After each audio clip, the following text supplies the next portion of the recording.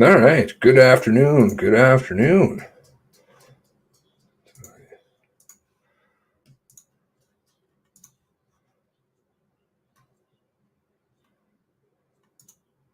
Guess I worried TikTok that I wasn't going to stream. No worries. No CSEs got me yet, and I certainly wouldn't. I'm going to try my level best, never miss anything. So, all right. So 27 of you in here, 26. Great. Thank you very much for sharing. Thank you to, I'm not sure who that was yesterday. I want to make sure I give you a quick shout out.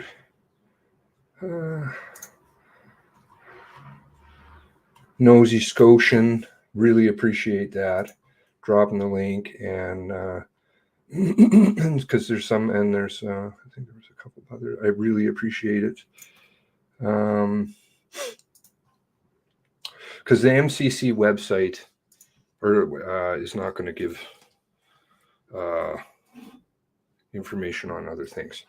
It's just going to play the show. Whereas it won't give necessarily the backstory, and I'll try and do that. Here's a showing 31. Okay, I got 27 over here. Games. Fuck them, man. Fuck them. So thank you very much for sharing. I know there's one more who dropped a link in there when somebody else put the link to the mass casualty. So I appreciate that, because then we can get some more information out. Good morning, or good afternoon, Glow Watcher. Oh dear. Great. Brenda Grant. We have heard something in my ear about Kinsella was going to appear a little bit earlier. Kind of dropped a little hints here and there. What the heck? Good morning, or good afternoon. JJ, good afternoon. Julia on the Rock. Half-hour difference. Who is our official timekeeper? Who knows? Sad Mafioso. Post on my Twitter in case others are having now. What's that, right? Okay, sorry, I'm starting at the bottom here, which I don't usually do. Hrp commissioners met today. Personal matter in camera meeting, private only. Wonder if it's related to today's question. I think maybe. Didn't want to wear red. Friday, April 24th. Same day as the press conference. Okay. Right. The NPF. Throw it off all around the country. Nobody pay attention to Darren in his first press conference. Right. Dan. Don't know if they have a good relationship. I had an interview with somebody who worked in Ontario with him way back on the channel underneath Dan Kinsella. Not a big fan, but I actually don't know too much about him. But I find his moves very interesting, especially the non-supportive role of the Costco story. Neither confirm nor deny. I think they were just like, you guys deal with that one all on your own. You want to start inventing stuff, we're not going to play. I can even go to LGC, and it does not show. What does not show? Dan the man isn't from the East Coast. He's a little rough around the edges. Okay, for some reason listing is not coming up on YouTube for this video. Is that so?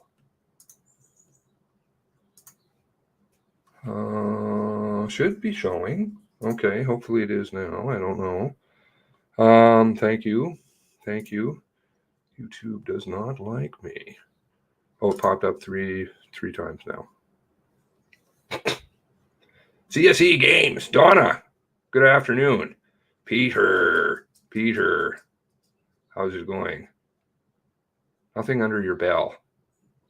YouTube is always messing with me. The games they play, they think they're so cool. Nobody's going to notice. All right, what the heck? Wonder if they'll be taking any breaks. Really, you're going to give this guy 3 hours. Hrp has a lot more involvement in this story than a lot of people are led to believe, I think. They're down there at the big stop. all before the Hughley fill-up 1.0, which there was no fill-up. Met up with Halifax, SWAT down there, hanging out in the SUVs. And they did the Shubenacadie investigation. Also were participatories in the search investigation heavy into Onslow. Lots of involvement. Members showing up in interesting places in the story. Lily Baum, good afternoon. Linda, it is still the morning for you. Good morning, Linda. Ready player, I don't know what all these things are. I never know what any of that means. Don't know. Confusing. Maybe I'm missing something. Chris Lee. Good afternoon. CK. Center Heiss. Good afternoon. Globe and Mail has a good critical story on Lucky's testimony. Awesome. Okay, I haven't checked the news. I was comparing East Hant logs and what was the other thing I was comparing? Yes, the updated Portapic response. One issued in May, and then May 11th, and then another one issued in June. All I can see so far in that difference is that DOJ has come in and put their black mark on the protected A instead of the MCC white. But I'm sure there's more differences than that. Ash Lunn. Chris Leather was trying to throw Kinsella under the bus, according to emails that were in MCC docs. Okay, interesting observation. I think Chris Leather is a good player. What's the general feel with you guys? Shared on Andy Brook tweet. Someone yesterday. Thank you very much, JJ. Yes, Andy Brook. I don't know. I'm familiar with Andy Brook for sure. Andy Brook doesn't seem to. Certain people don't seem to want to have something to do with me, which I find interesting. Salty air. Anyone read Bergerman's notes that got uploaded? It's a very quick read. A lot of black pictures for 83 pages. They're uploaded. Okay, interesting. I haven't seen them. Thank you. Thank you for telling us. Have to go and grab them. MH. Apparently, the incident not privy to Hrp at Big Stop. Yes, who are some of the members down there? The sergeant. He's particularly interesting. And then we have same last name as a fellow up in Hunter Road. Anyway, moving along. Kelly Blair. Charlene. Good to have families in here. Thank you. Oh, dears. Some Hrp in Portapic and Wentworth. Yeah. So, I mean, there's a lot more involvement than a lot of people tend to believe. They're just kind of like, this isn't a, Rcmp operation. Nikki Lewis. Good to have you aboard. 64 of you in here. So, yes, thanks very much for the shares. All right, so Ken. Sorry about the late notification. I got busy doing the stuff. Got busy doing some reading. I think I was talking to a couple family members this morning. James Blonde. Afternoon. So what do you guys think is going to happen today with the 3 hours that they allotted?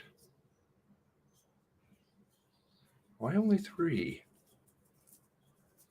I think that was there was a change to that too. I think it was supposed to go longer, was my understanding initially. So anyway, what can you do? Ken, long day for you. It's 2:33 here. Excuse me.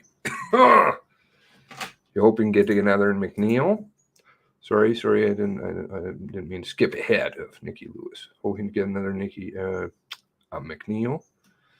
Another McNeil. Okay, JJ. Don't expect much. Bar is set extremely low. Okay, so Oh Dear is dropping us some links. Hello, Pioneer. How's it going? Let's check out what Oh Dear has dropped here. Oh, running a little overtime, are we? Are these the 9:30 Bergerman notes? Where's the lucky notes? She can write, even though she has scribes in the audience. It was all an act. Sitting there with her pen. All right. All right, so this is the... Excuse me, everyone. The proceedings will commence in 2 minutes. And just a reminder to turn your devices to silent. April 17th. Irrelevant. Litigation privilege. Very interesting. This cover sheet. Lone lawyer listed. Once again, 0 lawyer listed. If you can't list a lawyer, there's no privilege. To me, you got to put a lawyer on there. There's no lawyer, doesn't qualify. Well, they're not actually, sorry, they're using litigation, so it's in court is what they're saying. Sorry, it said solicitor client. Call from Chris. Okay, very interesting. Yeah, so this is Lee's notes. Lee getting found under the DOJ pillow at 9:30 at night. That was quick. That was quick uploads, eh? They find it night before last, and then it's up today. Wonder if you can do the same thing, with transcripts and things like that. Right? New voice. New voice? Do I have a new voice? Let's make sure I've got this here set up again. Otherwise, we're going to be in trouble.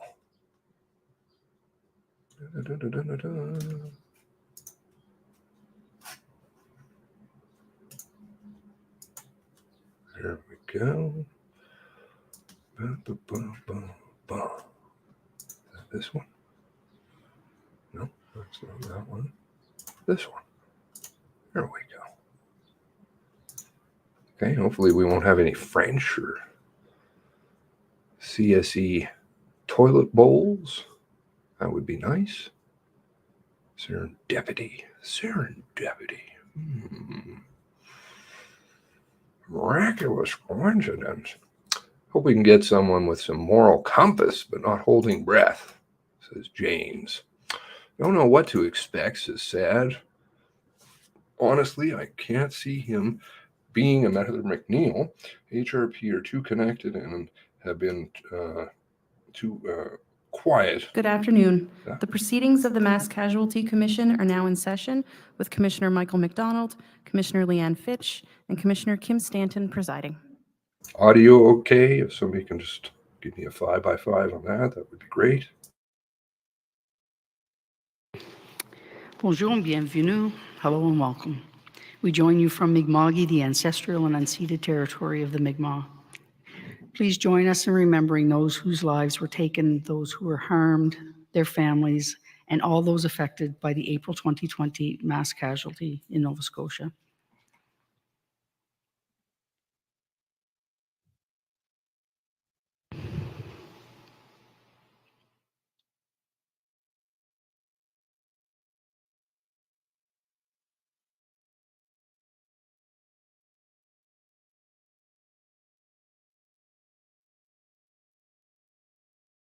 This afternoon, we will hear from Halifax Regional Police Chief Dan Kinsella about lessons learned, changes made, and opportunities for additional improvements based on the role of the Halifax Police in responding to the mass casualty. I will now ask Senior Commission Counsel Rachel Young to begin. Ms. Young.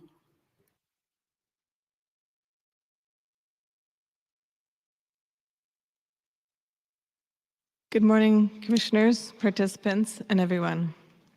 Commission Council calls Chief Daniel Kinsella of the Halifax Regional Police to the stand.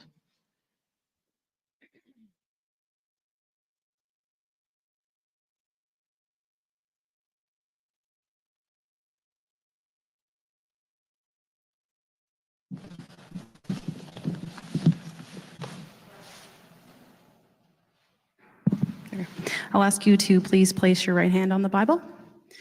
Do you swear that the evidence you are about to give shall be the truth, the whole truth, and nothing but the truth, so help you God? I do. Thank you. Be seated.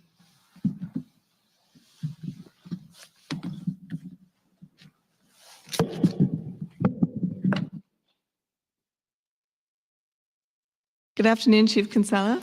Good afternoon. You're Chief of Police of Halifax Regional Police. Yes, I am. How long have you been in that position? Just over 3 years. I started in July of 2019. What was your job before that? Before that, I was the Deputy Chief of Police for the Hamilton Police Service in Hamilton, Ontario. How long were you there? I was in total 33 years. I started my policing career in 1986. How long were you Deputy Chief? 2.5 years. You've already provided answers to 95 questions in writing from the Commission pursuant to a subpoena in lieu of a voluntary witness interview. I'd like to make those answers exhibits now, please, Madam Registrar. The first set of answers is dated July 27th, 2022. That's COM 00611317. That will be Exhibit 4254. Thank you. And the second set of answers is dated August 19th, 2022, COM 0063041. And that will be Exhibit 4255. Chief Kinsella, did you write those answers or did a team assist you in putting them together? I had assistants putting them together. Did you review them and are they accurate? Yes.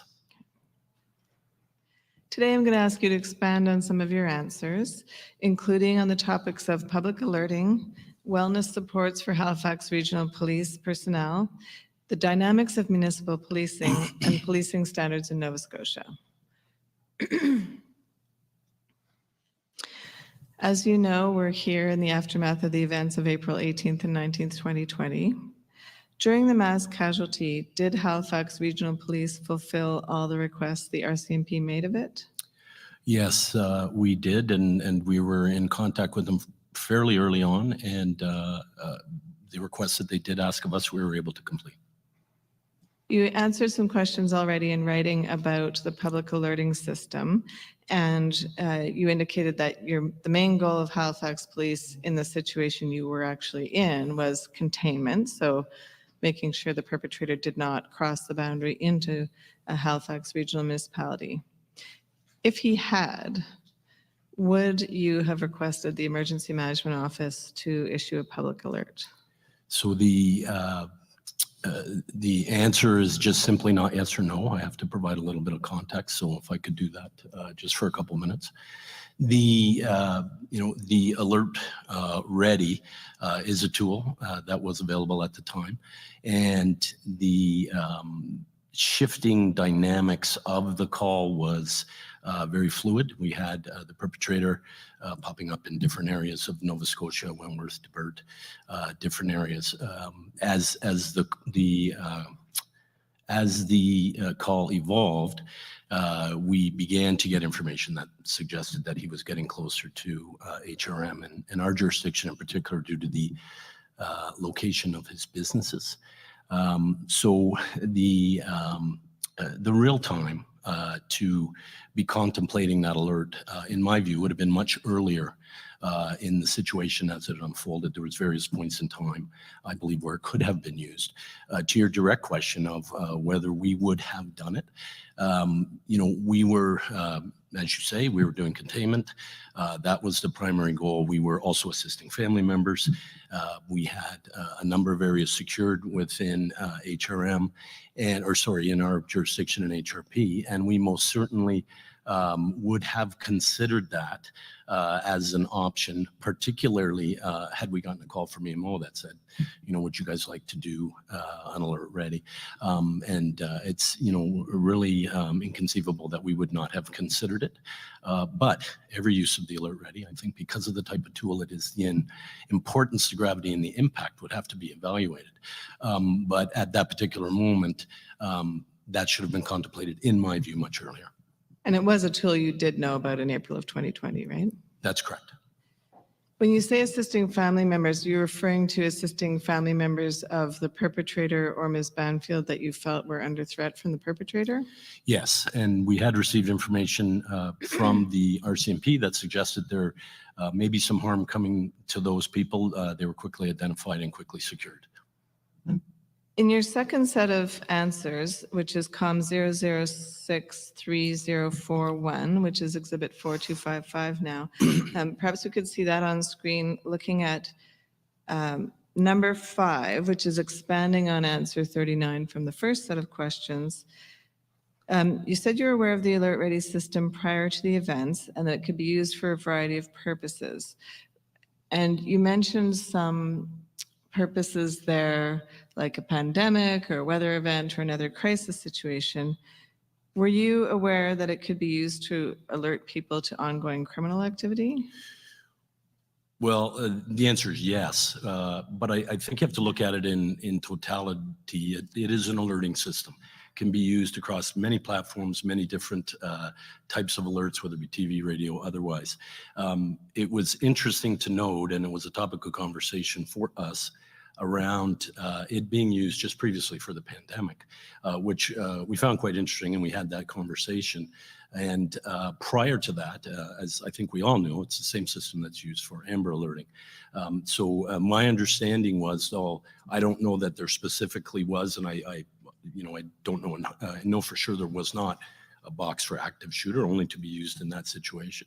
But I knew that it was to be used for alerting, and I knew that it could be used for any type of alerting, could be tailored. So that was the knowledge that I had. So it could be used to alert people to a mobile active shooter? It certainly could.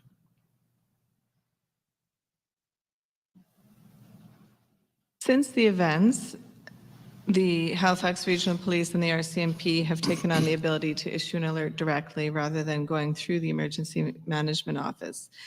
In your view, what's the ideal number of institutions with authorized users that should be able to issue an alert? Well, my view, and having participated in the senior officials committee, it was a bit of a late add-on, but I did get involved. And my view of the Alert Ready system is it should be used by and overseen by one governing body. There's a number of reasons for that, particularly the appropriate use of it. And I think what we need to do as a province is we need to come together and decide what is the threshold and when, in fact, it will be used. We've done a lot of the work in that area, but I think the one governing body is the way that we should do it. That's the way it should be done. It was done that way with the MO. It is also done that way in New Brunswick and done by the Rcmp, as I understand. I did suggest, in the absence of EMO keeping it, that the Rcmp in Nova Scotia consider taking it on. There wasn't interest in that. I then offered to take it as the Halifax Regional Police to do it for the province. Obviously, I'd have to explore, funding and all of those kind of things. But I felt so strongly about it that I felt that it should be held by one organization. I was prepared to do it. There was no appetite for that to happen at the time. I was left with the decision of becoming a direct issuer as the Hrp, or having this fragmented model and being part of it, which I'm part of anyway. But now currently Hrp has the ability to issue Alert Ready, and we have people trained and we exercise in it, and we're prepared if and when we should need to use it.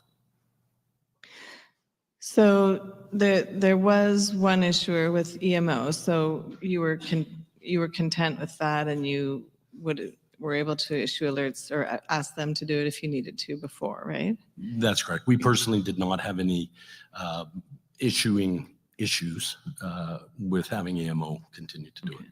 And then, but when there were discussions that you were part of about downloading that to the police or having the police have direct access, your preference would have been to have one police force do it for the whole province, right?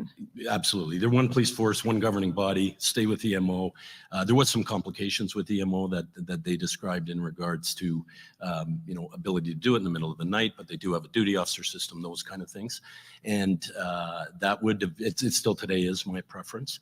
And even when we were doing the planning stage, even though that's changed now, I had suggested initially that let's give us ability to issue Amber Alerts.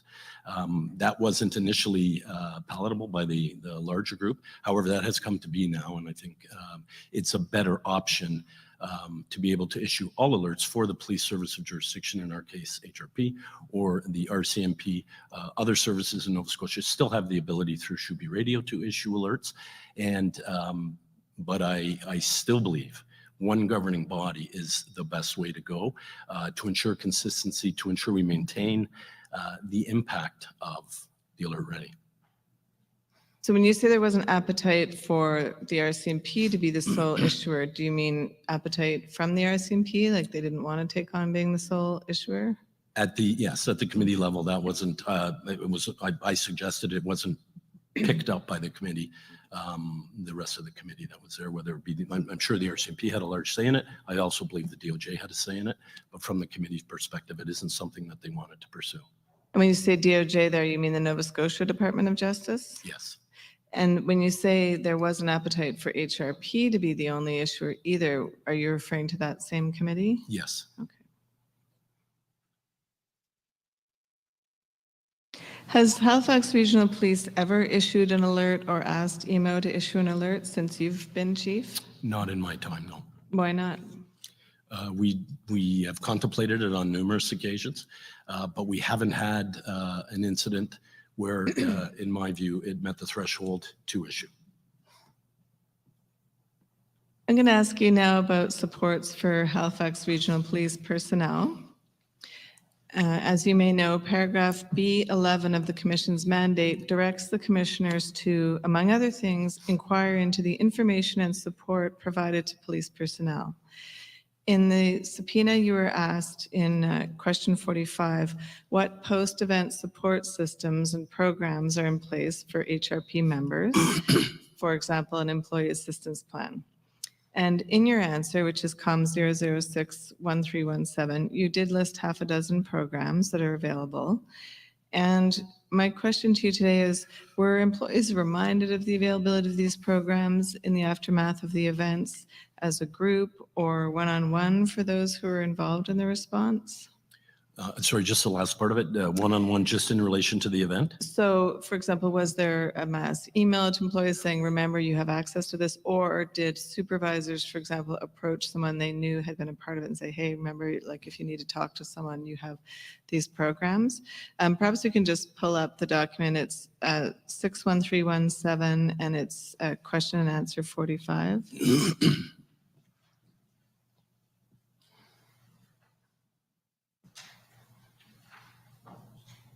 And that's the first answers, exhibit 4254.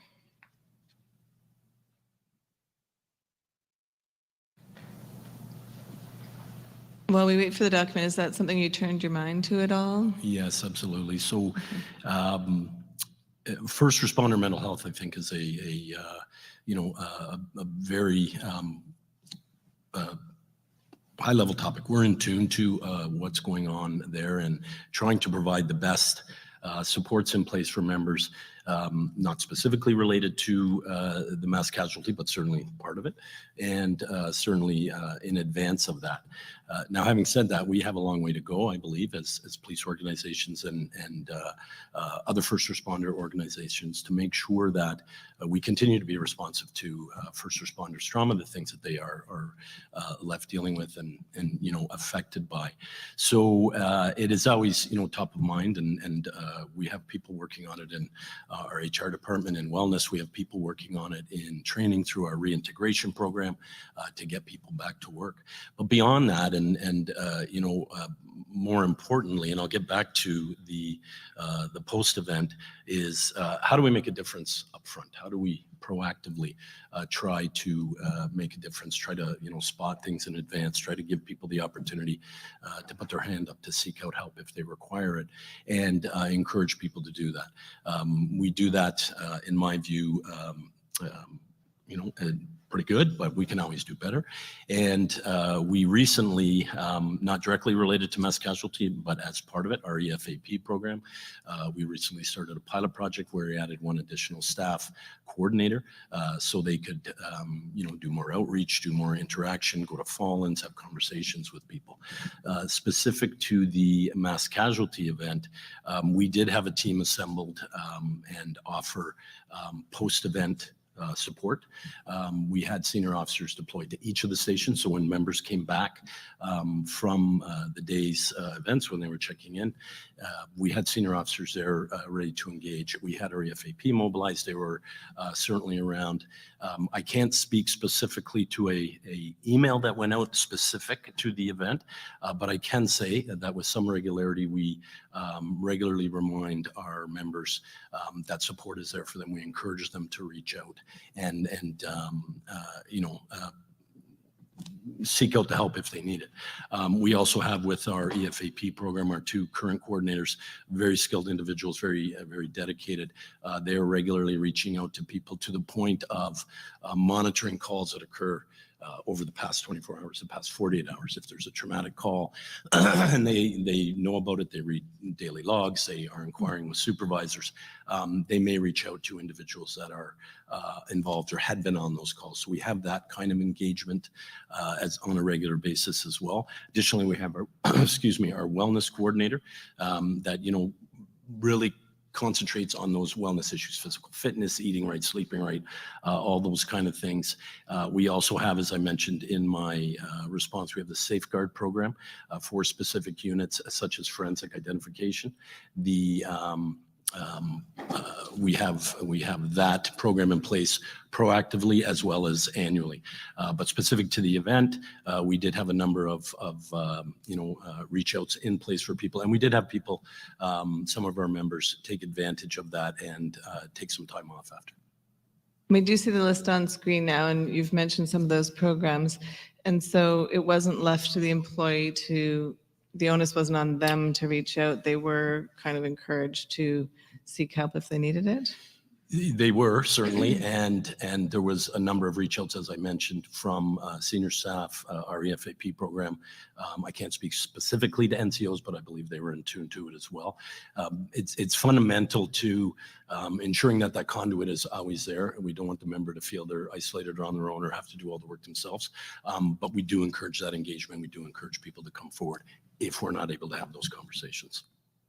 The next question, answer 46, the question was, how does an HRP officer get access to mental health support?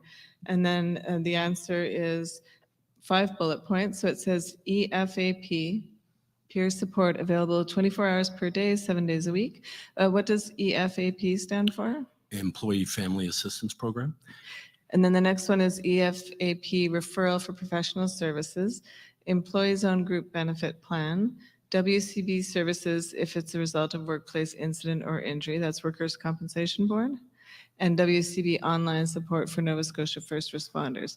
And I take it if an employee were to access these services, it would be anonymous, so it would be private and confidential? Absolutely. And so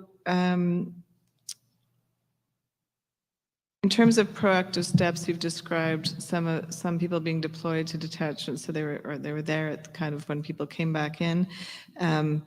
Did supervisors have duties to flag concerns? Are there mandatory psychological appointments and things like that?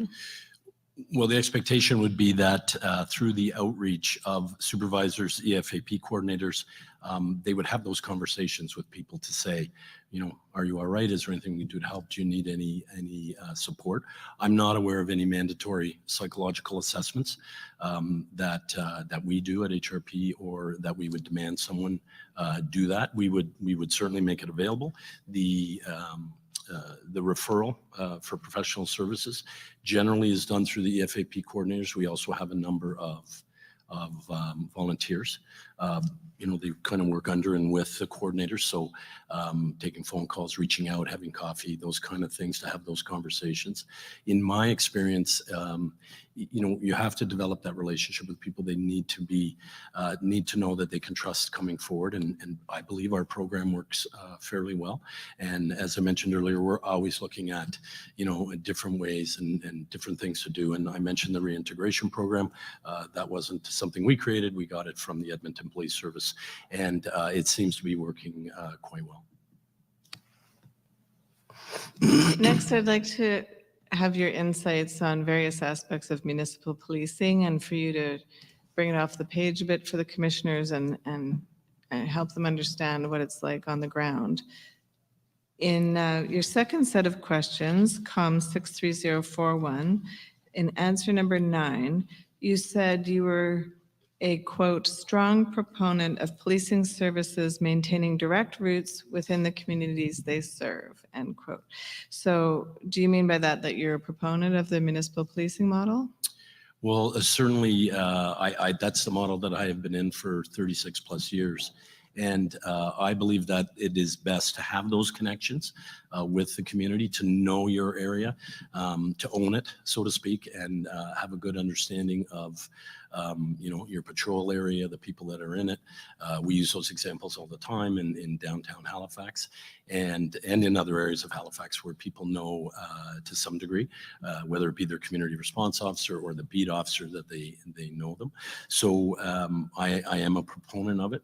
I think it is best if, to the extent that we can, we have people get to know the community that they're serving. They understand the community.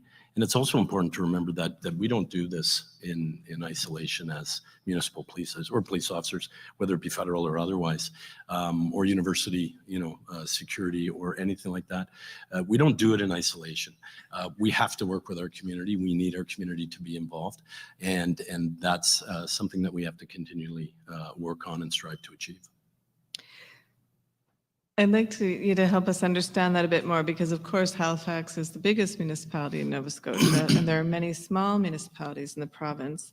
And so presumably there will always be a need for municipalities to access provincial police services, for specialized policing services. And so things like an Hrp team, which is hard enough for the province to fund, never mind each municipality. And so are there pros and cons of the municipal model versus regional and provincial? Well, I think certainly it's worth exploring any model if we're looking at revamping what is occurring. As the largest municipal police service in Atlantic Canada, the Halifax Regional Police has the ability to do most things. There are still some things that we need to reach out to our partners for, and we do on a regular basis. So we have those agreements, and we continue to do that. I think you have to really understand and really look at the geography in Nova Scotia, the community makeup, the tightness of communities, and then the broad geographical area that needs to be covered. And that's why I think we have, towns and municipalities with small police services, but it meets the need. It's responsive to what the community is looking for in those particular areas. To your point of needing the provincial policing model, Nova Scotia is going to need that. I don't see that going away anytime soon. Should it be distinct and different from federal policing? I think that's something that should be considered, and we should look at it. Regional hubs are also another thing that could be created, and you could take the larger police services, Cape Breton and Halifax, have some funding model to try to achieve economies of scale and create specialized services that could cover half the province each, if that's possible, or do it in conjunction with wherever we land on the provincial policing model to ensure that, if we break the province up into 3 areas, we can cover the 3 areas. But your point, it's funding, and the money would need to be there, would need to come from somewhere. Municipalities tend to, want to invest in their policing, and they want return on investment. I think All police services do. Federally, the RCMP want that as well, and we should all want that. Smaller services want that as well. But with the unique dynamics of the province that we live in, we need to have the ability to respond to any kind of crisis, particularly specialized critical incidents. We need to be able to mobilize those teams and have them deploy. When you said, you're talking about provincial policing, and you said that it could be distinct and different from federal policing, do you mean the possibility of a provincial police force that's not the RCMP? Well, I think we should consider that. We should have that conversation. It shouldn't be done in isolation, and we need a number of people at the table to have that conversation and what is the best way that it would look.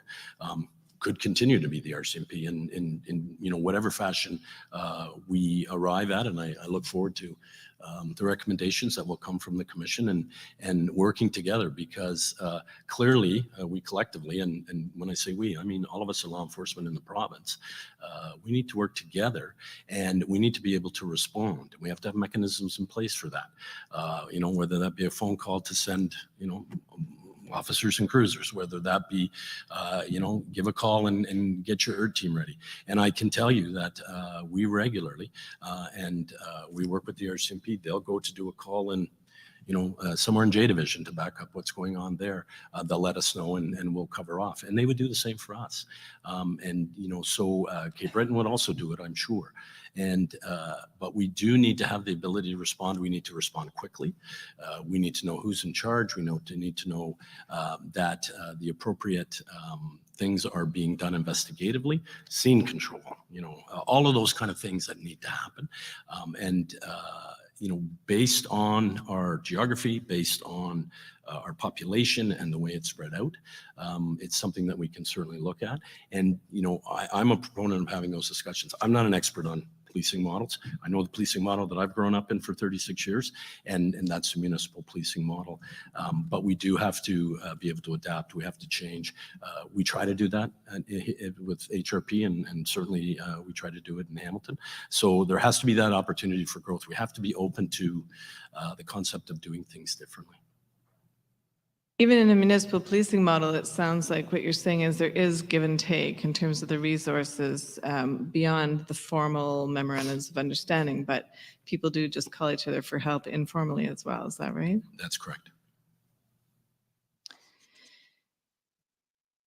So Halifax Regional Police, that jurisdiction is the urban core essentially, and then there's Halifax District RCMP, which covers the surrounding suburban areas. Is that right? Or the rest of the HRM? Yeah, a mix of suburban and rural, I would say, and we probably have a mix of urban and suburban. So we do Bedford, Dartmouth, Halifax proper, the Sambro Loop.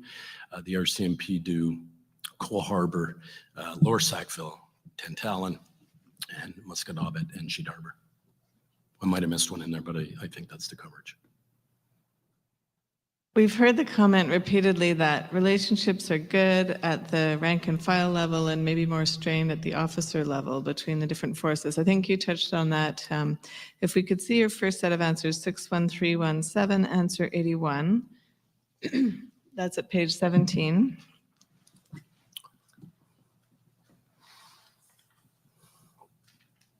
And I think because it had become a theme, we asked you about that.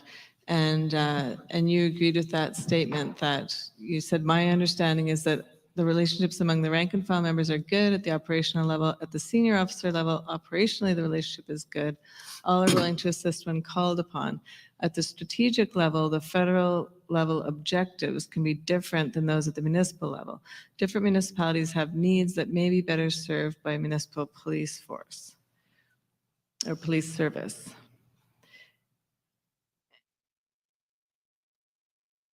So why do you think that is? Well, first of all, why do you think it is that everyone seems to get along on the ground and not as we go up the ranks? Well, I think, like any first responder profession, policing is no different than firefighting or EHS, and there's others. There is I believe, a strong desire by people working at the front line, people that are delivering what I would call law enforcement services, to genuinely commit to public safety, to help people. And I think when that needs to happen, it does happen. And we have very specific examples within our setup here in HRM. We regularly have officers that are on both sides patrolling near geographic borders that separate jurisdiction, and regularly will jump over the border to back up each other. And whether it be, HRP has a canine dog that's close, we will go. Generally, the Rcmp likes to be notified about that and make the call, which is totally understandable. But the dispatchers are communications people in our IES. They can see where people are. They know who's close to the border. They know who's close to calls. And we have had a number of occasions where that occurs. So that's what I would call the frontline activity. There's also some pitfalls to that as well. There's some customer service issues that may arise. There's, people getting, different levels of service for one reason or another. So there is that to consider as well. And, but I truly believe that on the front line, and even at the senior level, that we are willing to help and assist in a crisis, even when we're not. We could be doing, executing, warrants for high-risk offenders or guns or whatever the case may be. Sometimes warrants have to be done simultaneously. We'll do one part of it, Rcmp, or we'll do the other. That planning happens, in a different area than I'm involved in, but I know that it does occur, and I know that it happens with some regularity. And I think that's why we want to help. I think when we get into strategy planning and what's your priority versus what's my priority, what's the priority of, downtown Halifax in regards to things that need to be investigated versus what's going on in Cole Harbour, sometimes those things can be different. And when you're the person that's investigating or sent to look after those kind of calls, you generally just want to go and do that kind of call. When you're the higher level, manager determining where resources are deployed, sometimes we can have difference of opinions of what that should look like and how that should happen. It's the same for long-term strategic thinking. And sometimes, federal alignment is not in conjunction with what's going on in the municipality. I can share an example of that if you'd like it, but these are the realities of what's occurring. Example would be good because I don't know, when you say federal there, are you referring to the enforcement of federal offenses? I mean, offenses covered by the federal Rcmp, or do you mean federal objectives like national headquarters in Ottawa Rcmp objectives versus H division objectives? It could be that. I'll just give a simple example. It doesn't involve crimes, but it involves historic trauma. In 2019, when I arrived here in July and even before, I had previously read the Wortley report. I knew that I was going to get the Wortley report when I came here. And after reading the Wortley report, I knew that it was important to consider doing an apology to the African Nova Scotian community. Can you just explain for those who don't know what that report is? The Wortley report was commissioned by HRM to look at street checks within I believe just HRM at the time, and it involved both Halifax Regional Police and the Rcmp. And there was a number of recommendations that came out of that report, which ultimately led to the banning of street checks in the province. First there was a moratorium, and then there was a ban. And along with that were a number of recommendations that spoke to increasing our community outreach training that was required. And part of it was, the consideration of police services to deliver a apology for the historic trauma that's been inflicted over the years, the disproportionate street checking that was identified through the Wortley report. When I got here, that's what I was contemplating even before I began to do community outreach, and I spoke to a great number of people in the community to kind of get feedback, so I had a good understanding, remembering that I came from a different province with 33 years of policing there.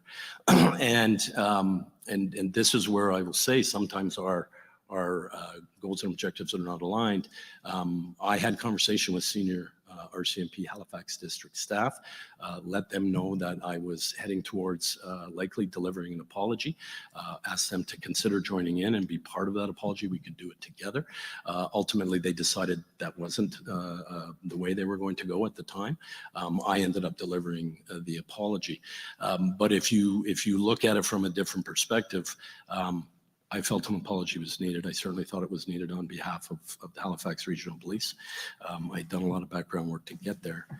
The member from the Halifax district, and I'm sure there was other conversation, did not feel the need to go down that route. So that's one small example. The other example, I'll just touch on a real quick criminal one. Within our integrated criminal investigation division, we have a GIS section, which is, general investigative section. And fundamentally, we have two very different views. When I say we, the Halifax Regional Police and the Royal Canadian Mounted Police, fundamental differences on the investigations that should go to that section. Right now, we're working on that. We have new staff in there. We have a new inspector that's arrived. So, we're having those kind of discussions, and that's okay if we do things differently. But we have to have the ability to make sure that we're delivering the service that we need to do. And some of the things that we send to GIS, the General Investigative Section, are done for very good, sound investigative reasons. And the RCMP doesn't send some of those things. They're able to keep them at the divisional level. They're the general patrol level. And there's various reasons for that. Those are fundamental differences. And they affect the people on the ground, because you have investigators are getting a certain type of investigation from the Hrp jurisdiction, and then they're not getting the same ones from the RCMP jurisdiction. So people are saying kind of what's up. So those kind of discussions have to happen. And, we have made it work, certainly since I've been here. And my understanding is that they made it work from the time that integration occurred.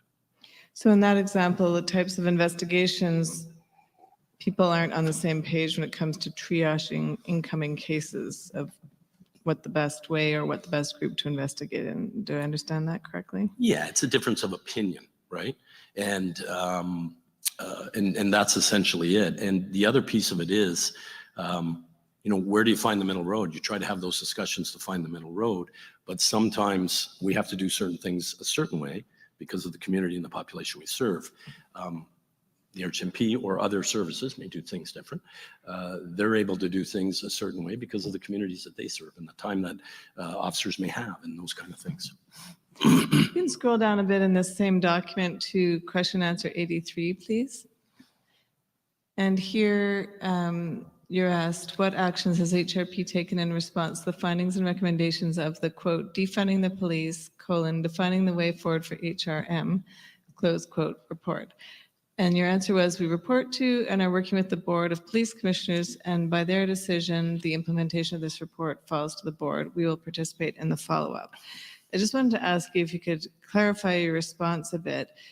While implementation may fall to the board, presumably it has operational and staffing implications that you as chief will be tasked with and overseeing and following up on.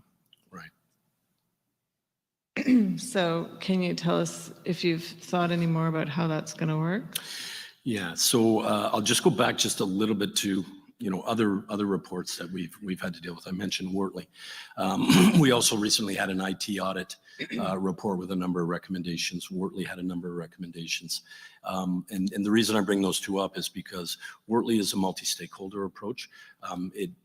It was, identified and put forward for the Halifax Regional Police and the Royal Canadian Mounted Police, but it has far more reaching impacts across the province. And the Department of Justice involved. There's other stakeholders that are involved, and sometimes those addressing those recommendations takes a little bit longer because you have to do it in consultation with others. The IT audit report, for example, was internal from HRM, and a number of recommendations came out of the IT audit. And that was specific to Hrp. We took a project management approach. I set the staff aside. We had regular meetings. We began to implement the recommendations and move forward with it. the defunding report, and I'm going somewhere with this, the defunding report and its multiple recommendations has been, kind of requested by the board. The board is looking at that. They've had input, and some of the recommendations in the defunding report are very sound. They're very reasonable things that we definitely have to look at, particularly in the area of our response to mental health issues for people in mental health crisis and those experiencing it. There are other recommendations that we might have to have some conversation on. And, I obviously work for the board. I report to the board. They have carriage of the report. They have a subcommittee that's working on it. I'm responsive to it. I'm certainly going to work with them and support them. We may not get there, quite frankly, on every one of the recommendations, but certainly we can move forward on some of them. And again, those have to be done in consultation with our policing partners, the Rcmp, because they may have a different view on which ones can be done and which ones cannot be done as well. So I hope that helps provide a little context. Yeah, so just to understand the distinction then between your actions on implementations for this report versus others is that you don't have carriage of the implementation as much on this one because the board is taking the lead on that, as opposed to other reports where you were tasking out the implementation. Is that right? That's essentially correct. The board, I'm willing to help the board. The board has not said to me, Chief, here, take these recommendations and implement them. They have said, we're going to look at them, we're going to see, and with very good reason. There's a number of things in there that others will need to consult on. And I don't know them all off the top of my head, but there are some things in there that should not be strictly the purview of the HRP. We need to get input. We need to see what people think. We need to see where we go forward with it. And the IT audit is very different. The IT audit is specific to what's going on in the IT department of HRP. And that was very directed, Chief. Here's your recommendations. What say you? And I've moved forward with the team, and we're working hard to implement those recommendations. Wortley is a different example again, because it is pretty much across the province. If one of the things is to know your rights. If you're going to get stopped in Halifax or you're going to get stopped in another part of the province, everybody should know, and the treatment should all be the same. Everybody's rights should be the same. So I think that aspect of it is important. And that's why I gave the three different examples, because I believe there are three very different ones, kind of a provincial, lots of stakeholders, lots of people at the table, individual for HRP. We've identified an issue, you need to fix the issue. The funding report, consultation, board is interested, community is certainly interested, other members of the community might be interested. One of the recommendations is to have a different type of response, perhaps for officers without use of force equipment, in certain circumstances. So we would have to look at that. We'd have to have that discussion. And have you thought about this commission of inquiry? Will Halifax Police be looking at that and figuring out if there are parts of that apply and how to implement them? Certainly we will. We'll absolutely be taking those recommendations, and actually look forward to them. And I don't know, I'm not creating the recommendations, love to have input on them where I can, but what I would say, it is going to take a multi-stakeholder approach. We're going to need everybody at the table to have those discussions, including the community, perhaps family representation, those kind of things, so we come together and make sure we consider them. I don't know exactly what's going to come out of it. Some of them may not be doable, but we certainly have to have the discussion. But I would say, knowing the work that's gone into it so far, this will be really about policing in Nova Scotia going forward. And I certainly want to be part of that, and I know the HRP does as well. As the Chief of Police of Halifax, you're also a member of the Nova Scotia Chiefs of Police Association, right? Yes. And so you're very alive to not just the relationship between HRP and the Rcmp, but also the Rcmp and other municipal police forces, right? Yes. And so can you tell us, for those who don't know, what your current and past roles with the Nova Scotia Chiefs Police Associations are? Yes, and just before I mention that, I'll just say to remind everyone, I arrived here in July of 2019. I don't have some of the historical context that perhaps other chiefs or other officers within the province. I enjoy being active in associations. The work of the NSCPA, I think, is valuable work. It's important work. And when I had the opportunity, I became a member right away when I arrived. Soon after, I had the opportunity to become the secretary on the executive, so I took on that role, and then recently became the treasurer. There's a bit of a a graduating response as people move out, and Chief Chiquetto was the past president. She's retired. Rob Walsh became the president. Chief Dave McNeil is currently the past president, just because individuals are retiring in between, and Dwayne Pike is now the secretary from Amherst, and Scott Feener is the vice chair or the vice president of the association. And he's the chief of police of Bridgewater? He is. The commission has heard about the Nova Scotia Chiefs of Police vote to amend its constitution to change the RCMP's role from active to associate member. You're aware of that vote? Of Yes, I am. And you did touch on this in your written answers, 75 and 76, to your first set of questions. What's your understanding of the reason for this decision of the Nova Scotia Municipal Chiefs? So, essentially, and I can't speak both before 2019, but I very quickly got a sense of the dynamics with smaller police services. Obviously, I very quickly learned how Halifax fits in, but it wasn't clearly self-evident. It took a little bit of time, and then very quickly understood the role of the RCMP and how they were participating.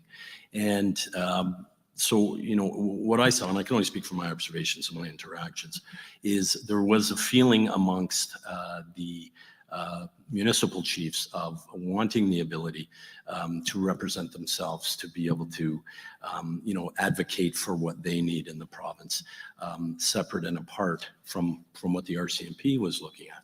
And further to that, when you have those discussions and what small town chiefs are, I'm speculating here, I'm just giving an example, but it goes back to an in alignment of goals and objectives at various levels within organizations. And when you have small town chiefs, or sorry, not small town chiefs, but chiefs of other municipal services that may be a bit smaller, advocating for something, and that doesn't fit with the goals and objectives of perhaps the RCMP, there may be some pressure, some influence, something to say, well, let's not bring that forward. Let's leave that somewhere else. Again, I sit in a very nice position as a chief of Hrp. I can do most things on my own, but that is certainly a feeling of my takeaway of a feeling from the Nova Scotia Chiefs. Additionally, the Chiefs, and I feel the same.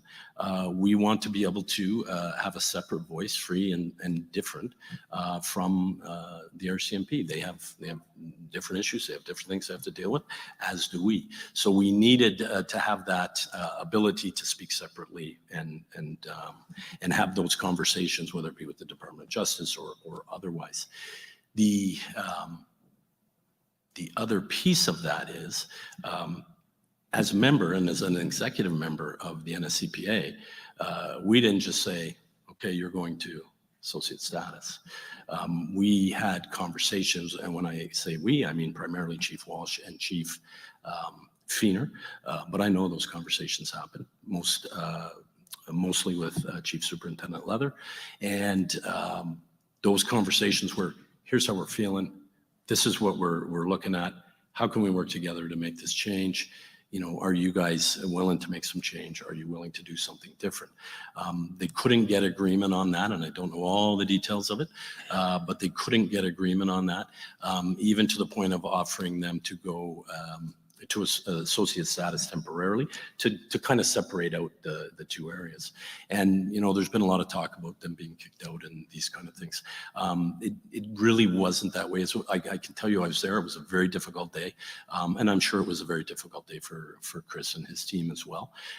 There is obviously an opportunity for them still to participate as associate members, and that's still open. They haven't taken us up on that currently. We hope that they do. We hope that they come back to the table, and we're certainly open to that and having that dialogue and conversation. So that difficult day you referred to as the vote was May 4th, 2020? Yes. And we've seen some correspondence about that that's already been filed as exhibits with the commission. When you talked about the RCMP perhaps having more influence to put forward its goals and objectives versus chiefs of smaller municipalities, were you referring to influence with the Nova Scotia Department of Justice, or in what sphere? I think it could be the Nova Scotia Department of Justice. It just could be in general. Smaller services rely on the RCMP, so there's a bit of an imbalance. And I think there's a general sense of if the RCMP wants things, or they have a goal and objective that they would like to accomplish, they will put the mechanisms in place to try to accomplish that. And when I say that, I have goals and objectives as the chief of Hrp, and I do those things as well. That's part of the things that we have to do. But we have to be cognizant of our areas of jurisdiction and where we apply that. That's something that requires dialogue and people having discussions, and what I would say kind of keeping an eye on your own area and your own area of jurisdiction. We're always there to help. We can always assist, but there are certain needs and wants by other organizations that are unique to their communities. You said you hope they come back to the table. So since the RCMP was made an associate member, have they attended any meetings of the Nova Scotia Chiefs of Police Association? No, and I don't believe we've had any. But on the day, it was pretty clear that they were exiting, and at least for the time being. As I understand, they have not participated in any committee work, although that is open to associate members. But our next meeting is in the fall, and I believe they have been invited. What is the impact of that on communications between police agencies in the province? The impact of them being out of the NSCPA? Yes. Well, I don't have anything specific. I don't think it hurts anything operationally. There's at least nothing that I'm aware of. We continue to, assist each other where and when required.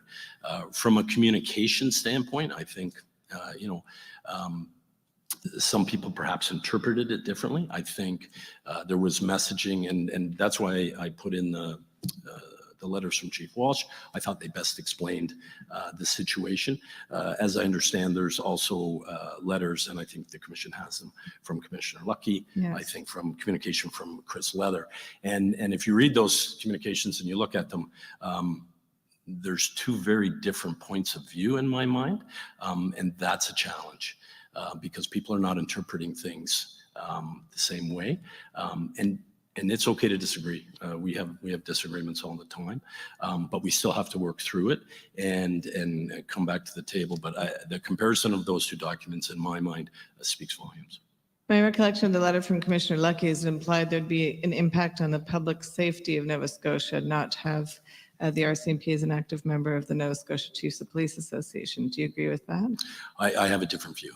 I don't think the fact that they've decided to leave the table, I don't think that affects public safety in Nova Scotia. I stand to be corrected. If the commission has an example, I'm happy to hear it.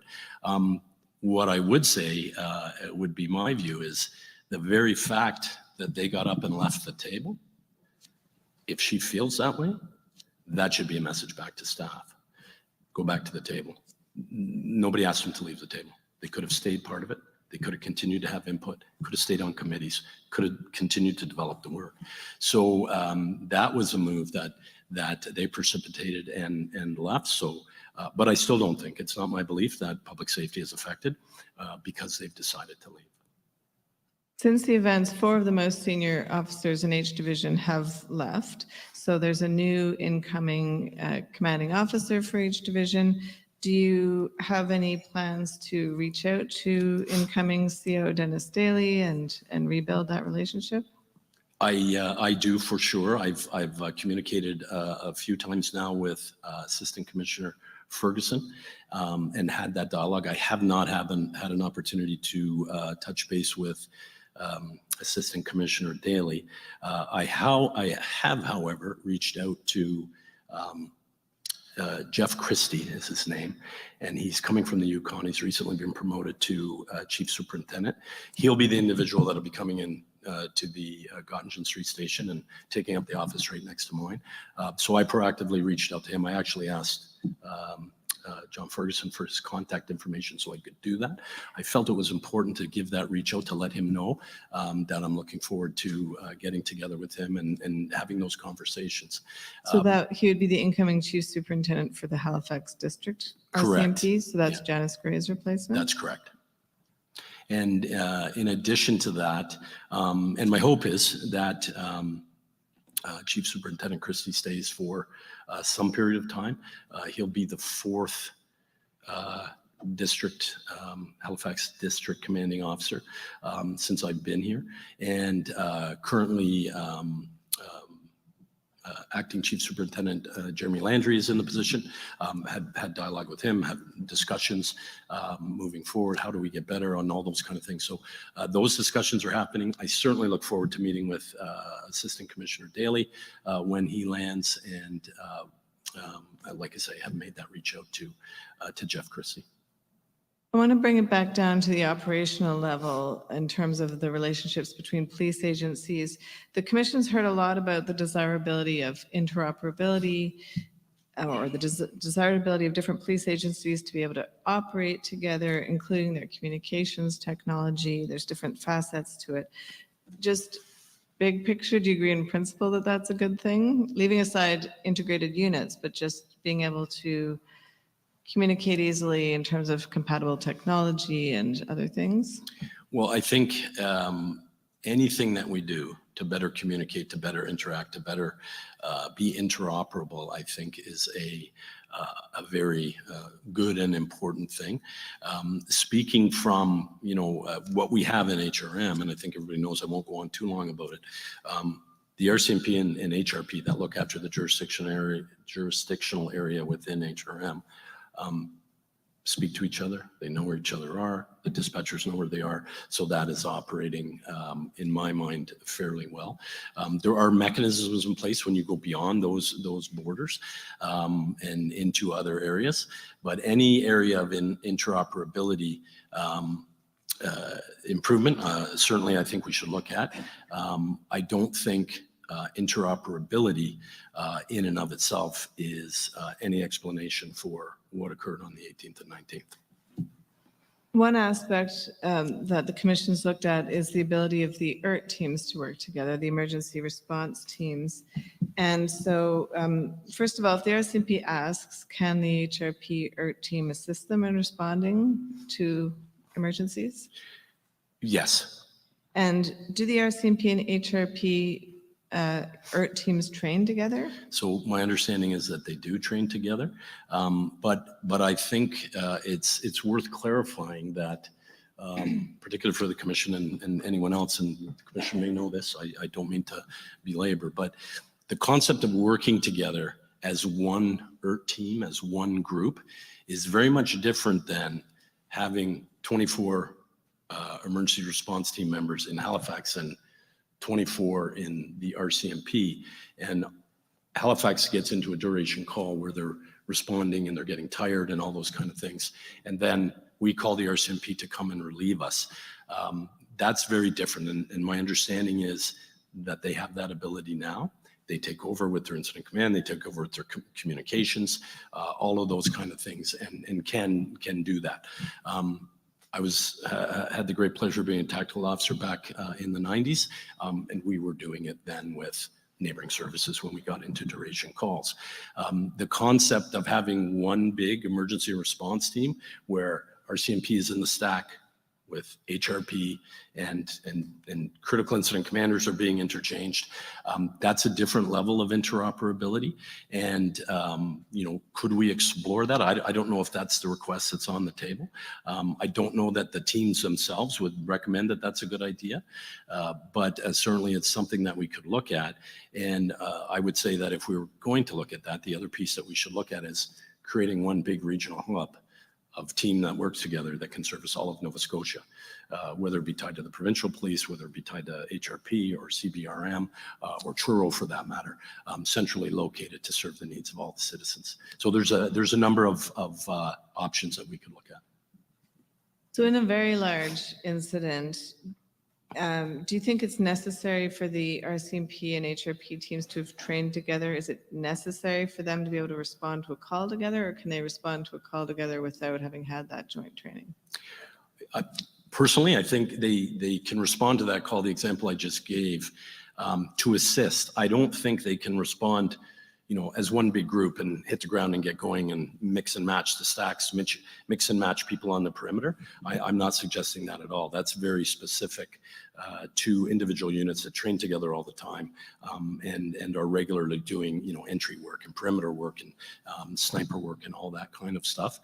But I believe, and I'm only speaking from my past experience, if HRP was doing a duration call and they were running, getting tired and we need to change people out. And one of the questions was kind of related to that. That's what we do. We have to make sure we're using resources at the right time. But if we got to that point and we would have called the Rcmp in advance, wouldn't happen at my level, would happen at the NCO level with the teams, that they would be able to call and they would be able to relieve them. That's my understanding. I may stand to be corrected. It's something that I did as part of a tactical unit in the 90s on a regular basis. Have you given any thought to whether integrated training programs could be helpful for interoperability? Well, certainly I think they could be. Should we be doing more training? Absolutely. Tabletop exercises, those kind of things, particularly as it relates to the movement of people who are committing crimes, the quick movement, the fast movement, and any training where we're together at the table and communicating and practicing, exercising what we do, how to get to the right channel, making sure everybody has the briefing before they go out. People are not just, arriving and starting to do things, making sure people are logged onto their computer and their MDT, making sure that the dispatcher knows that they're active and they're out there. We have seen historically and run into problems where people just self-deploy. It's not a good thing. But training should occur and it should occur with some regularity to make sure that the people who are interacting with each other know what to do, know what channel to be on, all those kind of things. The Halifax Art team did an after-action report after the mass casualty events. Have you seen that? Are you aware that there was one? I believe, and I probably have seen it. If you show it to me, I can tell you. Do you know why that was done? Well, ERT tactical teams regularly debrief after every call, and they capture, what went on, what could have been done differently, what was done well, what are suggested changes. It gives them an opportunity to evaluate any equipment that either wasn't working or was missing, their vehicles, all those kind of things. So my understanding is that they would do that after every call. Chief Superintendent Campbell, when he testified, he mentioned he hadn't seen it. Did you give any thought to sharing the Halifax after action report with the Rcmp? I had no conversation on that with Superintendent Campbell, and I didn't consider it. That sharing of information can be done well below the chief's level, and they would have that opportunity to do that. I don't know whether they asked for it or whether it was offered. They may not have requested it. I'm just curious as to whether that might be a fruitful thing to just share debriefing thoughts and whether that's something that does occur. Yeah, I don't know for sure. I'm just speculating. My understanding is that they would be sharing information. They would be having that kind of conversation. But I also understand they only train 2 to 3 times a year. There's no set schedule. There's no set training plan. So it's more of a familiarity thing. That's me. That's my opinion of it. But I did not give any thought to passing that on to Superintendent Campbell. Might be a good idea for sure. One issue that's been raised to do with interoperability is that HRP uses the Versadex system for its database, whereas the Rcmp uses PROS. Do you have any views on that? Records management systems such as Versadex, PROS, Niche is used by Cape Breton, so we have 3 in the province. They are simply storage mechanisms for all of the records. I think they operate pretty much the same. I'm not an expert in this area at all. My understanding is that the Versadex system works well. I hear nothing from my staff that say that it does not. There is some challenges with having the RCMP be integrated within HRM and use Versadex, not for HRP. There may be some challenges for the RCMP because they have pros outside of that and they have Versadex inside of that. I would also say there's some benefits. To my knowledge, we don't have access to pros. We may have some particular specialized officers on secondment that might have access, but we don't generally have access. But I also understand, and I don't know this for sure, that there is sharing of information at that level. If there was something on pros that an HRP member wanted to get some information on, I understand that an RCMP member that was with them, particularly in CID, would be willing to share that information. And all RCMP members that work within HRM have access to Versadex. So I personally don't see it as an impediment from that perspective, but it's two different systems that they have to use. Another issue is that HRP and Halifax District RCMP are dispatched out of the IES, whereas the rest of the province is dispatched out of the OCC.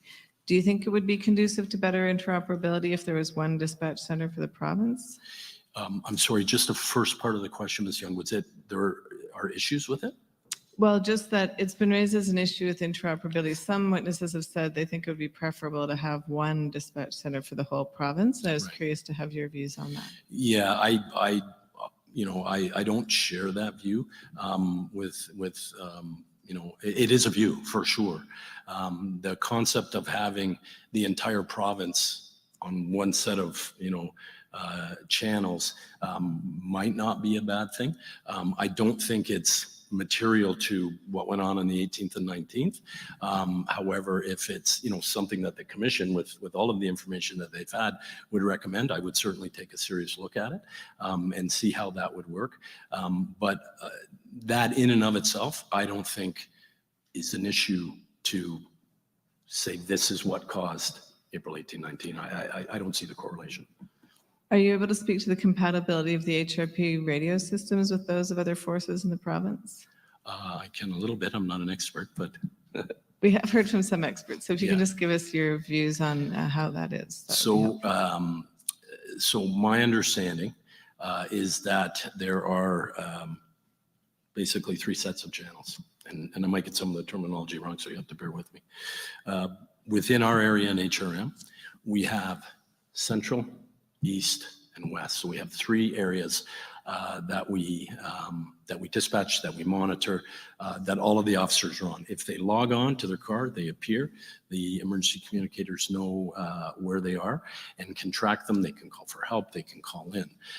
Within that area, which is a pretty vast geographical area, if a member who is working in the central area is going over to East Division to do a call, the expectation is that member will get on the radio and they will tell their dispatcher in Central going to East.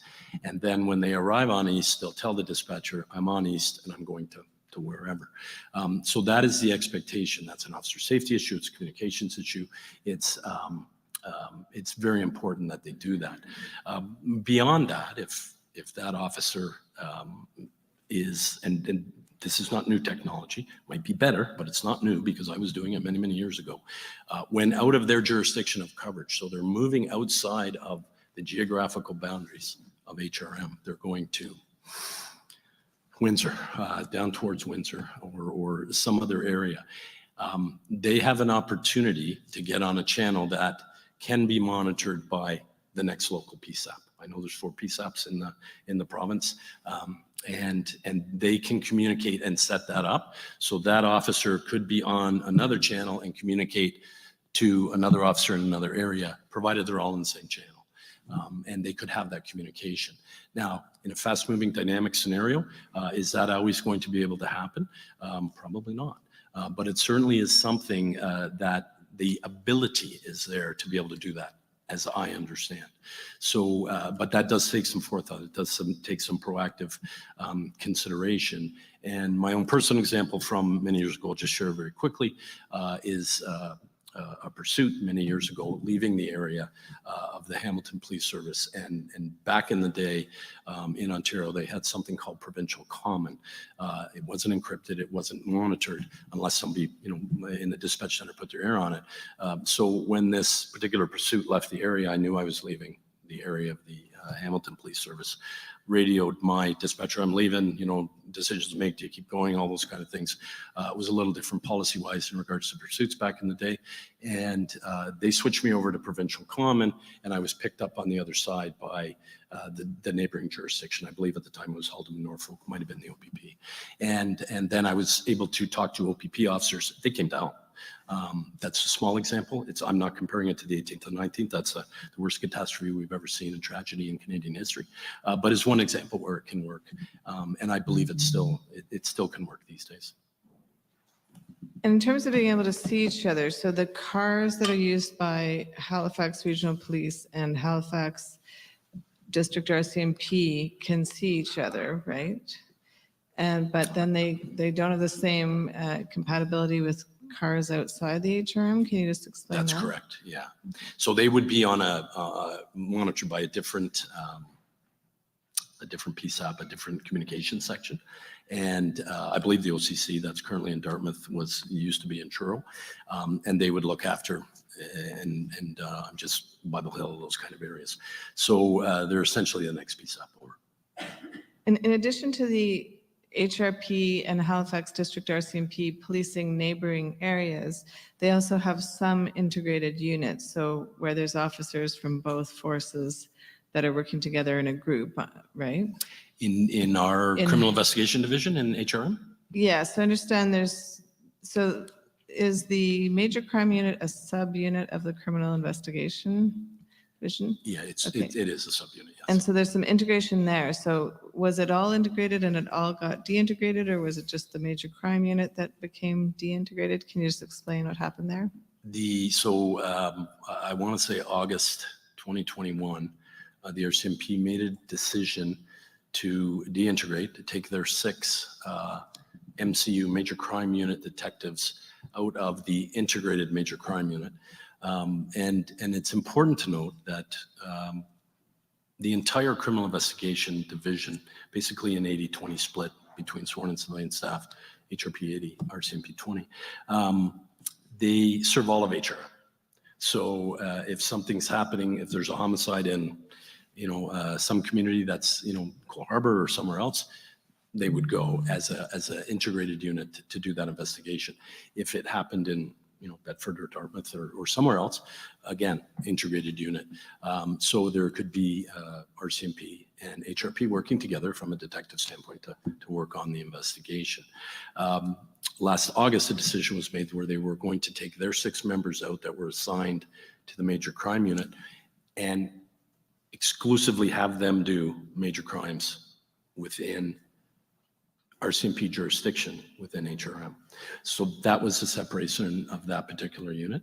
The rest of the units remain, as far as I understand, GIS, sexual assault, guns and gangs remain integrated, serving all of HRM. And we did ask you about this in the second set of questions, question 3, if we can see COM 63041, please.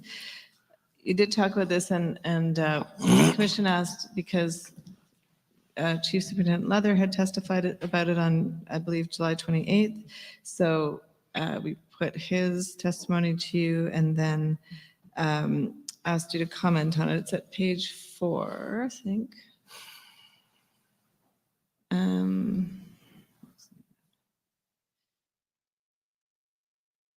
Okay, this is a separate thing. So this is also on the topic of de-integration. So I think the comments on Chief Superintendent Leather's testimony were in a different spot, but this is asking about what you thought the de-integration, what impact that would have on public safety in the HRM. And so you explained what happened. So you said the de-integration was August, but then you said a new senior member of the Rcmp arrived in early 2021. So did that affect the de-integration process? Well, I think I'll just go back a bit. There's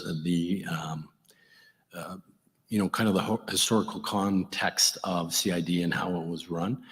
When I arrived in 2019, there was a superintendent from HRP in charge, and then there was an inspector from the Rcmp, and then it flowed down from there. The organizational structure has been bolstered since then. My understanding, and I wasn't there for all of it, is the new inspector that arrived from the Rcmp in early 2021, I don't know the exact day, did not either recognize or did not think the current existing historical structure was appropriate in his view. So he undertook some, as I understand, some actions to try to express that, and I don't think it totally led to the deintegration, but I think that was part of it. And who was that inspector? His name is David Nibbs. Okay. And you indicated in your answer that he had unrealistic expectations. What do you mean by that? Yeah, I think his expectation was that when he arrived, the setup was going to be different, and perhaps he would be the individual that would be in charge of CID. He would be the commander, the divisional commander. The setup was the HRP superintendent was the divisional commander, has always been the divisional commander.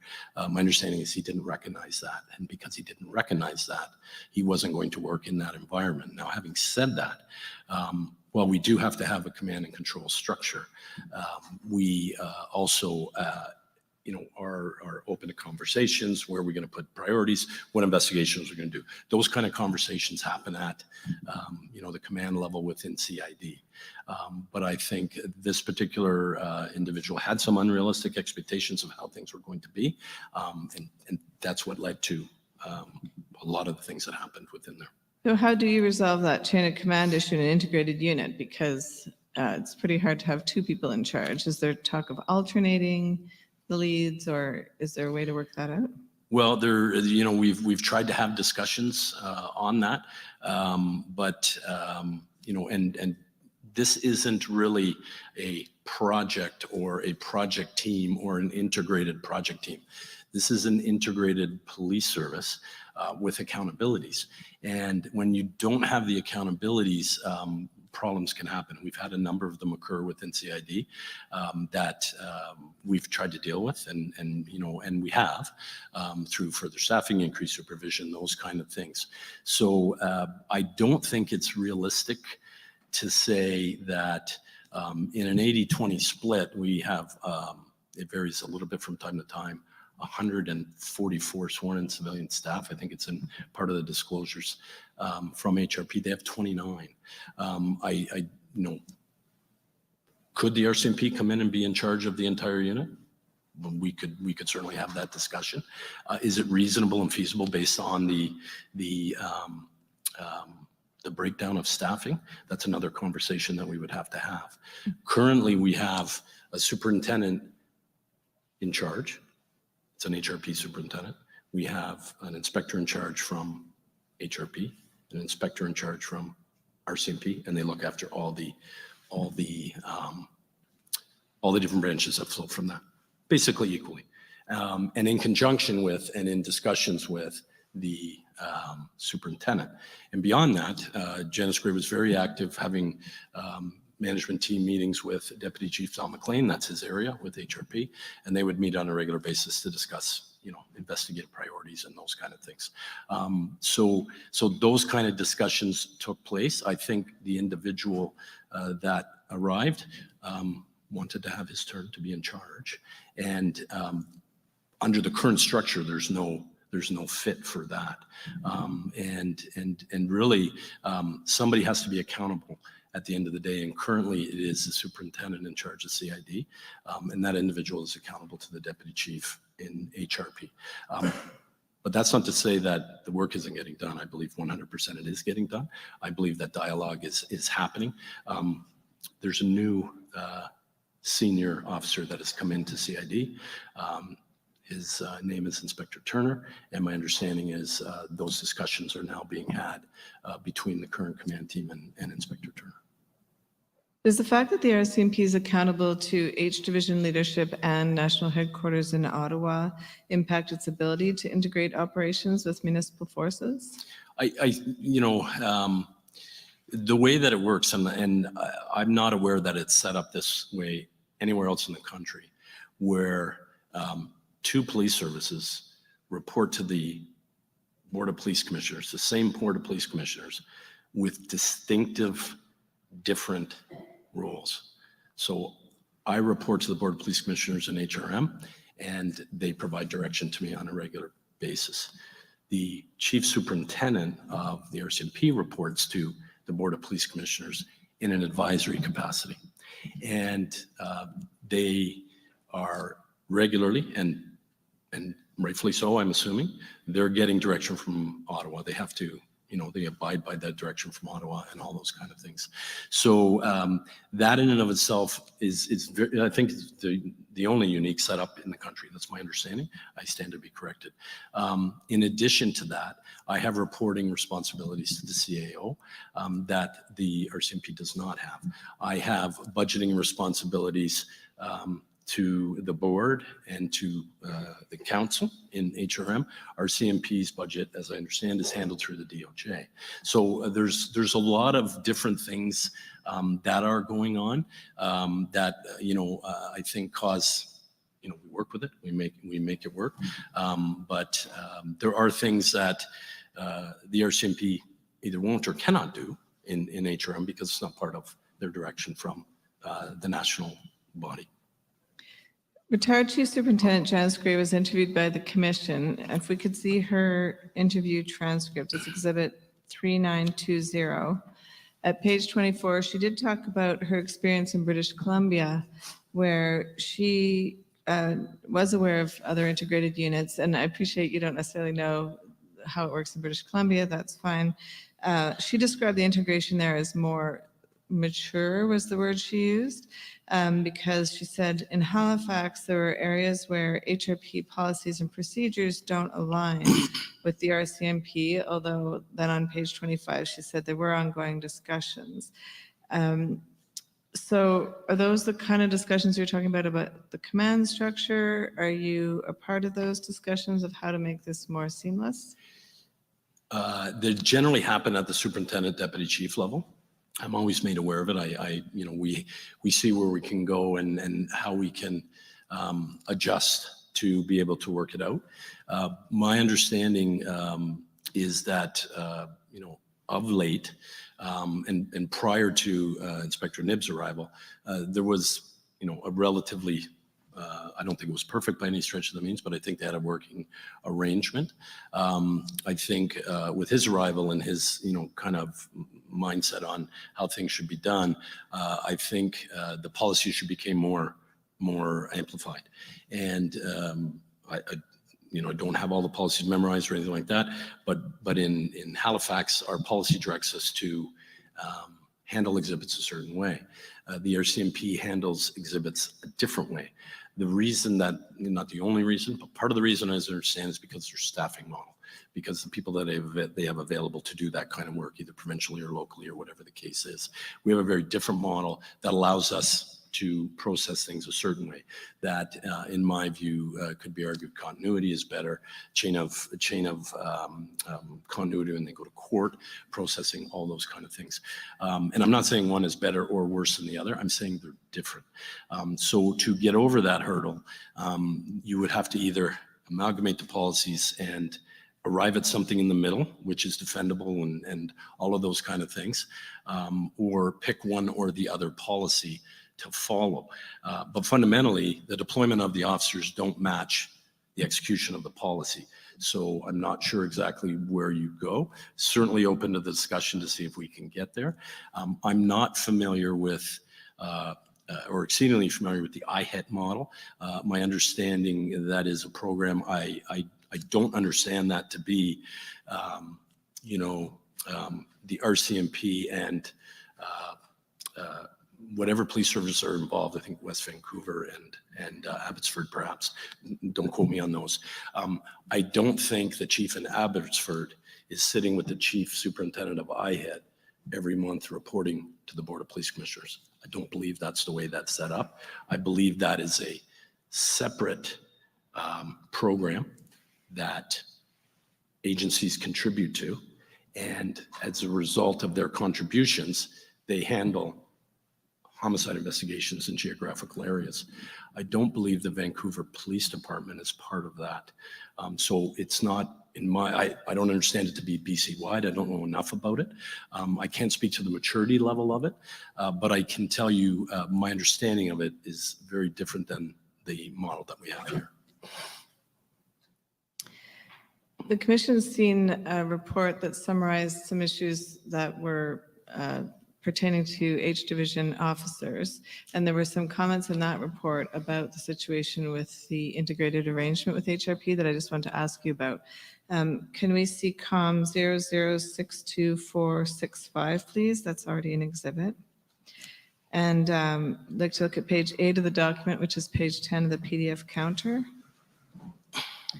So this is the redacted summary of the H Division Wellness Report by Quintet Consulting.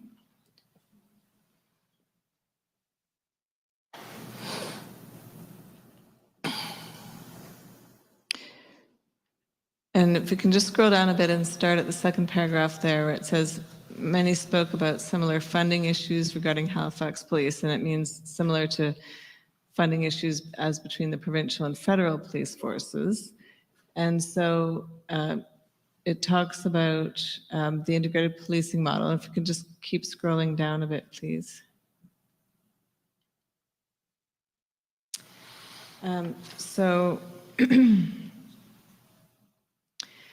It says, can stop there, several participants, there's redacted portions. So it says several participants indicated that, and it's redacted. It says several said that the CO who had previously served as Chief Superintendent Halifax District RCMP had widely acknowledged that the arrangement was, quote, clunky, end quote.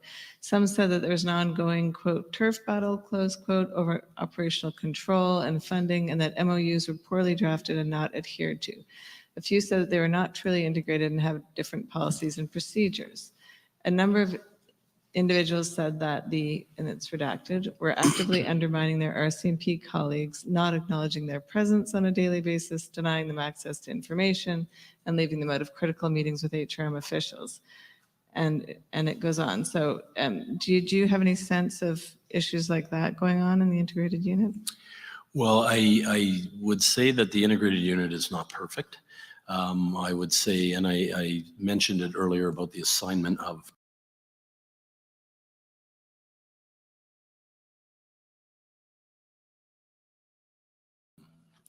officers within the unit, specific to the freezing out, not giving information, not cooperating. I don't have any specific knowledge about that.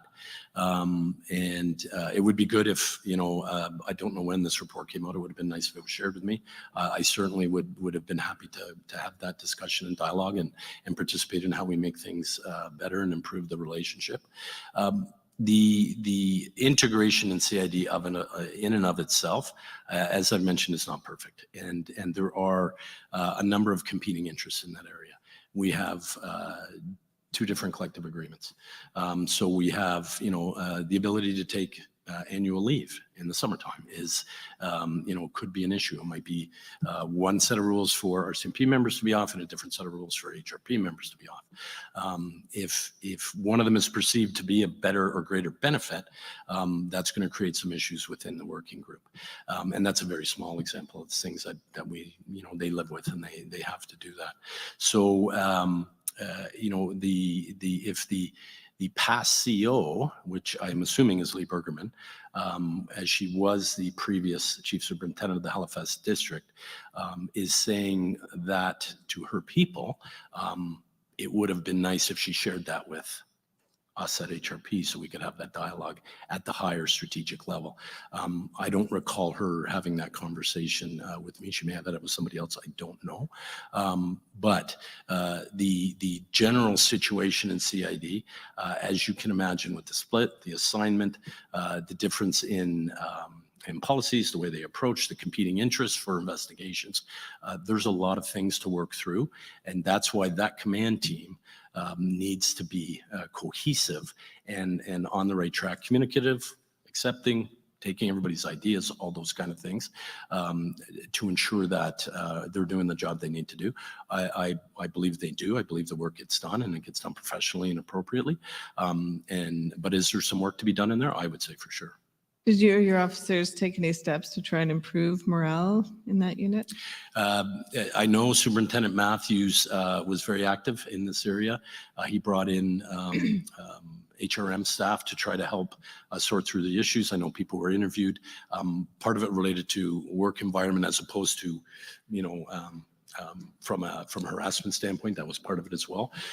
So I know that he was actively working on some of those issues, having that dialogue.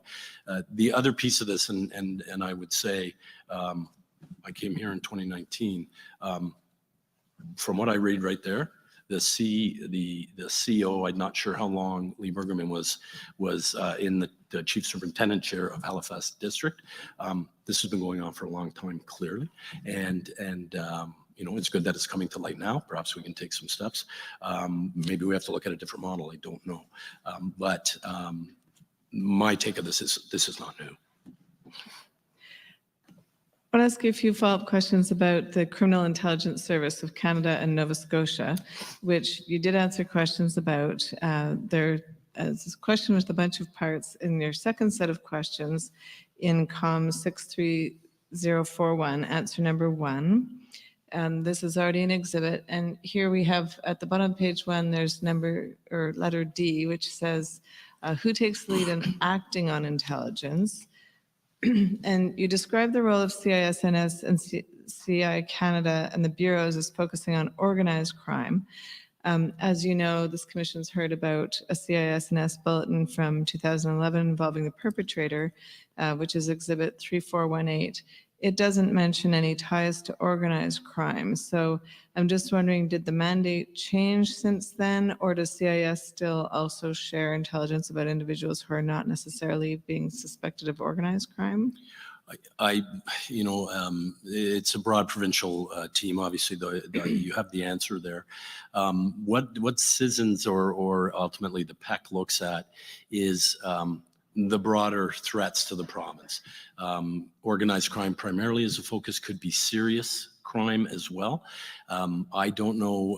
I do know that the bulletin from 2011 was put forward as part of the Citizens bulleting type of information. You put it on the form, you send it in. They went away from that model, I believe, in 2016, and currently Hrp has their, and I mentioned it in there, Hrp has their own intelligence bulletin that an officer sees something, he can put it in, send it to the supervisor. Supervisors will either act on it immediately or otherwise. Then it will go to the CAU supervisor, who will make sure it gets uploaded into ASICs and Citizens and broader distribution throughout the province. So ASIS is a shared database, right? ASICs, yes. And so is it passive in the sense that it's just sitting there, or does it get sent out to agencies? I believe it's just sitting there and people have to research it. They have to look at it. And so is follow-up task to a particular agency when there's a CISNS bulletin? Or is it just an FYI that's sitting there? Yeah, so my understanding is that if there's something immediate to be done, it's the agency that first receives it. So if the initial supervisor that gets it, a patrol officer is out on the road, patrol officer sees someone that is of interest, that is a threat, then they will fill out the form. They will say why it is. It'll go to the supervisor of the shift. That supervisor will decide where it goes next. It could go right back to the officer to do more work. It could go over to GIS to do some investigative work. It could, just go to the CAU supervisor to say, process this as you normally would. Doesn't need immediate action, no immediate threat to life, those kind of things. So when you say it goes, like who sends it? They would send it electronically. But is someone who's doing it? There must be a human being deciding where to send it. Yep. So the officer gets it. I'll use the 2011 bulletin. Let's use that one because that's the bulletin of importance. And I wasn't there. I was somewhere else in 2011. But my understanding of the life of that bulletin was information from an officer in Truro. The perpetrator, as we know now, was threatening or had intention to kill a police officer. That's important, need to know information. The officer in Truro did what they were supposed to do and created the bulletin. The bulletin, as I understand, got distributed to the appropriate place. It landed with a detective that worked for HRP, Cordell Poirier. He began to do follow-up on that. The perpetrator also had interaction prior in regards to the threats. I won't get into that. Detective Poirier did the work follow-up work that he needed to do on the bulletin, and did what he could. The information that he had beyond that was that the perpetrator might have guns in Portapique, and that information was sent to, I believe it's the Bible Hill Detachment that looks after Portapique, to have some follow-up done on the bulletin in that area. And so it transitions now to an Rcmp member that's to take ownership to do the investigation and do the appropriate follow-up. I don't know that happened. Don't know it did, don't know it didn't, but there is no record of it. We certainly know that. It comes down to, in my view, ownership, right? I don't think in that particular case, or if a similar bulletin came in to a patrol NCO in HRP on Saturday night from a constable who's out making observations or getting information from an informant, and there is information in there that a police officer might be killed, my expectation is that NCO would action that right then and there. It's not to go into a database to be looked at later, or hopefully somebody finds it. Whether that happens in every instance, I don't know, but that would be the expectation, and that's what should happen to follow up on these serious pieces of information that come up. And is the lifespan that if it gets passed from one police force to another, then that the second police force has ownership of it, or does it come back? Like who kind of resolves it in the end? Well, I think the service, and I may be lonely in this opinion, but the service that gets it has responsibility. They own it. If it's in your area of jurisdiction and you have some crime occurring in that jurisdiction, it's your responsibility to look into it and follow it up. That's not to say that in this particular instance something could be done, because I don't know. We still have to go by the law, and we certainly can't break the law to enforce it. But if you don't have the documented steps that were taken, and we have every step taken documented by Detective Poirier, we have extensive notes, we have records that are kept within the Versadex system. It is all there, and we know exactly what he did, who he spoke to, who he passed it on to. The gap in that, in my view, is whatever happened when that information was sent to the Rcmp in Bible Hill. I want to ask you a bit about policing standards. Are we all right to continue for a bit, Commissioners? I think I can finish before a break. Sure. Okay, thank you. So in the first set of questions, question 84, you gave a brief answer about police standards. Can we see 61317, please? And so we asked for what comments you had about policing standards. And you said, while standardization is necessary, important, and helpful in many areas, the unique realities and needs of the community should be factored in. While policing standards may assist with larger organizational considerations such as use of force, data collection, response to major crimes, a more community-focused approach is also critical to effective local policing. The Commission has heard some RCMP officers, including retired Chief Superintendent Janice Gray and retired Assistant Commissioner Bergman, say that there are no provincial policing standards in Nova Scotia. Is that your understanding? It is not. Can you explain? My understanding is that there is policing standards in Nova Scotia, and those standards are, either met or exceeded by different services, and that they do in fact exist. I'm part currently of a review being done with the Department of Justice on those very same standards, which makes sense. Standards should be reviewed should be looked at and make sure that they're current. Legislation hasn't changed that might affect them, those kind of things. So I don't think they're, have been refreshed anytime recently. I know they haven't. That's why they're doing it. But they do exist. And what's the status of that project? The commission interviewed Executive Director of the Public Safety Division of the Department of Justice of Nova Scotia, Haley Crichton, and she said that they were targeting June of 2022 for the new standards, which haven't come out yet. Do you know if there's an update on that? I don't have any firm knowledge of dates. I did read something, might have been yesterday, Minister Johns put something out about fall. They would be together or be put out. I'm not exactly sure. Don't quote me on that. I do sit on a steering committee that is expected to look at the standards or the proposed standards. And I'll back it up just a bit. There's a working group that is working towards, what the upgraded or their new or refreshed or whatever they want to call them standards will look like. That will come to the working group, that will come to the steering group of which I'm a part of. We'll look at those standards, have an opportunity for input.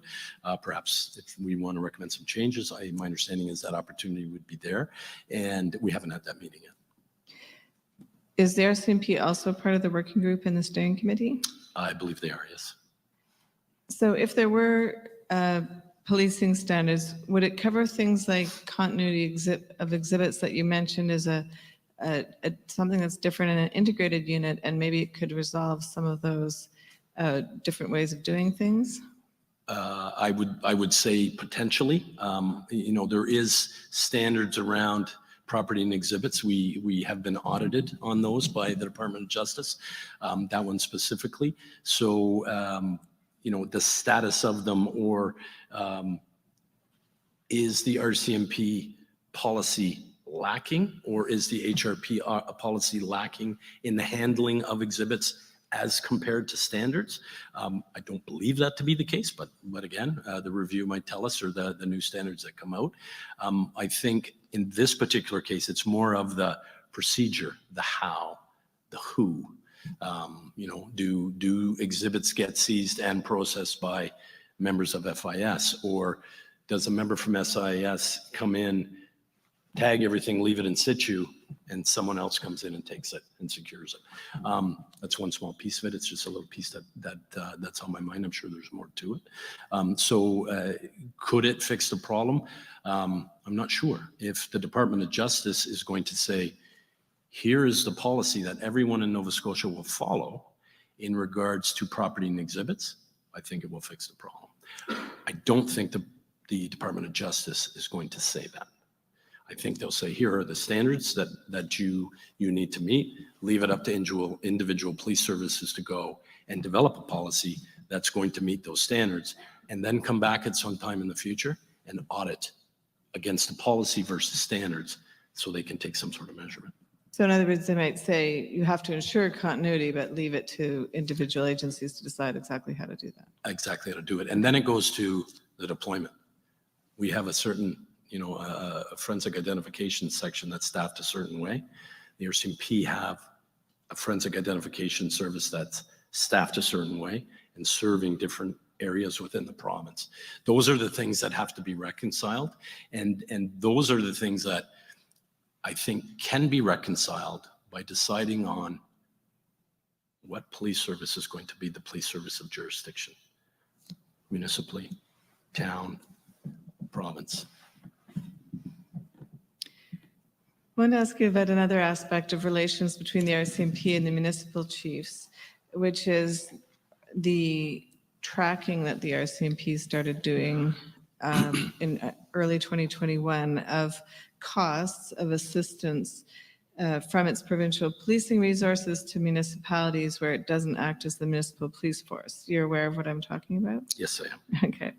And the Commission's already seen correspondence between the Nova Scotia Chiefs, the Nova Scotia Department of Justice, and the Rcmp on this. And I was just curious to know your view on the fact that these costs are being tracked and reported to the province. Well, I think I'll just start with mutual assistance across organizations. My view is I believe we do that very well. I could get a call from a neighboring chief on a Friday night to say, I've got this problem and is there any way you can help out? And I can usually help. Can't always, but I usually can.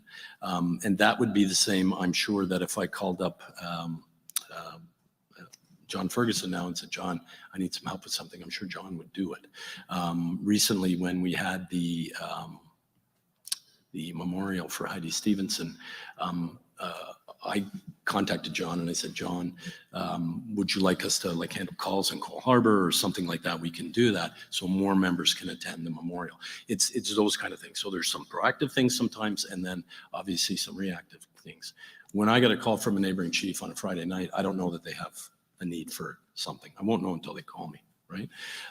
So that's the kind of mutual assistance. Then there's broader things. We use another services range they go there and train. We have an MOU in place and we use it. So we have these shared agreements. We supply or provide, diverse members for hiring panels with other services within the province. And we help out that way. So from the very, easily planned, we know what's coming up. Can you help? To, I got a bit of a crisis. Can you send us some help? So those things happen on a regular basis.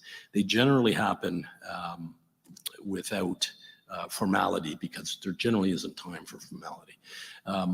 We within HRM regularly help the Rcmp with canine services. So those things happen on a regular basis. We don't always track it. I think, my understanding of it is there wasn't a lot of dialogue and explanation on how this was going to happen or the purpose it was going to happen. And anytime change is thrust upon any of us without any dialogue, we're like, you should have had some conversation about that, right? Might have saw the same outcome and the same feelings at the end, but you should have some conversation. The other piece is I also understood that form to be a tracking mechanism for potential reimbursement at some point in time. I don't know that what did you say? Potential reimbursement? Is that what you said? Yeah, like it, you would track it for a purpose, whether the reimbursement is from the organization that was assisted or whether it was from the Department of Justice. That would be my take on why that would happen. I don't know that for sure. But that wasn't said. No, it wasn't. I don't even think it was said till even now. I'm not sure. I think Chief Superintendent Leather and Lee Bergman said that their intention was to track it because they had to account to the province the extent that they were in deficit because they had expended resources helping out a municipality. Does that rationale make sense to you? I was sure that they have to track it somehow to know. And like I say, some of the things that you know in advance are easier to keep track of. My only question to that would be if they're tracking it solely for the purpose of going to the DOJ, and I might be wrong in this, but my understanding is the requesting agency had to complete the form. I would just get the Rcmp to complete the form, sent this, did that. That's the only other piece I would say to that. Are the Nova Scotia municipal chiefs concerned that some of the provincial police specialized services will not continue to be offered to them? Or is that not a concern? I don't know whether that's a specific concern to specific chiefs. I think there's an understanding, and I'm again speaking of the crisis, that people will come and help. Longer term, that may be a concern depending on what specialized services they're looking for. It appears that this flared up as a sore point in 2021. Do you know, is there ongoing discussion about this that you're aware of between the police agencies or the Department of Justice? I think there is ongoing discussion with the Department of Justice. I don't know exactly where it sits. There are a lot of discussions around specialized services, who's going to assist, when they're going to assist. Right now, I believe it's still in place. The Rcmp is the Provincial Police Service. They're responsible to assist in circumstances where other agencies don't have those services. But I also get requests for that as well. So. What suggestions do you have for the commissioners as they consider what recommendations to make? Well, I think, and obviously there's a lot of work. It's complex work and admirable with all the information that's coming in. Not quite sure how you're able to digest it all and keep it straight. Just from my service alone, I have a hard time keeping track of all the information. I think my suggestion is, as far as recommendation goes, you're not in this alone. We're here. I believe we're all together, but you've got to make the recommendations. We need to come up with a system that works for community safety, public safety in Nova Scotia. We need to take into consideration the vast geography. We need to take into consideration the uniqueness of each of the municipalities or towns, the population, how population changes with, tourist season and all those kind of things. And we need to come up with a plan where we have mobile, specialized services that can go and help, that can be there. We also have to have a desire to understand that who's ever going to be in charge is going to know how to mobilize those resources and call for them, call for that help. My experience is there is no perfect system. There's always going to be some issue, but we have to get as close as we can, whether that be a hub model with specialized services, a triangle, Truro, Halifax, down towards Cape Breton. I don't know whatever's best, and have that ability to respond in all the different locations that they need to. They need to be able to get there. They need a helicopter. They need, because you got to get over, you've got to get there. They've got to have the ability. You have to factor in the money. This is going to be, depending on where we land, a lot of costs associated with this. So that has to be factored in. You also have to consider, what does that look like? Does the Rcmp stay as the provincial policing authority, or does Nova Scotia come up with the Nova Scotia Provincial Police? And what does that look like if they do that? And if you are going to do that, what is the ability for smaller services of 14 people or 10 people? What is their ability to keep their own unique police service? I believe it can be done. I believe that we can accomplish a model like that. I don't think it will be easy, but clearly, and I certainly was under the impression, at least initially, we were going to be talking a lot more about the 18th and 19th and responding there. But to do better in the 18th and 19th, we have to do better as a province. We have to do better as a team. We have to come together and we have to figure it out. But within that area, you need to know who's going to be in charge. You need to have a good critical incident command structure in place. And a lot of those things have been talked about. So those are some of my suggestions. I think you need to have regional hub models. I do think there needs to be some sort of provincial police. And how is it funded? And how are services that don't have the specialized services going to access it? And it's not just a matter of accessing it. They need to feel comfortable that when they do call, it's going to be there. We currently know that the Rcmp is pulled in a million different directions. There's the federal police service. They have to go. Sometimes they leave the province. Sometimes they come back to the province. They go to J Division. I don't know that that's particularly fair to them. I don't know that it's particularly fair as the provincial or as the federal police that they're broken down to having to do the service that they do in all the vast areas of Canada. I don't think that model is going anywhere overnight. There are so many rural and disparate areas within Canada that the Mounties serve, and it's good that they do. It's good that they're there, the 1- and 2-person detachments. But we have to get better, and I think where we start is in the province of Nova Scotia, coming together with a plan forward on how do we move forward. It could be it could be the mechanism that we use across the province. But we also have to remember every province is different. Every community is different. I've had the great fortune to be able to work in policing in 2 different provinces. And for anybody that has, and most of my Rcmp colleagues have worked in different provinces, we know incredibly well that policing is very similar across the country, but it's also very different depending on the communities you serve. So I don't know if that's helpful, Ms. Young, but that's what I have to say on that. Thank you. Commissioners, I would now like to exhibit all the documents on the list circulated to the participants with respect to this witness. So exhibited. Thank you, Chief Kinsella. Those are my questions for you. Thank you. Yes, thank you, Chief Kinsella. The process we've been following throughout our proceedings is to break after our counsel has asked you the questions And then council for the various participants who are here today will meet. We call it a caucus, but it's essentially a meeting to discuss who will be asking you questions and in what order, so that there's not a lot of repetition and it's as efficient as possible. That's probably going to take about a half an hour to put together, so we'll break now for half an hour and ask you to come back at that. All right, thank you. Thank you. Thank you. The proceedings are now on break and will resume at 4:30.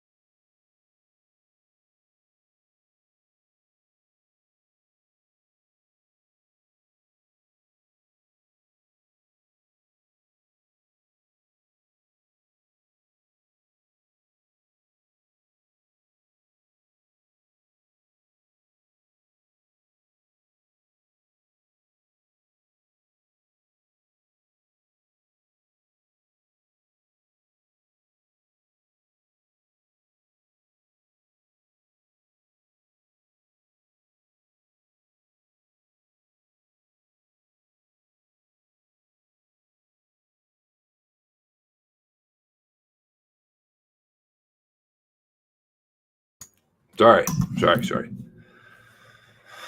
Got a phone call there. Missed the last little bit. Bummer. Anything exciting? Did I miss anything exciting?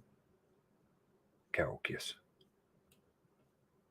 With the team Lucky, the Lucky team, hour and 55 minutes before they went to break. Okay. Now I have a question. When was it that the whole Costco thing may or may not have happened? When was that? Does anybody remember?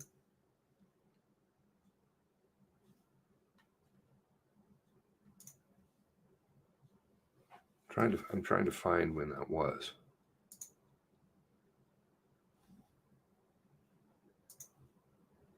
Okay, so let's see, maybe, no, I can't. Oh, did they? No, they didn't. Let's see.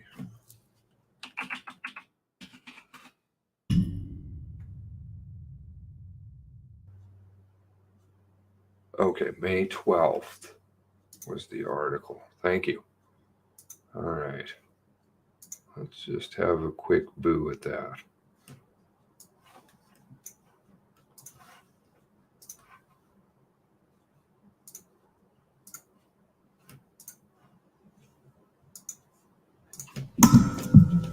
All right. Okay, so Costco, May 8th, Bears Lake. All right. So it's a picture of some RCMP cars at Costco. I don't know. Does that mean that something happened? It was what was in here that I found interesting, because HRM said they would neither confirm or deny. And frankly, I think this was another airsoft Canadian Tire construction sounds alert bullshit that was being pulled. The article never added up. If somebody's running around and you never get to see their face if they're wearing a mask, and for sure you can identify them. And, you know, it seemed no name on whoever it was. Let's see here. Where was it? Well, it's short. I could read it. Units from Royal Canadian Mounted Police, Halifax Regional Police raced a big box store last Sunday morning, so that would be May 8th. Gabriel Wortman's common-law wife, Lisa Banfield, called them for help, according to a witness who was on the scene. So they saw her call. Lisa was at Costco Bears Lake right after opening around 9:30. She tells witness the witness unknown, who tells Frank, quote, something happened. And by 9:50, cops were all over the place, parking lot, blocking the backside of the highway entrance and the lot, and entrance to the lot. I assume that they were there to extricate her from. Extricate is a very interesting choice of words. Very interesting choice of words. It's not usually in people's vernacular, certainly in police officers' vernacular. But I'm not sure. She was flying by me with a cart, and then all of a sudden, a ton of HRM cops were around when I went to the parking lot. The RCMP confirms it had a call in the area at the time. On May 8th, approximately 9 a.m., Halifax District RCMP, assisted by Halifax Regional Police, were attempting to locate a person at Lancewood. The person was successfully located by officers Rice, Constable Julien Tremblay. Oh, okay. Maybe related, who knows? Banfield's civil lawyer, Rcmp, would neither confirm nor deny the story, either through me or directly, not answering questions. Witnesses say they knew Banfield. The witness says that they know Banfield and recognized her as soon as she entered the store. Well, I thought that she went flying by them, wearing a mask. She was wearing a black mask. And of course, the Lululemons, right?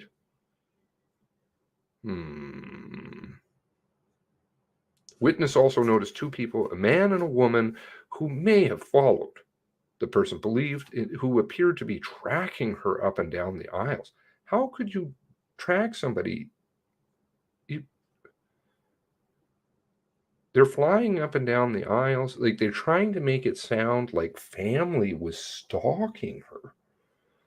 I don't know. I first noticed her walking past. I thought she was flying. The rotisserie chicken. Oh, okay. Right. Notice people, a few feet behind her. I assume family members of I assume with an unknown name. They were family members of victims. How the fuck would you know? I did not take a photo. I did not take a photo when she whizzed by me with the cart, but I thought she was walking. Which is it? Whizzed or walking? You noticed her because she was not wearing a mask? You know the implications here with this story? I'm not going to draw attention to myself, of course not, with no name, or her, and people were following her already. But how do you know that? She was alone, not with her sisters. And she looked distressed underneath her mask while she's whizzing by you. Right. Strangely, Halifax police tells Frank it has no record of the incident. That's Kinsella saying, you eat this shit on your own. If this story is fake or whatever planted, I am not part of it. You guys and your fucking soft balls and construction sounds, fuck off. That's what I'm reading in the story, and it never made sense. The sighting of Banfield is the public known, few known to Frank with no name, of course, because that's the way things are done. Rcmp claimed that Banfield last known person. Okay, Banfield claims to spend freezing night charges. It would be fair to say that the victims have become increasingly angry toward her. Does that mean they're going to stalk her? And how the fuck would they know when she's whizzing with a mask? Toward the latter, many things. It must just be anybody with black Lululemons. Did she also have the gritty look? Yeah. She had the gritty look, which then changed to, what was it? Menacing. In the big fun garage. Mass casualty investigating trauma informed back at Costco. Our unknown person says they don't know what happened to Banfield or how she left the store, but I thought you saw her in the parking lot. So you saw her whizzing by you in the rotisserie section and also happened to be outside when she was outside. Wow, that's convenient. Due to long lineups at cash registers, they don't think that she managed to check out. Well, how did they? While they were over in the chicken section. They didn't buy anything? It is well known, typically goes shopping while accompanied by at least, how's that well known? Who knows that? I've never seen anybody talk about that.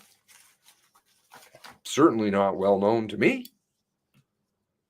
With all the controversy, other people would recognize her. And there's some photo with cars. I have no idea what date this is, where it is. I'm guessing it's at Costco. Looks kind of like maybe Costco parking lot spaces, but I don't know. You guys would know that. But there's no date on it. I don't know. Anyway, okay. I wanted to get that. All right, so I do have that. So he didn't say. They denied it, actually. I thought it was neither would confirm or deny. The lawyers neither would confirm or deny, which is odd. And then to boot, the Halifax Regional Police, who the RCMP claimed were with them, said we weren't with them and we're not involved. Okay. Moving along. I don't think that was legit. What do you guys think?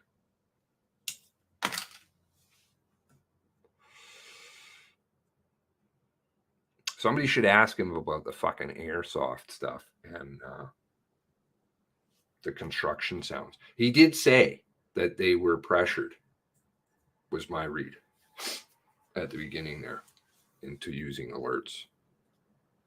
Of course, they came at a very handy date, and then they used it in the future, and they said, see, this is why we don't use alerts. Leather literally blamed the public at the press conference June 4th, which was gross, to say the least.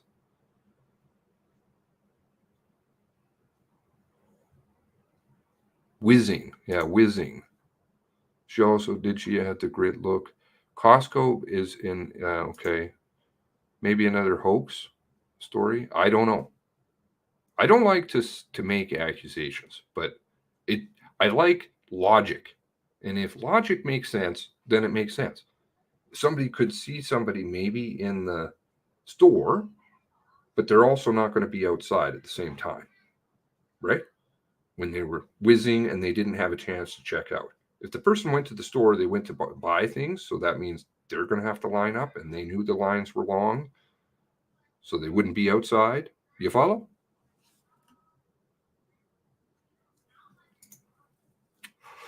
And blaming family, which is not a cool maneuver. So who's the source? NASCAR race in Costco cars flying by.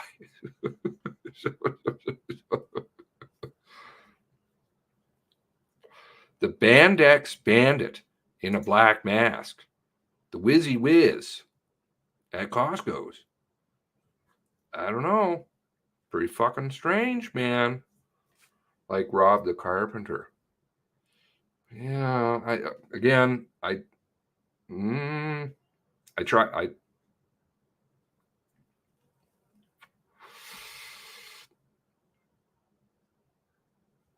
timing is everything. May 8th, 2021.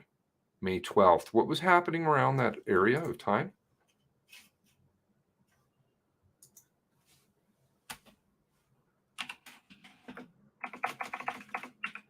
Something would be happening. That was, sorry, what date was that again? May 8th, 2022. Balls. Was it 21?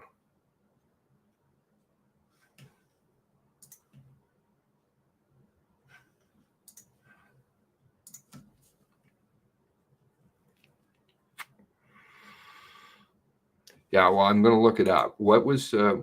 Was it 21 or 22? There's always stories. Convenient time range. Do we know? I can look it up again. Sorry.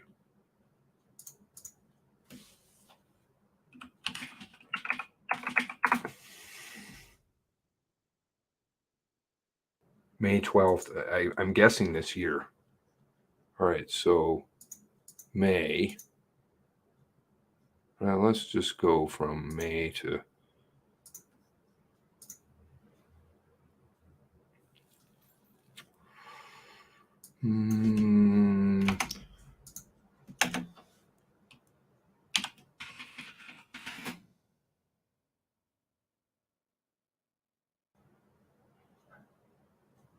May 15th. First-hand accounts, public inquiry, 25 million.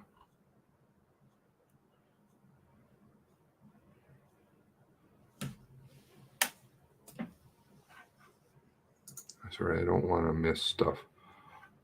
Webcast still on break. Okay.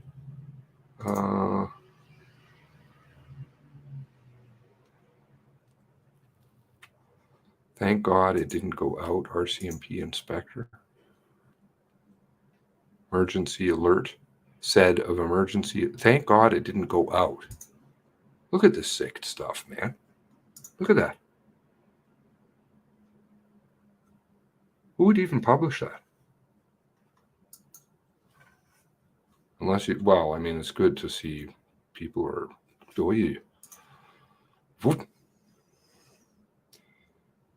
Magazine asks, Nova Scotia shooting video to be public. The Enfield video, which was old news.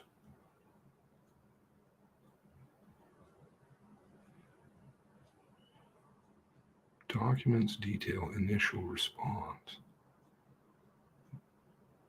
Portapique, spouse of Portapique gunman have criminal charges resolved.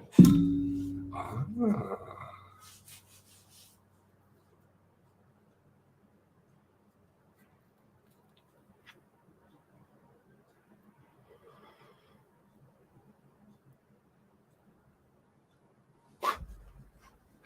I'd have to go back in the video and see if they've left it up.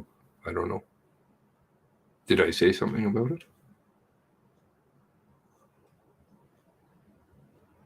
That sounds like something I might say.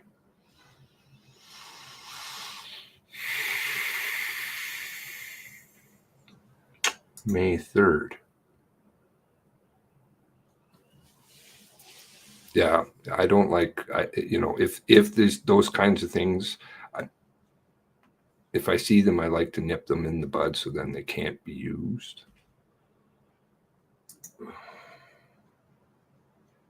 If you've kind of busted ahead of time, then it doesn't work. Because then people can point their finger back and say, oh, we were told. There's an early story where families said that they were disappointed at the interim report and critical of Banfield. May 5th, Brown and Melanson. Okay, so there's a bunch of shit happening. What was the hearing dates around that time?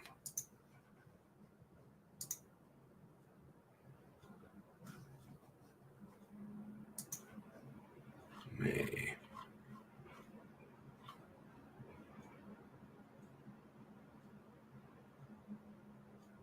Roundtables, communications. Okay, so that's the day after. Who is this?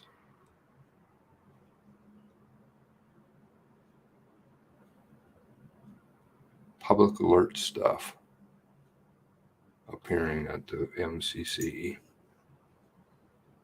It's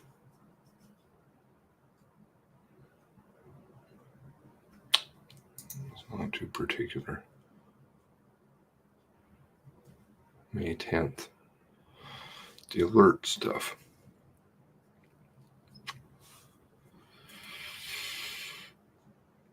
And ahead of time of,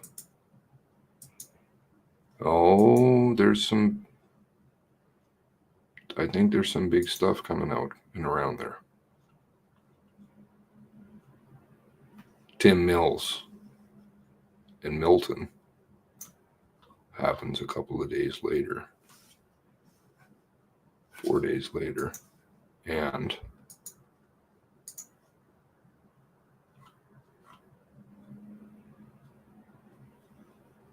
Holiday.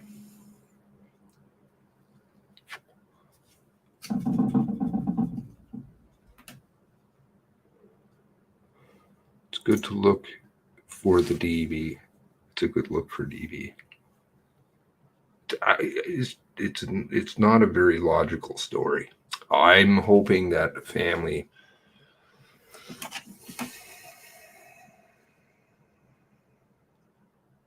might ask. One moment, please. Yeah, one moment. I'll put it back on, and then if it starts up, we're ready to go. Stop.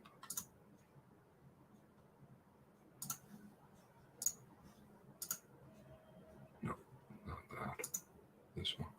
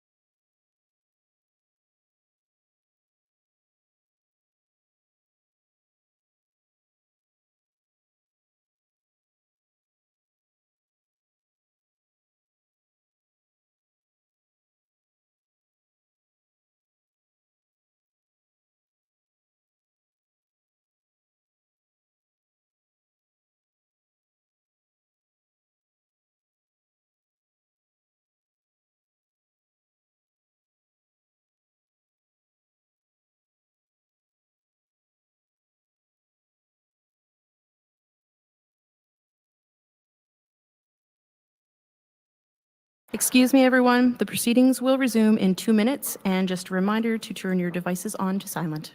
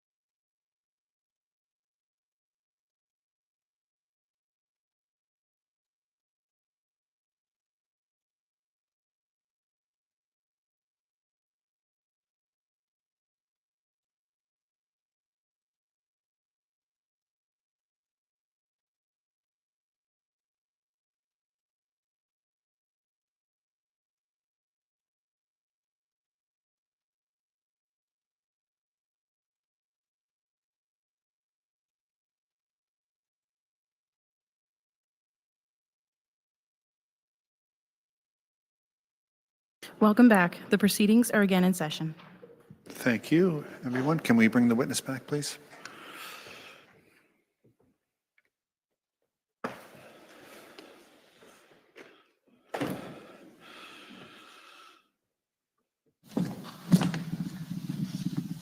Thank you again, Chief Kinsella, and welcome back. The council have indeed met, and they've agreed upon a procedure, and it'll begin with Ms. Jane Lenihan, and each one of the lawyers, when they come up, will explain who they represent, so you can have that added context, okay? Thank you. Ms. Lenihan? Thank you, Commissioner. Chief Kinsella, my name is Jane Lenihan, and along with my associate Dan White, we represent the family of Gina Goulet. So Gina was the perpetrator's last victim before he was killed at the Enfield Big Stop, and she was murdered in her home on Highway 224 at about 11 a.m. on April 19th. And that was about 13 hours after the perpetrator started his rampage in Portapique. So I'm going to be a bit long-winded with my question, so please be patient with me. So Gina's family has concerns with what we've learned throughout this inquiry about the poor relationship between the Truro Police Service and the RCMP, and also the Halifax Regional Police and the RCMP. So I want to ask you some questions about that to help my clients understand what happened that morning and why the perpetrator wasn't stopped by any of the police forces in the province, any of the involved ones. So have you been following the timeline, the inquiry, so that you know the timeline? I've been peripherally following along. I wouldn't say that I would know it, so you may want to share it if you have something important. Okay, I do. So it's really just the timeline of where Gina Goulet's murder fits in with the whole picture. So in terms of background, we know that the perpetrator drove straight through the town of Truro just after 10 a.m. on Sunday, April 19th. And then he met up with Constable Morrison and Constable Stevenson in Shubenacadie, injuring Constable Morrison and killing Constable Stevenson. And then he killed Joey Weber, who had stopped to offer assistance at the Stevenson scene. And then the perpetrator continued on to Gina Goulet's home about 5.5 kilometers away from the Shuby Cloverleaf on Highway 224, where he killed her. So I just want to take a moment to apologize because I asked this question yesterday, commissioners, and I neglected to mention the murder of Joey Weber. So I apologize to Mr. Weber's family for that mistake. So in terms of the Halifax Regional Police, Gina Goulet's home is located in Hants County, but it's located very close to the border with Halifax County. And in fact, a number of the people in her neighborhood would commute to Halifax to work. So her family questions whether better relations between the Halifax Regional Police and the RCMP, and also Truro and Rcmp, that would allow all of Nova Scotia's police forces to work better together would have prevented her death on April 19th.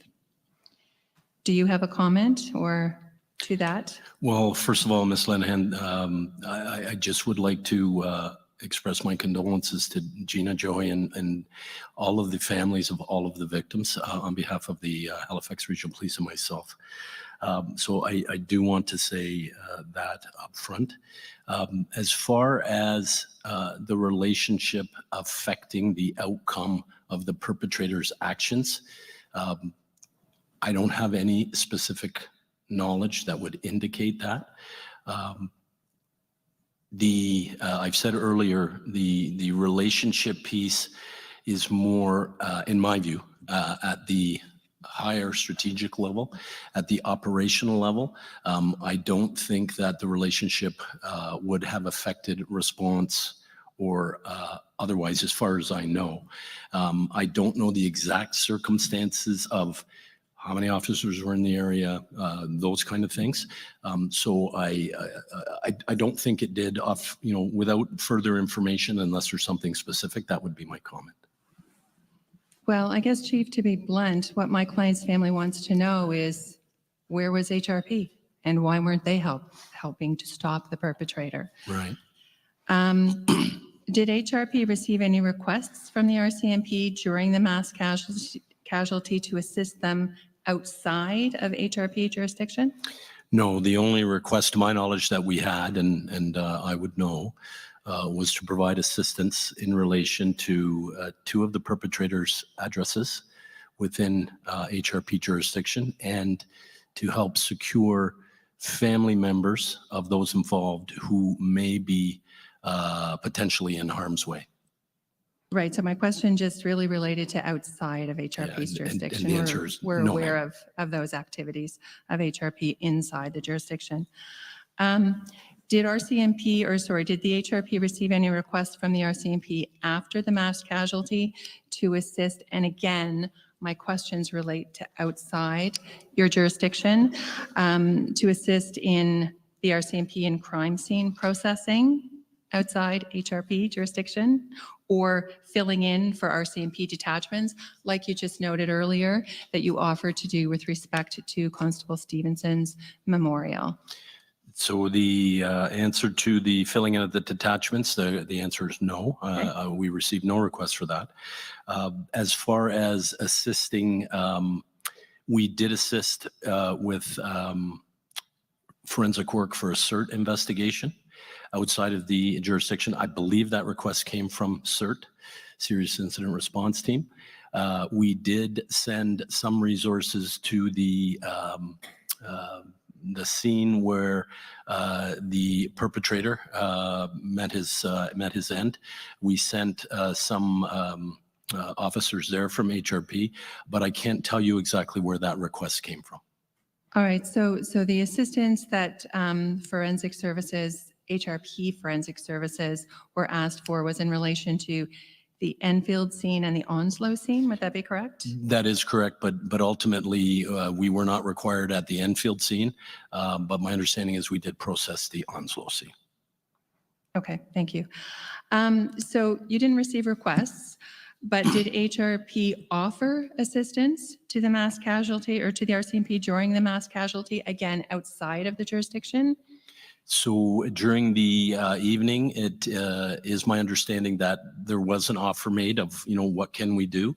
And the request came back to, as I've already said, secure the addresses and secure the family. I personally made 2 offers of assistance in the AM to Chief Superintendent Janice Gray, once earlier in the morning around 8 o'clock, and then later in the morning after learning of the continued murders, and then the final scene at Enfield, made one further offer of, is there anything we can do? All right, so when you said the morning, we're talking about the morning of Sunday, April 19th? Yes, it would have been right around 8 a.m. And how was that made? That was made on the telephone. So you called her and said, what can we do? Yeah, and how can we help? Yeah. And what was the response? It was non-committal. It was, we'll let you know, kind of thing. We'll let you know? Is that what you I said? don't, those may not be the exact words. I don't think it was exactly no. Yeah. But it wasn't, yes, please send help here and here. It was, we're assessing, we'll advise you if we need some help. And did you follow up with her at all besides after the Enfield? No, Incident? I spoke to her in person after the Enfield incident or right around that time, and made the offer again, at which time it was a similar response. We'll let you know. It's similar to, yeah. I don't know if those were the exact words, but similar. Okay. And sorry, I don't mean that she wasn't appreciative of the offer or anything like that. It wasn't dismissive or anything. It was, we're doing our work, we'll let you know. So again, did HRP offer assistance with respect to coverage, whether it's crime scene processing or filling in for detachments after the casualty? The offer to help was open. Anytime, just let me know, and we would have done whatever we could to assist, whether it be crime scene related, handling calls for service, otherwise. So why did you wait until 8 a.m. on the morning of the 19th to offer help? You were aware of it well before that, correct? I was aware earlier in the evening, not the scope and gravity, because we had initial reports and then things began to build. It was my understanding that offer had been made between the watch commander, the duty officer, those individuals who were communicating with the RCMP members on the ground. So my understanding, Chief, is that the morale among HRP officers is extremely low, and many officers are struggling because they feel that they stood by or were ordered to stand by their management as the worst mass casualty in Canadian history unfolded just outside their jurisdiction. Can you comment on that? Well, what I can say, I can't speak for the feelings of the officers that you have this information from. What I can say, and we all know this, it was a very fast-moving, fluid, unfolding situation. And, when we deploy, there's certain things that have to happen. I mentioned it earlier in my testimony. And, those things generally are a request for assistance. And the offer was there as far as I'm concerned. So that was open. You can't just get in your car and cruiser and drive into the scene. You could, but it's not good police business to do that. And what needs to happen is a command and control system where, the request could have been, can you send some officers and some cars to assist with scene containment in Portapique? That could have been a request. I'm speculating. We could have assembled those bodies and cars, and we could have sent them. The expectation when they got there is that they would be briefed on what the roles and responsibilities are, that they would be given the appropriate communication channel to operate on, and then be given their instructions by someone in command from the RCMP. That's one example. The example of, just driving around and looking, I'm not sure exactly what the RCMP was doing, but at all times I under the understanding that the RCMP were in charge of this call. I was also understanding that the RCMP were handling the call, knowing that we had, said we can help. How can we help? What can we do? Go secure the 2 addresses and get them very nicely and get the secure the families. So so that would be my comment, and I'll leave it at that unless you have some other questions or follow up. I do have other questions. So we heard earlier from Chief Superintendent Campbell, and I'm sure somebody will jump up if my recollection isn't correct, but my recollection is that he said for a population this size of Nova Scotia, about 1 million residents, that for adequate Rt coverage, you need at least 18, but 36 would be awesome. Does that accord with your understanding of the ratio of an Rt team to a population? I'm not an expert in the population to Rt, and nor am I to police to population. Really, I do have some information on it. There's a number of factors that go into play. We have an authorized strength of our Rt team of 24 constables plus 4 NCOs. So 28 in total. We're not at that currently because of a number of different things that are occurring. Then there's also the issue of what shifts do they work? Are they always available? Are they on call? Are they a part-time unit?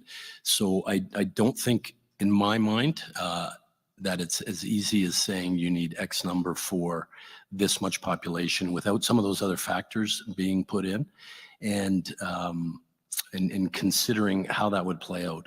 The other consideration is, how often are they used and what are they used for and all those kind of things. So I couldn't speak to Chief Superintendent Campbell's calculations, but I would have to do more research before I was able to comment with any authority.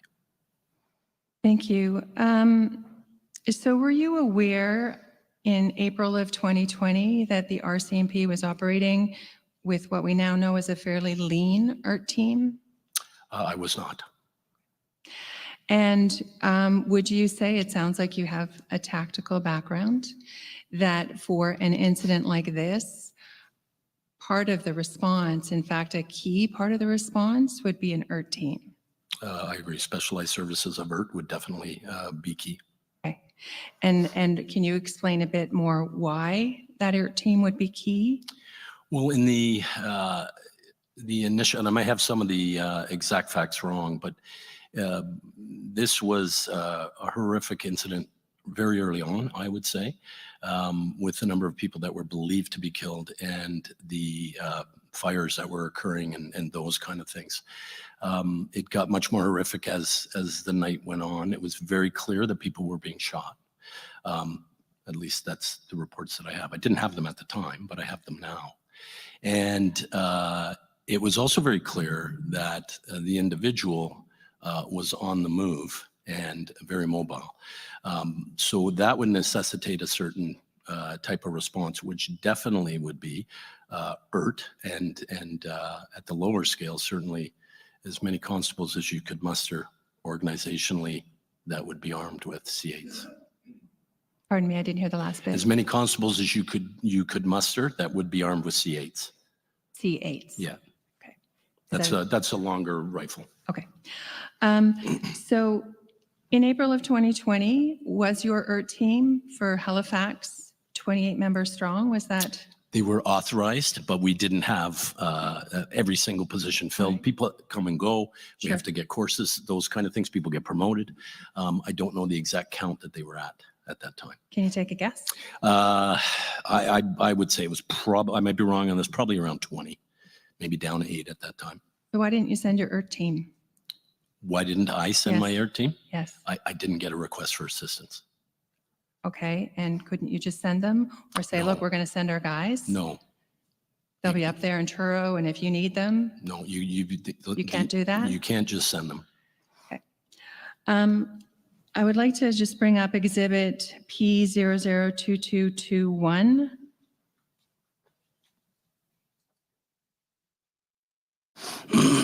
So are you familiar with this? This is a 2-page email, And at the bottom, it's an email from Brock Brooks sent to Charles Noggle and Jeff Carlisle. And then it looks like it's being forwarded to a number of people. Have you seen this before? I have. Okay. Do you want to take a moment to read it? It's 2 Sure. pages. Okay. Yeah, I don't have it memorized. I can tell Okay. you that. Yeah.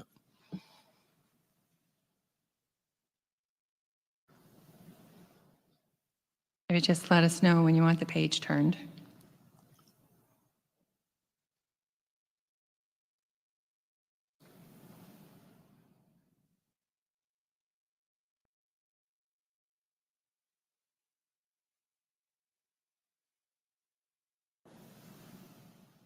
Okay, if we could raise it up a little bit, please.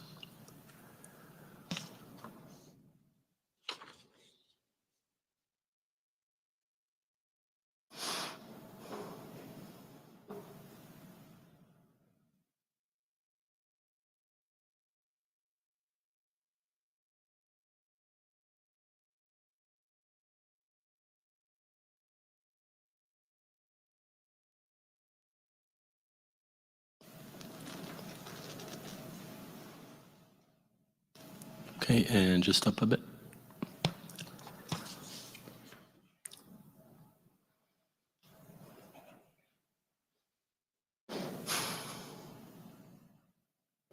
And just a bit more.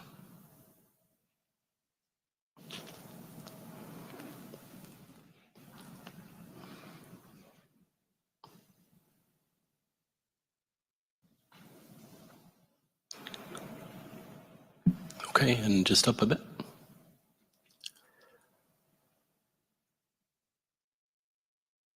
Okay, thank you. So Chief Kinsella, could you just identify for the record who all the individuals are? So who is Brock Brooks? Brock Brooks is a was a tactical officer at the time for Halifax Regional Police. So does that mean he's on the ERT team? Yes. Okay. And who's Charles Noggle? Charles Noggle was a NCO on the ERT team, so sergeant. Okay. So would he have been, we've heard a lot about Tim Mills for the Rcmp ERT team. Would he have been the Tim Mills equivalent? I'm not sure what Tim Mills is, but So he's been described to us as the lead for the ERT team. yes, then Charles would be referred to as the tactical team leader. Okay. And Jeff Carlisle, who is that? Jeff Carlisle is an NCO on the ERT team, so he would be one of the sergeants. And then up above, Charles Noggle is forwarding it to a couple of extra people, Craig Robinson and John McNeil. Can you tell us who those are? They're both members of the ERT team as well, both of them.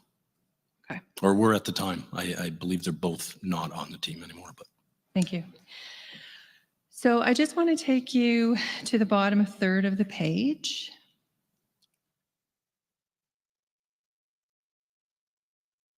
So I'm going to suggest to you that it looks like your members were not on the same page as you at all, and we're really looking for permission to head to Truro. That paragraph that starts with Sergeant Robinson. Sergeant Robinson was on the phone for 5 minutes while the rest of us were saying this is the biggest event in Nova Scotia history. We should be staging in Truro. And then at the bottom of that page, or sorry, the bottom of that paragraph, it was clear to us that while Sergeant Robinson was on the phone, that we need one team staged on the highway to assist RCMP ERT if they needed us and prevent Wortman from getting into Dartmouth. And then below that, at approximately 1:30 hours after several calls, Sergeant Robinson advised that no more ERT members were being called out. ERT members asked Sergeant Robinson if management clearly understood what was happening. Sergeant Robinson said yes, and a decision had been made. And then if we could just go down a little bit further, the paragraph that starts, therefore at this point we had, and he's reviewing, it looks like what you knew in Halifax. And the second sentence is, It became very clear to myself and Constable Gaudry that Wortman could have easily got past any checkpoint, as we believe Rcmp didn't know about the other vehicles until we advised them, and they did not request a picture of Wortman until 3:33 hours. It seemed like to Hrp members that management were just counting on Wortman being deceased at the scene. So can you comment on all of this specifically for my clients, and keep in mind that she was the last one in a line of 22, and 4 people were killed, for instance, after Truro, where your team were thinking, hey, that's where we should go. Right. And we should wait for the Rcmp to let us know what they want us to do. So what kind of an explanation can you give me so that I can give that to my client? Right. So could we just scroll down to the top of this email? I'm just trying to see when this was prepared by Constable Brooks. Looks like it was prepared the following week, Okay, April so 27 of 2020. 7 days after. All right. So so that's 7 days after the incident, and not sure what information was shared and to whom exactly. I would not have had this information real time. But one of the things that does stand out here is they start at 10:26 and it goes till 6:20 of a chronology. I wouldn't have privy to all of this detail the night of. One of the things that we have to do in any situation, and we have command people on the ground who determine resources, how they get deployed, when they get called in. And in an unfolding incident like this, we're getting pieces of information as we go along. So, we don't immediately know when this starts that the perpetrator is driving an Rcmp vehicle dressed as an Rcmp officer. We don't know that. That does come out over time, but we certainly don't know it at 22:26. And I don't know that we know exactly what the details are. Would appear Constable Brooks is speaking to someone, maybe on Rcmp Hrp, I'm not sure. That would be helpful to know. But from a command and control perspective, we have to be prepared to use our resources and deploy them appropriately depending on the information that is known. So, and we do that, and we have highly skilled people that are relied upon to do that. When those resources are called in, we call them in for the information and the task that we're doing or requested to do at hand, and that was at the time to secure the 2, I think even only 1 at the time, 1 address of the perpetrator. So the duty officer has to make a decision on what resources to call in and have them prepared. We had some on duty. Assessments were being made as we went along. And as information came in, they continued to change our posture and our response and the number of people that were called in. The other consideration for that is understanding that we don't know how long the call will go on. So we have to make sure that we have resources prepared to go for duration calls if we need to. We need to have relief. We need to be able to have people to come in. And resources are called in based on the information that we know at the time. I don't know, and we have it all now, clearly 7 days later with, I'm sure, good information that was passed along. I don't know, although it's described in here, I don't know exactly who Brooks was speaking to, who Robinson was speaking to, and exactly whether everybody had a full understanding. And I would say that at 10:26 on the 18th, there wasn't a full understanding based even on the first sentence about 2 active shooters. So, and this is not uncommon. You have to figure out the information, gather all the information, and then respond appropriately with the resources that you have. In the very last sentence on the first page, where it says that Hrp members asked Sergeant Robinson if management clearly understood what was happening in relation to the denial of permission to send Hrp to help. Who's management? Who would he be referring to? I don't know exactly who Is it it would you? be. Perhaps. You don't I'm know. the chief. Do you remember a call that night? Not about this. Okay, so you Yeah. weren't part of management that night. Um, I'm just wondering no, if you were no, part of so- the decision process, if you No, can speak to that. I was being given updates. Yes. All of this information that's in this email, I wouldn't have had it even on Sunday. You know, there's a lot of information in this email, and I'm not sure who Constable Brooks is referring to as management. It could be the duty officer. It could be the watch commander. Basically, anyone above the rank of constable to Constable Brooks probably is considered management. But I can't speak for his definition of it. But at the time, I was the chief, so I was the ultimate head of the organization. So in this sort of a situation, if Ert wanted permission to go and stage in Truro to assist, would they ask permission to the watch commander? They would have a discussion not only with the watch commander, but with the duty officer, would be my expectation. Okay. And then assessments will be made on what resources do we have in Halifax. I think it very clearly says in there that they believe that the perpetrator could get by and past roadblocks and checkpoints. So assessments would have to be, I'm speculating, assessments would have to be made on the protection of Halifax. The information that we had at the time from the Rcmp was to check the address because the perpetrator might be there on Portland. So we had to be cognizant of that, and efforts were being made to check that. There was quite a bit of activity going on. And those are the things that we're doing. So there's a lot of considerations, lots of things that we have to take into account. And you know, it's decisions that have to be made based on the information that's available. So in a situation like this, with a request, a serious situation unfolding, and a request by your own members to help out a neighboring jurisdictions, would you be involved at some point? And were you involved that night? Not in this particular aspect of it. I was getting updates at the time as we went along. I had no say in whether Constable Brooks got in his car and drove to Truro. But with the information that we had and the decisions that were made, I support the management that would have been present that night on the decisions they made. All right, so I just have one more exhibit to put to you, please.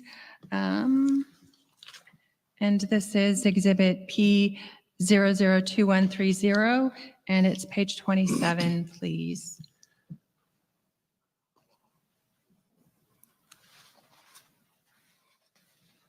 So I'd like to just scroll down, please, to, yeah, I just want that big paragraph. Thank you. That's perfect. Yeah, that's perfect. Actually, if you could include the question above it. So I just want to read this for you and then ask you for your comment, Chief. So this is Willie Cruz, who is an MCC investigator. Charles, and this is an interview of Charles Noggle, who was part of that email chain that we just talked about. Charles, like the only one I still have is what did you find the most frustrating that day for yourself trying to run things?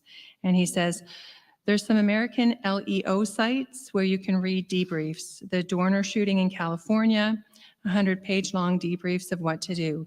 The San Bernardino shootings, I've studied those up and down, and maybe I don't have a social life, but I always used to think about how we would handle something like that in Halifax.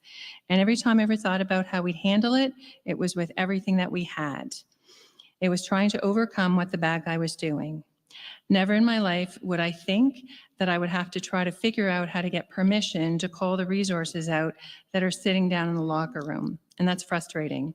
We could have spent $10,000 extra, big deal. $10,000 to suit everybody up in the backyard and have everybody ready to go, and you're not needed. Okay, go home. That's frustrating beyond belief that we didn't try. We did not try at all. And I'll tell that to anybody who wants to ask. Yeah, that bothers me to an incredible degree. Do you have a comment? So I disagree that we didn't try. We were doing a number of things that we were asked to do within HRM by the Rcmp. As a matter of fact, we did everything we were asked. I think he's relating to the ERT team. since he's your team lead. That's fine. He can relate to that. And Charles Noggle is a very passionate emergency response team member. He's retired now, but he was. He was very dedicated to his craft. Clearly from that statement, he's studying all the time. There was no plan to go at that particular moment, as far as I know, to go and seek out the perpetrator. As I said earlier, the Rcmp were in charge of this. Was my understanding. They were in command of it. Was my understanding that they had it under control and that they were doing their job, and that if they didn't, perhaps under control may not be the best word, but they were dealing with it. All of this information comes in over time, and Charles was singularly focused on what he was doing that particular night, and he was working directly with the critical incident commander, and as was Sergeant Carlisle after him, to come up with intervention plans, to come up with plans that would occur when we had the critical incident commander in place, which happened, I don't know exactly what time. Noggle came in the morning, but it was relatively around the same time as the critical incident commander. So he was part of the decision making, part of the planning to do the interception plans when they deployed in the area out by the airport. Sorry, I missed the very last bit. He was part of the planning, Sergeant Noggle. Yes. As the tactical team leader. He was doing and completing, he was actually tasked to do the plans from the critical incident commander the morning of. So should the perpetrator enter Halifax? That's right. And I don't believe that Sergeant Noggle put forward a plan to go anywhere else with the critical incident commander. He could have given that input to them and had that conversation. So that's who was making the decisions. And like I said, he's very dedicated to his craft, very emotional statement there, obviously. So that would be my comment. Thank you. Those are all my questions. Thank you, Ms. Lenihan. Ms. Najawan?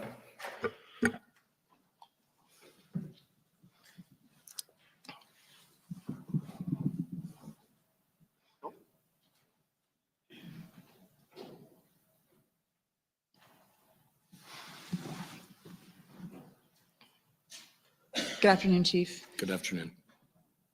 My name is Nasha Najawan, and I'm here on behalf of the National Police Federation, along with my colleague, Kelly McMillan. As you may know, the NPF is a union that represents sworn RCMP members below the rank of inspector, and it represents the members who were on duty the night of April 18th and 19th and who responded to the call. I wanted to pick up a little bit from where Ms. Lenihan left off to understand your evidence better that there was no request made from the RCMP for assistance, and I want to focus specifically on the ERT team, and also your evidence that you did in fact make an offer. So I just want to sort of take a step back because we haven't had the benefit of any interview from you in this matter. And so unlike a lot of other witnesses, we don't have the kind of background of your involvement that we might, and I want to focus on that night of the 18th. So I understand that you, I think you've already told Ms. Lenihan that you were involved, but not maybe actively involved. Perhaps you can tell us where you were and what your level of involvement in terms of interacting with your own senior management team that night was? At the time, initially, I was at my residence and I received a call that there was an incident occurring in Portapique. And it was just an update of what was happening, and that they were dealing with some requests from the Rcmp and they were handling things. I generally say, do you have what you need? They have what they need. And then I wait for the next update. And so you would have been at home. Do you remember what time that first contact came in? I want to say the first contact was around 1 a.m. And who contacted you? It would have been, at the time, Inspector Boyd. So Inspector Boyd was, I think, what we've been heard referred to as the duty officer? That's correct. Does that mean that he's your delegate? He's the most senior person available for management direction? Yeah, so the duty officer program as it's set is all of the senior officers, rank of inspector and above, minus myself, take a turn as the duty officer. So they're on duty from Friday at 4 p.m. till the following Friday at 8 a.m. They don't come into the office. They do 3 shifts on patrol with the members, and they are responsible for and there to support all the operational needs of the organization throughout the week. And I understand that at that time, Inspector Boyd was newly promoted. He had only been promoted maybe 10 days before the events. Is that fair? He was. Okay.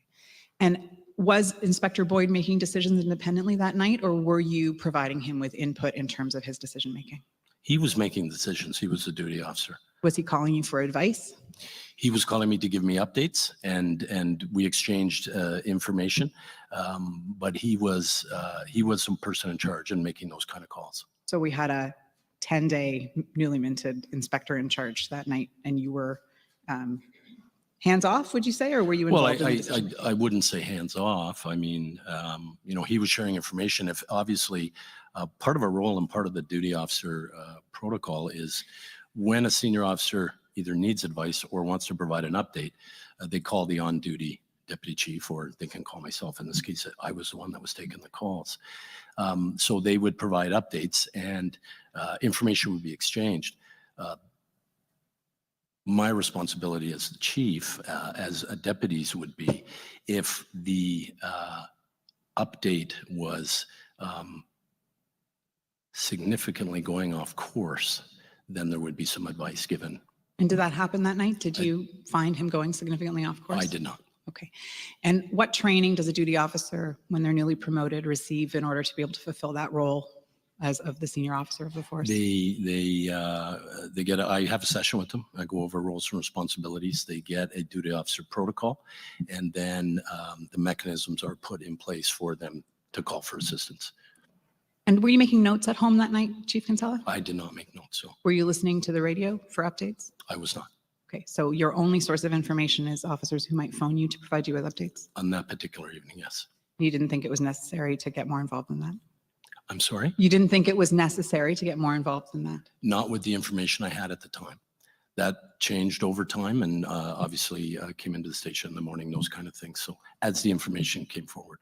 Did you ever go into the station on April 18th or 19th? I went in on the 19th. Do you recall what time that was? It was around, probably around 8:30ish.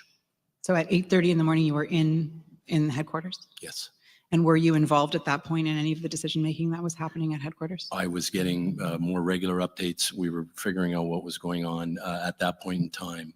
Andrew Matthews was in as a critical incident commander, and he was looking after the critical incident. And at that point, were you listening to the radio? I was not. And I understand from your answers to the written subpoena that there are 4 officers at the HRP that are trained as critical incident commanders. That's correct. And you mentioned Superintendent Matthews was one of them. Yes. Were any of the other officers who were involved that night, Jeff Clark or Derek Boyd or yourself, also have that training? I don't believe Jeff Clark or Derek Boyd has had that training. I have had that training. You have had that Yes. training? Okay. It's dated, but I've had it. Okay. And who are the others who had the training? Greg Mason, superintendent, David Boone, inspector, and Robert Fox, staff sergeant. Okay, thank you. And so in the context of I'm trying to understand who is making decisions and based on what information. We have Derek Boyd in place as the duty officer. What's the role of the watch commander with respect to the duty officer in making decisions that night? The watch commander would report to the duty officer. Okay, so ultimately the duty officer would be the ranking officer. For those there. patrol issues that were going on at the time, yes. So that's in respect of patrol issues. And then I understand that your Hrp program works such that you have 2 members on each shift. Sorry, so 2 members in each of East, Central, and West on each watch. Is that fair? Yes. Okay. Yeah. So you have, theoretically, if you're fully staffed, 6 Hrp officers on duty at any given time? In theory, in a perfect world with our authorized strength of 28, you would have 7. You would have 7, you'd have 6 plus a A sergeant? sergeant, yes. And when you've said this authorized strength a couple of times, does that mean you have funding for that many officers? That's what, yeah, we have funding for it, and that's what is in place for position-wise. Okay, so your approved funded package for IRT is 28 officers, 24 constables, and 4 Correct. sergeants. And I think you told Ms. Lenahan you would have had 20 available officers that night. And Approximately. Approximately. I'm totally guessing on that. So the IRT team lead is in charge of making decisions about what the IRT team does. Is that fair? In consultation with the critical incident commander or the duty officer, as the case may be, or the watch commander. So I understand that there was a critical incident commander who was called in the morning. That was Superintendent Matthews. But before 9 a.m., it was the duty officer who Yes. would have been making decisions about the deployment of the IRT team. That's correct. And has Inspector Boyd ever been a member of the IRT team? Is he IRT trained? I'm not aware. You're not aware whether he is or not? Yeah, I'm not aware if he ever was. I don't want to comment because I'm not sure. Okay. Yeah. So at that point, it would be the IRT team leader who would be making recommendations to the duty officer about what they thought was appropriate to do with their IRT resources. Is that fair? Certainly they could, yes. And the NCO of the IRT team presumably would have a better level of subject matter expertise than a newly minted inspector who wasn't a member of the IRT team and wasn't a CIC? I think that would be self-evident. The team lead NCO would have much more tactical knowledge. And so they would be best placed to make a decision about the deployment of IRT resources? They would be best placed to make a suggestion on our resources. They would have and the most expertise in Absolutely. informing that suggestion. Okay, so my friend Ms. Len had asked you a number of questions about the deployment of IRT. And as I see it, there are sort of 2 separate issues. One question is about calling in IRT members of those available 20 in accordance with the recommendations of your team leaders to stay inside the jurisdiction in order to fulfill whatever might need to happen to defend Halifax. And then there's a separate question which was raised by this email from Constable Brooks about whether or not members could be called in so that they could not only support needs in the jurisdiction, but also to assist IRT, Rcmp IRT. So I want to make that distinction because I don't know that, I think I don't want to get muddled between those 2 functions of calling in more IRT members, but I understand that there was a request made by Sergeant Robinson, who I believe was the team lead who was on duty overnight on the 18th, to bring in more IRT resources based on his assessment of what might be necessary, and then that request was denied by the duty officer. Were you involved in that decision? I was not. And the person who could tell us about why he made that decision would be only Inspector Boyd? Well, I'm sure Inspector Boyd, and I don't know for sure that he spoke to Sergeant Robinson. I'm assuming he did. Acting Staff Sergeant Tanya Chambers was on that night as well, which would have had some input. And the information that I understand that was available at the time, and of course with the benefit of hindsight, is that we were requested to secure the address on Portland Street. There was information that perhaps the perpetrator would return there. And that's my understanding of the first deployment of the IRT team that was available to deploy to that area. So there's a concern from expressed based on all of the circumstances because the perpetrator has a residence and businesses in Dartmouth that he may return after committing his murder spree to Halifax, and your IRT team has to be ready to respond to that eventuality. That's what you understand was the concern the night of the 18th? That's the information that I have that RCMP asked us to do. And that's my understanding of the information that the RCMP passed on to HRP that particular evening. And so if the evidence is that your on-duty IRT team lead felt that 4 members wasn't enough to meet that eventuality, and a request was made to have more members available, why wouldn't the duty officer approve that? Sorry, can you just clarify which eventuality there? The eventuality that the perpetrator may come to the HRM to where he had a home and businesses. Well, my understanding is they checked and they believed that he wasn't there. He wasn't there at the time, At but the the time. concern I understand was that he might Right. come there. That there was, the information was that he lives there, has a business there, that it should be checked to see whether he's there. He might come there. So I take it you don't take any issue with the evidence, which I think is already before the commission in written form, which is that a request was made to call in more ERT team members the night of the 18th, and it was denied by the duty officer, Derek Boyd. I believe that Sergeant Robertson, I have no reason to disbelieve that he made that request. Okay, and you understand that it was denied by Derek Boyd. That's my understanding. And in retrospect, do you think that was the right decision? Well, you know, it would be speculation. Certainly, under the circumstances, with the information that was known, that he might come there, they checked, he was not there at the time. And I think it's important to remember that information is coming in as we go along, right? Okay, let's just talk about that But for a hang on, second. can I finish my, Oh, sure. just finish if you don't mind. So I think the information is coming in as we go along, and assessments are being made in real time with incoming information, incoming inputs.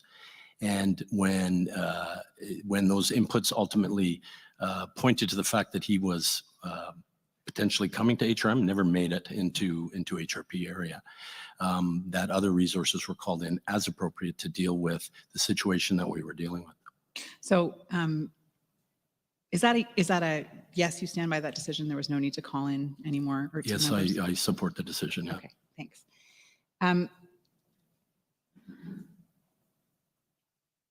Would you agree, because you've talked a couple times about information that was coming in, would you agree that your IES was doing a pretty great job of monitoring the information available on the Colchester radio channel and transmitting that on Primary East to make sure that Halifax District Rcmp and Halifax Regional Police members were informed of all available information? I'm assuming that they would have been, yes. Have you reviewed the tapes from Primary East? I've not reviewed the tapes. There's many hours, and I have not reviewed them. Okay, there's a transcript available, which is an exhibit in this commission. It's on the commission's website. You haven't read that transcript? Of the Primary transmissions East channel? and the information that our IES passed on from Colchester County to members of the RCMP in their jurisdiction within HRM? Yes, that transcript is available on the commission website. You haven't taken a look at that? Yeah, no, I'm just making sure that you're asking me if that's the one that I read. Yes, You're asking that's me, what did I'm I read asking. it? The Primary East Yes. radio transcript Yeah, I from did the not. night. I have not. You haven't read it. So if I told you, that's my assessment, you don't have any reason to disagree that information was being relayed in real time to Halifax Yeah, members? no, I wouldn't disagree with And you. you haven't heard any complaints that information sharing was an issue as between the RCMP and the HRP during this event? I don't know that there's complaints. I think interoperability has been brought up as an issue. I couldn't speak to it, but I believe that it's one of the major issues that is being discussed throughout the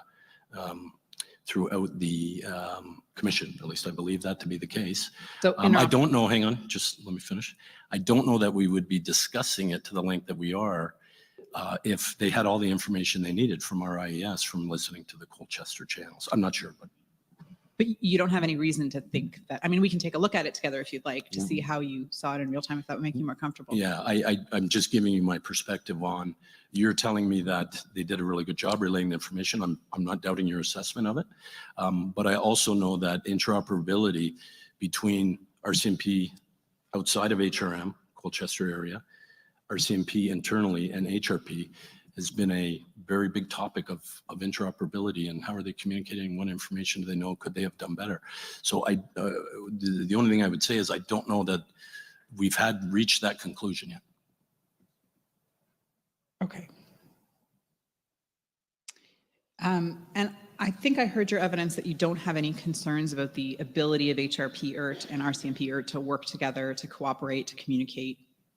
You said that happens often. They back each other up, and that's not a reason that you wouldn't have put those two teams in contact with each other that night. So just for the context, because I want to be specific, I gave the example of combining them into one big team. Do you recall that conversation? I recall, Yeah. yes. And when you combine them into one big team, for an entry team, for example, if you were going to have RCMP ERT number 1, RCMP ERT 2, and then a couple Halifax RCMP number 6 or 7, whatever the case is, then they would not be, in my view, interoperable. They would need much more training collaboratively to do that. But what I did say, I believe, is that they could come, it's my understanding, that they could come and relieve. So if the RCMP were at a duration call in somewhere, Yarmouth, and they were getting into the time where they needed to be cycled out so they could get rest and that kind of thing, that HRP could be called to go in and relieve them and assume the perimeter or whatever particular aspect of the call was happening. But that would be a full change out of RCMP would come out, HRP would go in, and they would cover that off. That's my understanding of it. The other piece, not unsimilarly, like ensuring that we, deploy the appropriate resources at the appropriate time, depending how long we need them, and that kind of thing, which I've already mentioned. Thank you. I'm going to just say, Chief Kinsella, I don't want to cut you off, but we are quite tight on time. And so I'd ask that you don't just repeat your evidence from before. I'm trying to ask you another question. So we all heard you say that the first time. I'm going to suggest to you that there's a third option. You can replace each other and never work at the same time. You can mesh a team together so that they are literally a team that is 3 members from one team and 3 members from another team doing the same activity. But you could also have 2 teams working in parallel, taking on different roles in a bigger picture event, wouldn't you say? I gave an example earlier. I don't know, would you like me to give it again where that exact scenario happened? Okay, so that is an option. It would have been possible for the Halifax ERT team. When you say working around and assuming different roles, you'd have to give me some more. Sure, so let's take a specific example of what if the Halifax ERT team were to be stationed in Truro while other things, or staging in Truro while other things are happening, such that if the perpetrator gets flushed from one area and ends up in another area, you could hand off the active response from one team to another based on where they're located. If they had pre-planned and had the discussions and were prepared to do that, I'm sure that could be accomplished. I think if anyone had the opportunity to pre-plan, we wouldn't be here today. Well, when I say pre-planning, they would be making phone calls and saying that we're going to be at a particular location, and they would be connected at the ERT level to say, we're flushing out the perpetrator, he's coming your way. That's the kind of pre-planning I mean, as opposed to driving to a location in Truro, and I don't know what the plan was, and waiting for something to happen.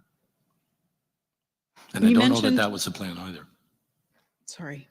I don't know that that was the plan either. Okay. You mentioned making an offer to Janice Gray to see whether or not Halifax could assist in any way. You mentioned that phone call would have taken place around 8 a.m. Was that after you came into the office or before? That was on the phone. From the office or from home? I think I was in the car. Okay. Yeah. And did you understand that Janice Gray was involved in the command post or in any part of the critical incident response? I did not know her exact role, no. You know that she's the district policing officer for Halifax, right? Absolutely. And sure. you didn't her think office that is right beside mine, yes. And you didn't think that Halifax was running the response in Colchester? I didn't know. I didn't specifically ask that.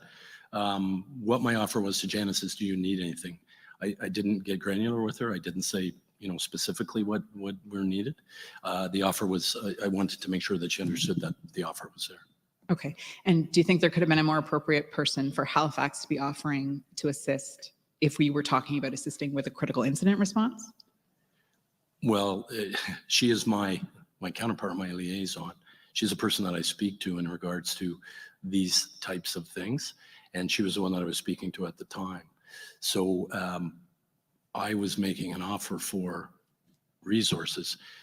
My expectation would be that Chief Superintendent Gray would make some inquiries to see whether something was needed. You had a critical incident command set up at the time with Superintendent Matthews? I don't know if it was at the exact time I was speaking to her or not. I don't have that. Okay, later that morning, you had a critical incident command set up? I think we have evidence of what time Superintendent Matthews set up the critical incident. I think it was sometime around 8 a.m.-ish. Okay. And are you aware if your critical incident commander ever reached out to his counterpart to offer assistance with the response? I don't know that. Did you ever direct him not to do that? I did not. Okay. I'd like to ask Madame Registrar to pull up Exhibit 4255, which is COM 63041.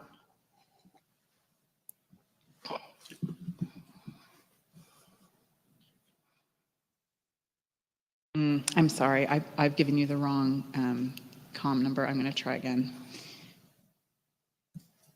I think it's COM 63044.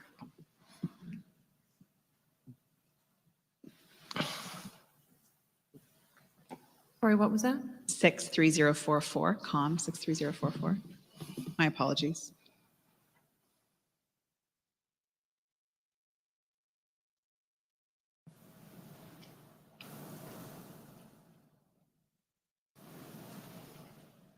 And that will be Exhibit 4256. Thank you very much, Madam Registrar. Have you seen this document before, Chief Kinsella? Yes, I have. Okay, so this was recently disclosed to the Commission. I believe there's a different version of Superintendent Matthews' notes, but I understand that what we're looking at is notes taken by a scribe as in relation to the command post, and it looks like the operational period starts at 9:50 a.m.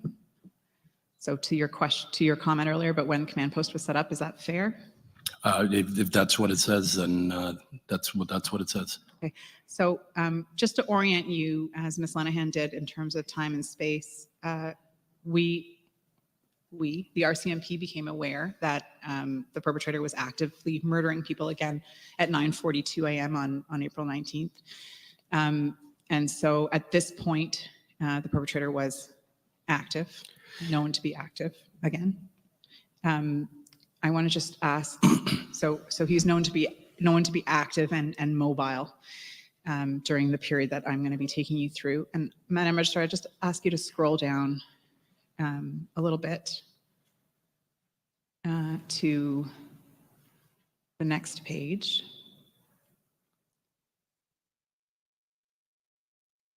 And one further. The timestamp I'm looking for, I believe, is 11. Sorry, it's right there, 10:21. Do you see that, Chief Kinsella, the timestamp? 10:21? 10:21. Yep. We're not aware, or I'm not aware from my review of the materials, that there was ever any reach out from your critical incident commander to his counterpart, though there was, I think, a lot of information shared between the OCC and IES that those commanding officers never actually connected. I see a note here that says Skinner, and I believe that's a reference to Corporal James Skinner, who's a investigator, who's an RCMP member. The note says, IC want me to contact Jeff West is RCMP IC, and then it says, IC will wait for ask from them. Okay. And at this point, Andrew Matthews would have been directing the Hrp team. Yes. Do you know anything about this? I do not. So you've asserted that you made an offer to Janice Gray. We have a slightly contradictory note here. Superintendent Matthews would be able to tell us what this means, I suppose? I can only assume they're scribed notes, and I can't interpret exactly, but my offer to Janice would have been before 10:21. Okay, before the perpetrator became active again?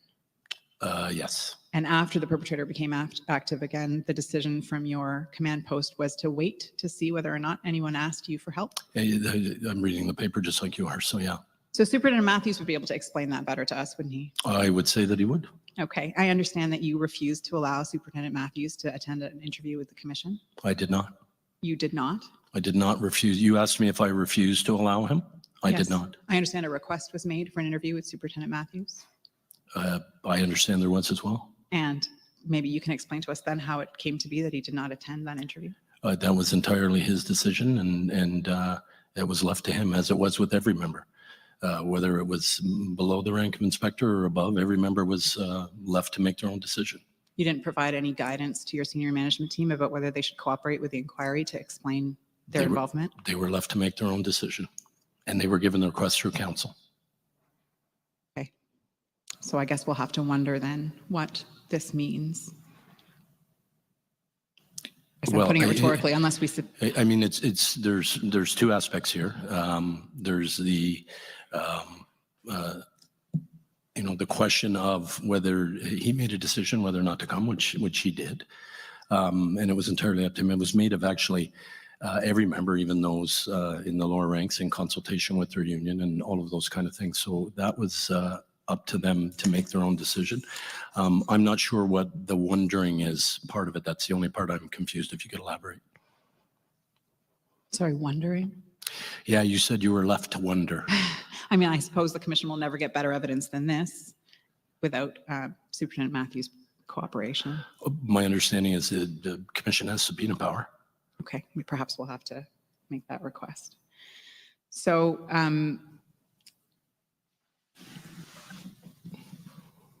this is at 10:21. We're talking, and I understand that at this point there was an additional call out made of IRT members in order to fulfill the request of Sergeant Noggle. But before the perpetrator became active again, there was a second denial. So Craig Robinson requested additional IRT members to be called out, and it was denied by Inspector Boyd. And then there was a second request made by Charles Noggle at about 7:45 in the morning that was also denied. Were you aware of that? I've come to be aware of it, yeah. And there was a different informational context at 7:47 than there had been at 1 in the morning when I think the first request was made. You'll agree with that? I would agree that more information certainly would have been known, yes. And at that point, Sergeant Noggle, I believe, told the commission that his view was that he required 8 IRT members, fresh IRT members, in order to form 4 teams of 2 immediate action response vehicles if the threat were to come into Halifax. Yeah, I'm not aware of that granular detail of the request of Sergeant Noggle at that particular moment. I also wouldn't know exactly what information either the duty officer or whomever was processing that information, what they were exactly aware of at that point in time. Okay, perhaps we can go to that then, just so that it's very clear what information they did have when that request was made. Madam Registrar, can I ask you to turn up the Primary East radio transcript, which is COM 58807?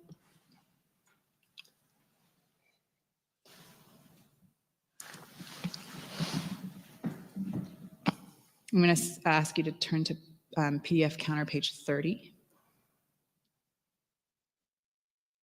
So this is a transcript, Chief, that was prepared by the Mass Casualty Commission based on the audio recordings, I think, that were disclosed. And I think you'll see here at 6:54:27 a.m., Sergeant Craig Robinson is providing an update over the air, which he says he got from Staff Sergeant Clark. So Staff Sergeant Clark would have been your watch commander.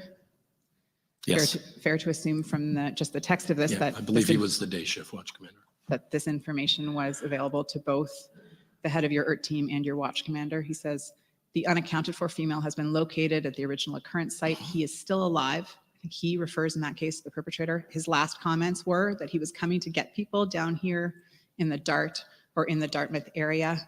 That's the paraphrasing. So all members have access, have your ARCs on, have access to your C8s. And just for those who may not be down with the police lingo, ARCs, that's a reference to hard body armor. Correct. And C8s are the carbines. Correct.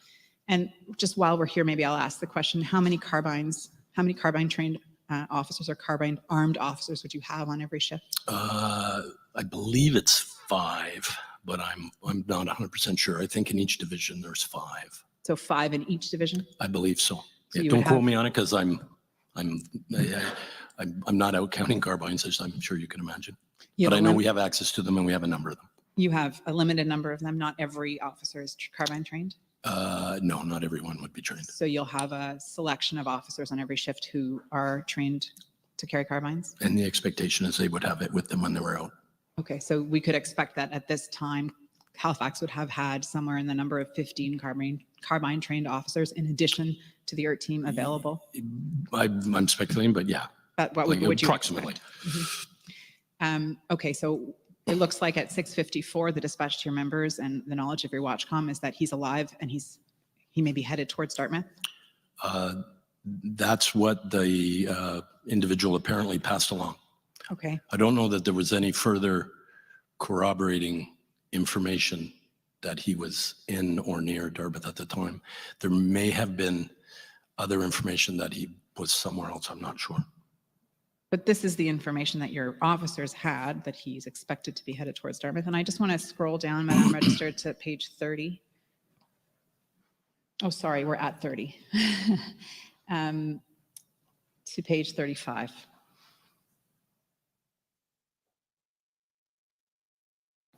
And if we scroll down to the bottom, here we are, 7:17 a.m. We see relayed over East Primary Air. Apparently Gabriel Wortman has a vehicle, Rcmp vehicle with lights as well as a uniform. This was just relayed to us from one of the sisters. And added to that, from Constable Penn found, he apparently also has weapons at the Portland Street location. He bought a bunch of ammunition last week and he's super paranoid.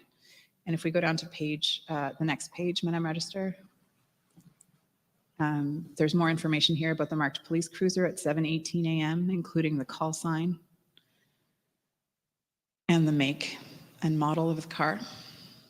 And Charles Noggle provides a little bit more information there. He says, regarding that Bolo, I just saw a picture of the vehicle. It's actually a marked Rcmp cruiser, something that you would see sitting in Cole Harbour. So at this point, we're at 7:20 a.m. Your people know it's a marked cruiser. He's got targets in Dartmouth. He has ammunition. He's super paranoid. He has guns.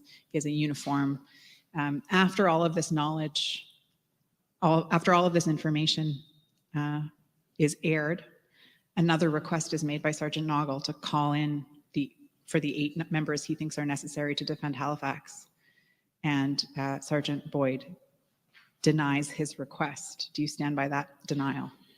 You know, this is a rapidly changing, evolving, tragic, violent response. This information, obviously here we have it. You know, I certainly wasn't getting it in real time. I don't know exactly what parts of this then Inspector Boyd would have had. I don't know if Charles Noggle went to him, sat him down and said, this is what we have, or Diane Penn found it. I simply don't know that information. What it appears to me is that there is information that the perpetrator is armed, he's got a vehicle, all these kind of things. I think the information that he was armed was known well before that. I believe there was a number of deceased who were shot, and that information was already well known. I think what's important to know is what information do we have on where he is at this particular moment in time, and what information do we have on that? What information is being relayed, or what information are we seeking? That's the other piece of the puzzle. To simply say that we have this information, let's deploy all of our resources to Truro. I think we need to have a step back and kind of look at all the information, the inputs when they're coming, and make some decisions on deployment resources. So I just want to be very clear, because I didn't suggest you should deploy all our resources to Truro. I'm saying a request subsequent to this information was made by Sergeant Noggle to call out the number of resources that he believed were necessary to defend Dartmouth, and it was denied. My question was, do you stand by that decision?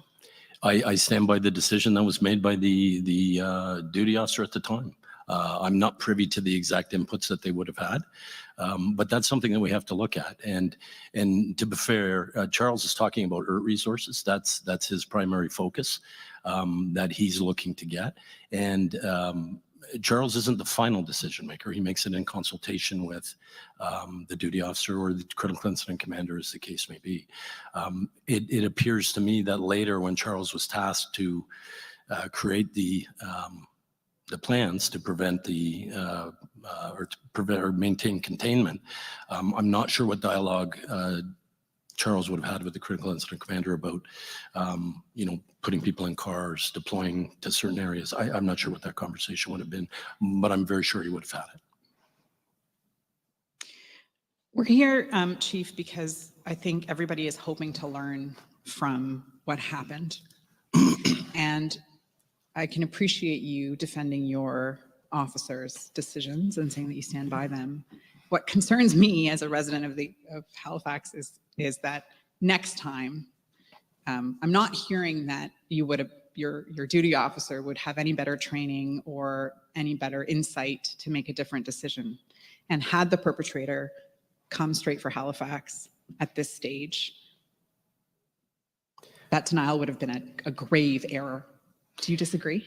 Well, that's, you're speculating. Sure, I'm speculating. Greatly speculating.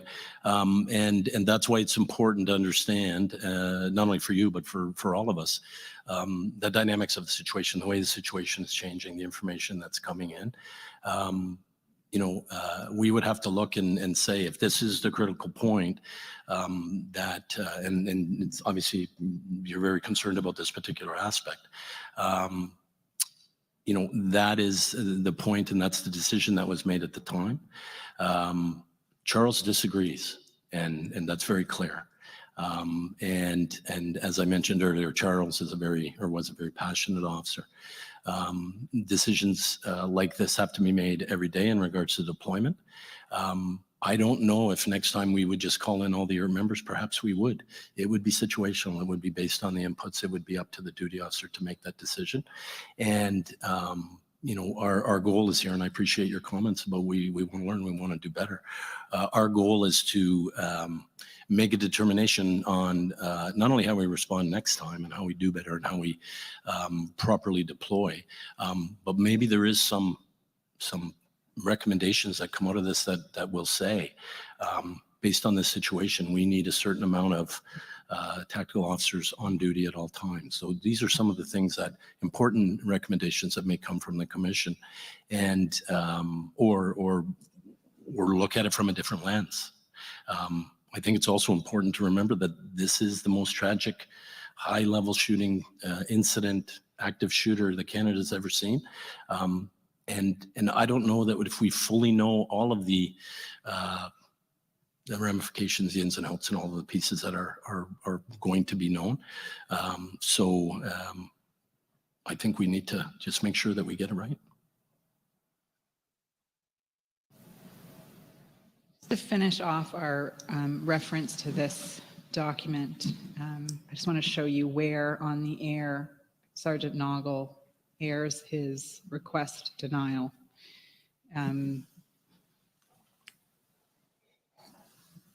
Madam Registrar, if you could just take us to page 42 of the PDF.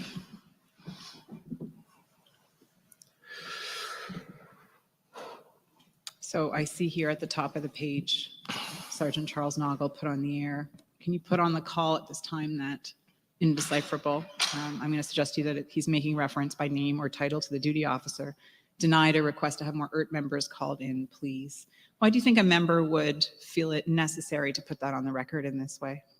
My understanding is, and I don't think it's unique to Sergeant Noggle, but my understanding is that in dynamic, fast-moving situations where there isn't time to make notes, that members may voice the issue so it is recorded, so they're better able to refer to it later and make sure that it's captured in the absence of being able to stop whatever he may have been doing at the time to write that down.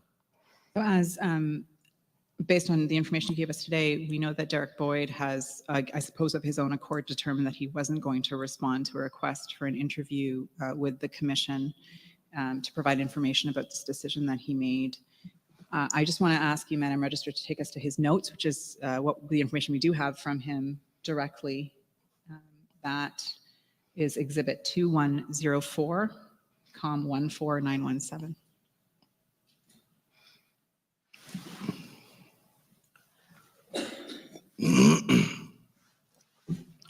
I just ask you to go to page 3.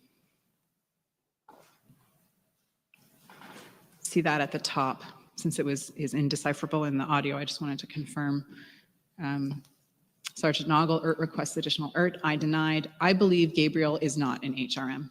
That's the sort of extent of his reasoning that's available to the commission. And I'm just going to ask you again, if he was known to be headed or suspected to be headed towards HRM, but not in HRM yet, do you agree that there's no need to call in the amount of Hrp resources that Sergeant Noggle thought was necessary to respond to that threat? Well, I'm seeing this for the first time, this particular caption. I don't know that there is any evidence that he is in HRM or close. And I don't know what other evidence is out there that he may be somewhere. You know, if you're going to take it from the approach of we get one piece of information, we're going to act on it, then, you know, that would have to be considered. In all of these situations, and at least in my experience, you have to take the totality of the situation, totality of the information that you have. And in this particular case, the Diane Penfound did have some information that she received that he was coming here, or potentially coming to HRM. That was well known early in the evening. That was well known at 1 a.m. that he could be coming here. That's why I believe the RCMP informed us that he had residences here, and they asked us to set up a perimeter on the house.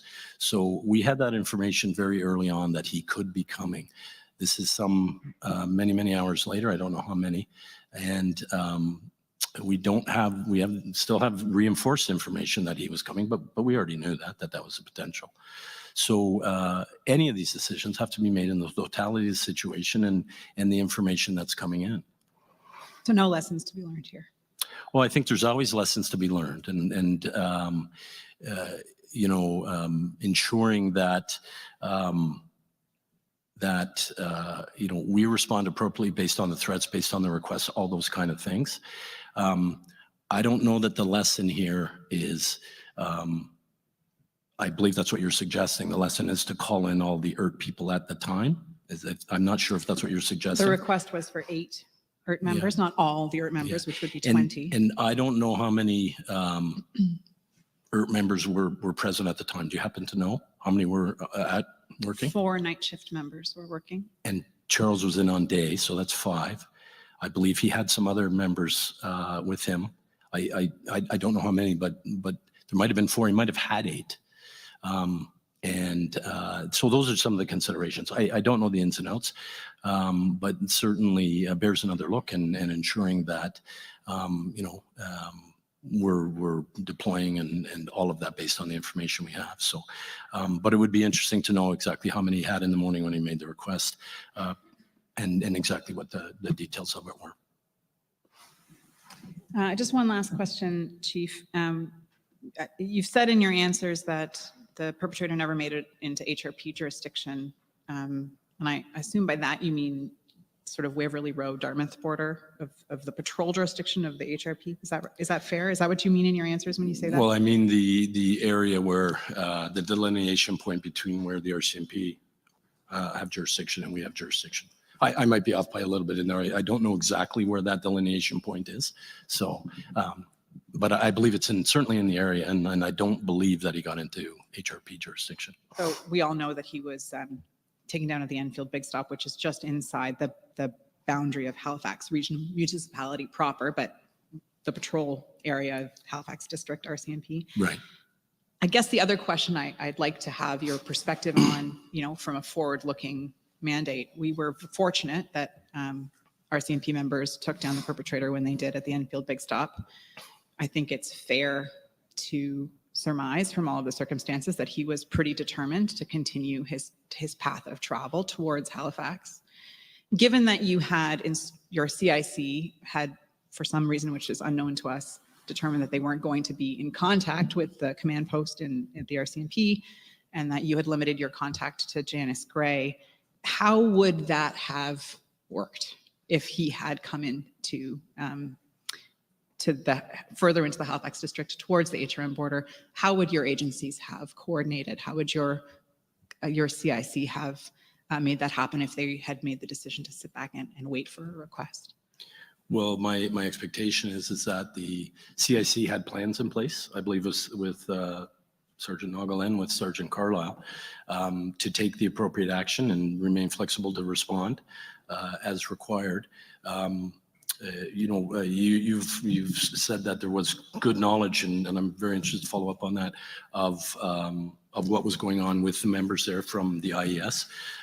So all of that would have came into play while they adjusted their plans and responses. No lessons to be learned about coordination or interoperability there? There certainly is, and you know, we've talked about a lot of them here, the interoperability and all those kind of things. I think what you're getting at is you know, what is the better way to interact with these situations in another agency's jurisdiction? And, you know, hopefully some recommendations will come. We're certainly looking at other areas, and to say, you know, what would we do differently? How would we do things differently? You know, as I said earlier, my expectation was the Rcmp was in command of the situation, that they're well equipped, that they would be doing what they needed to do. There was clearly offers made along the way to the Rcmp, and even you speculated whether it was made to the right person. So there's some communication to be closed up on a number of areas, I would say, to make sure that the appropriate people are getting the appropriate assistance or, you know, ability to ask for assistance when required. Final question, I promise. What work is your agency doing to make sure that it is learning those lessons and not just waiting for the commission's answers? We're participating with, obviously participating with the commission. I know that's the eliminating question there, but we're certainly participating with the commission. I understand there's dialogue going on at the IRT level, discussions between the Rcmp and HRP. We regularly cover off for them on that level when they're out of town, when we're in town, and having those covers off. I haven't had any conversation with Rcmp command on, you know, next time would you prefer that we just come into town and help? I don't know. Maybe that's a conversation that we have.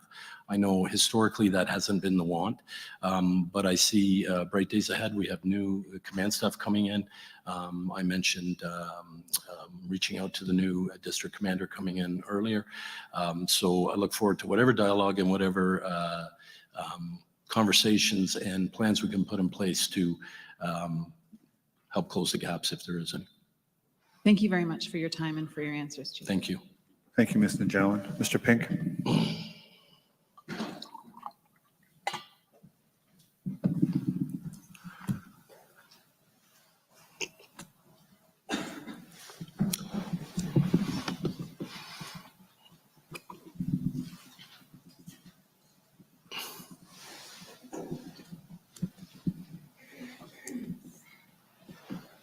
Good evening, Chief. Good evening. My name's Ron Pink. I'm here on behalf of the CPA, and I'm of which HRPA is a member. And we have standing this matter. I'm here with my colleague, Katrina McPhee, and we just have a very few questions on a topic completely different from what you've been asked recently. And I appreciate that it's late in the day and it's been a long day for you, so we'll try to do this quickly.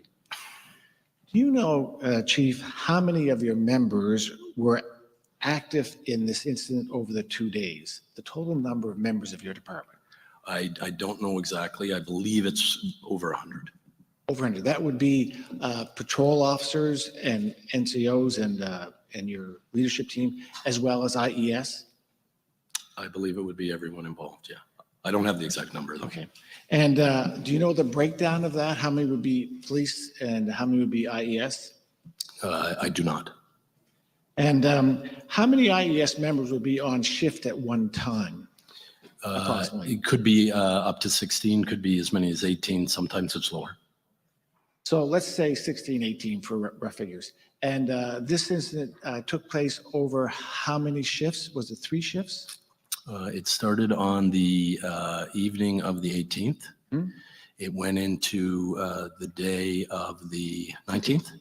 Our shifts run 7 to 7, so we had Saturday night 7 p.m. to 7 a.m., so that would be 1 shift. The following shift that we relieved was a day shift, runs for 12 hours, so it would have been 2 shifts by my count. Thank you.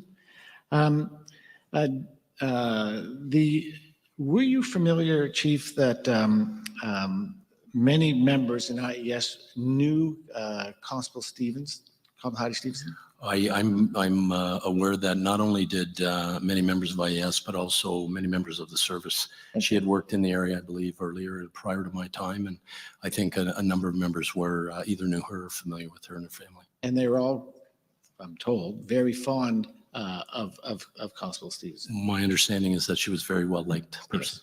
Yes. Chief, can you tell us if HRPA is the overflow system. I'm not sure if that's the right word. Overflow system for calls to the RCMP dispatch center when they're too busy, can't answer. It comes into your system. Do you know that? Did you ask if HRPA was the overflow? No, HRP. Okay. Yeah, your IES center Yes. is the backup for the overflow calls going to the RCMP dispatch. I believe they are, but I'm not certain. I know there's 4 PSAPs in the province. The OCCRs, one in Kentville and one in CBRM. And there is an overflow protocol that occurs. And if one can't pick it up, the overflow, the 911 call will go to the next one to be picked up. I just don't know for certain that it's the OCC that flows into ours, but they're close, so it makes sense. Okay. And you know how long that's been in place? Certainly before your time, I understand. I'm sorry? It's been in place certainly before your time as chief. The overflow Yes. and the PSAPs? Yes, it was before my time. And do you know how long it's been that way? I do not. Okay. And did you know, sir, that at the HRP IES Center, that all the IES members were listening to the broadcast of all the calls related to what was going on that day? Were you familiar with that? I came to know that they were listening to the radio in IS. I don't know that every member in IS was listening, but perhaps they were. Okay, but I'm told, and that it was being readily available to anybody who wanted to listen. Would you agree with that? I wouldn't be able to comment on that. Okay. Do you know what the supervisors were on duty in IES that day? I do not know. No. And do you know, sir, if any members of HRP were at the Irving Big Stop when the perpetrator was taken down? My understanding was that there was some either in the area or actually there. I came to know that after the fact. Yes. And do you know who they were? I do not know off the top of my head, no. And do you know if how many there were? I don't know. I think it was a limited number, but I don't know the exact What count. is limited? 2, 4, 6, 8? Do you know? You know what? I don't know exactly.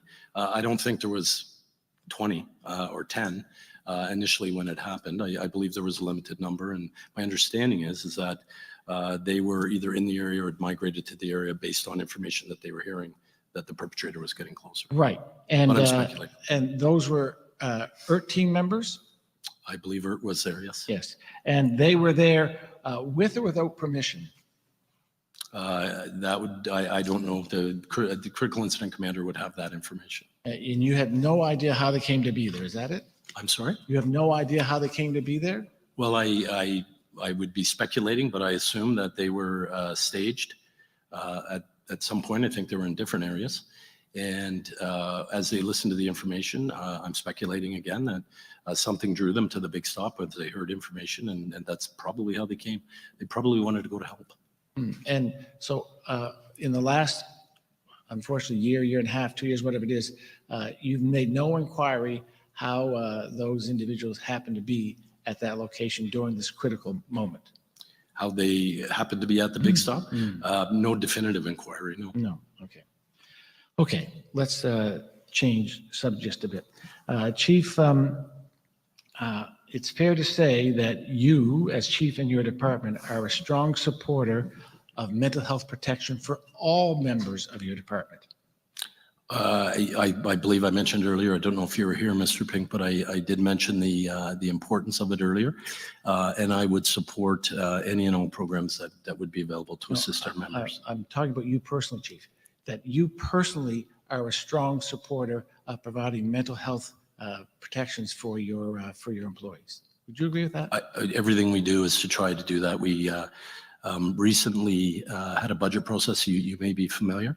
And part of the basis of that was me going and speaking to the Board of Police Commissioners, speaking to the councillors of that very importance, speaking to it directly.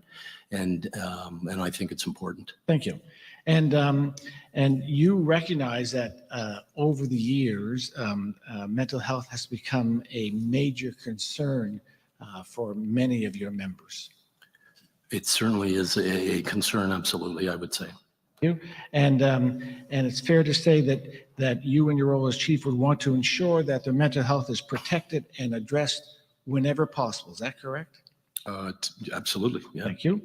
And were you aware, Chief, that the 2 shifts at IES as a collective were never debriefed by your department after the incident? I was not aware. Thank you. And were you aware, Chief, that members of IES set up on their own a counseling session for the IES persons working with a counselor in Truro, not through the department? Were you familiar with that? I not that specifically. You obviously have much more information than I do, but I do know that we did send a senior officer to IES on the day of to provide support, to check in. So I would have to check with them and do some further inquiries on the entire aspect, because you're clearly saying that we did not support the members of IES. Yes, I'm suggesting that there was no formal, let's call it mental health protection involvement after the incident for the collective staff at IES. Well, not that I doubt your word, Mr. Pink, but I'm going to have to make some inquiries, because it wouldn't be my expectation that we didn't provide support for them. Okay, let's go on. It's true the department has no psychological professionals on retainer, so that members, when they feel it necessary, can be referred directly to the professional, or even self-refer without the need of going through a supervisor or anybody. Is that true, isn't it? Well, the access of professional services can be accessed through an EFAP referral, Yes, so that sir. is available. Yes, I'm quite familiar, but my question was more specific. I'm talking about a direct referral. So if you as chief see member X who you think is having some difficulty, you can say, member X, I suggest you call Dr. So-and-so right away, and you'll be in to see him or her in the next 24, 48 hours. There's nobody on retainer by the department in that regard. Is that fair?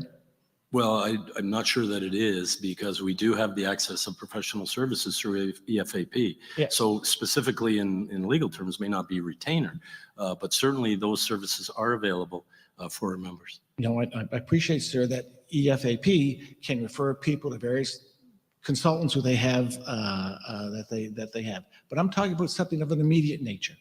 There's nobody who you can call today to have someone seen today or tomorrow right away. Isn't that true? I disagree. I think if I were to call the FAP today, that we would be able to get services. You think you'll get service today? Is that your evidence, sir? Well, what I'm saying is that's No. my understanding, that we would be able to get them services. Yeah, but you're the chief, right?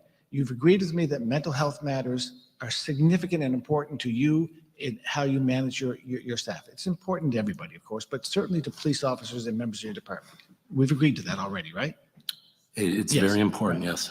And I'm suggesting to you, sir, that EFAP has consultants on duty, has consultants they can refer to, but you don't know how long it takes to get into an appointment. Is that fair? I don't know, I do not off the top of my head how long it takes, but what I can tell you, and you're speaking by the sounds of it, hypothetically of an emergency situation, and I believe that if we needed to get those emergency services, we could do it. Well, so in essence, you're agreeing that if it's not the case, it should be the case. Would you agree with that? Oh, I would very much like to have a psychologist or psychiatrist working for the police service. That would be very good. That'd be ideal. That would be ideal. And is that something that's in your plans? It is in the plans. It's part of the broader reintegration program that we are making steps towards fulfilling. We recently got approval for a reintegration constable, I'm sure you know, and we're working towards a program, the full implementation at some point. The broader piece of that is psychological services, those kind of things. There's other pieces to it as well. So certainly that's the way we're headed. That's where we would like to get to. That's commendable. Chief, is that a question of budget, or is it a question of something else? Well, certainly budget plays a factor into it for the full-time staff, the standing up of the reintegration unit. As I'm sure you know, that was all part of the budget discussion past year. It will likely be on the table again this year because we certainly need to do better. We need to do more in that area, and we will continue to try to move that ahead. Yeah. So I think it's fair to say that if the commission were to say treatment of mental health concerns for frontline officers, which would include IES, is a fundamental need in modern policing, you would support that recommendation. I would support it. Yes. And in fact, you've gone further and would suggest, Chief, that we want to move ahead of the recommendations of the commission and do it as soon as we possibly can, subject to constraints within budget and whatever. Is that fair? I'm sorry, could you just tell me that again, please? No, I can't repeat it. I don't remember. Yeah. No, sorry. No, I'm sorry. I'm just, it's late. My question was that notwithstanding the commission's recommendation, that you would like to get ahead of the curve and do it as soon as practically possible, subject to budget concerns. For the reintegration program and all that entails? For reintegration or making sure that your members are treated as soon as possible if there's any evidence of a mental health concern, which you observe or you or your staff observe, or they self-declare. You'd want them treated as soon as possible. Is that fair? And as soon as they need treatment, I would like them to get the treatment. Yes, that thank they you. need. And so you briefly spoke about WCB and do you know how many members, because your members are covered by WCB, how many members are off work as a result of mental health issues at the moment? Do you know that number? I do not know the exact number. No. And do you know if WCB provides this sort of what I'm calling the instant service for psychological treatment for members of your department?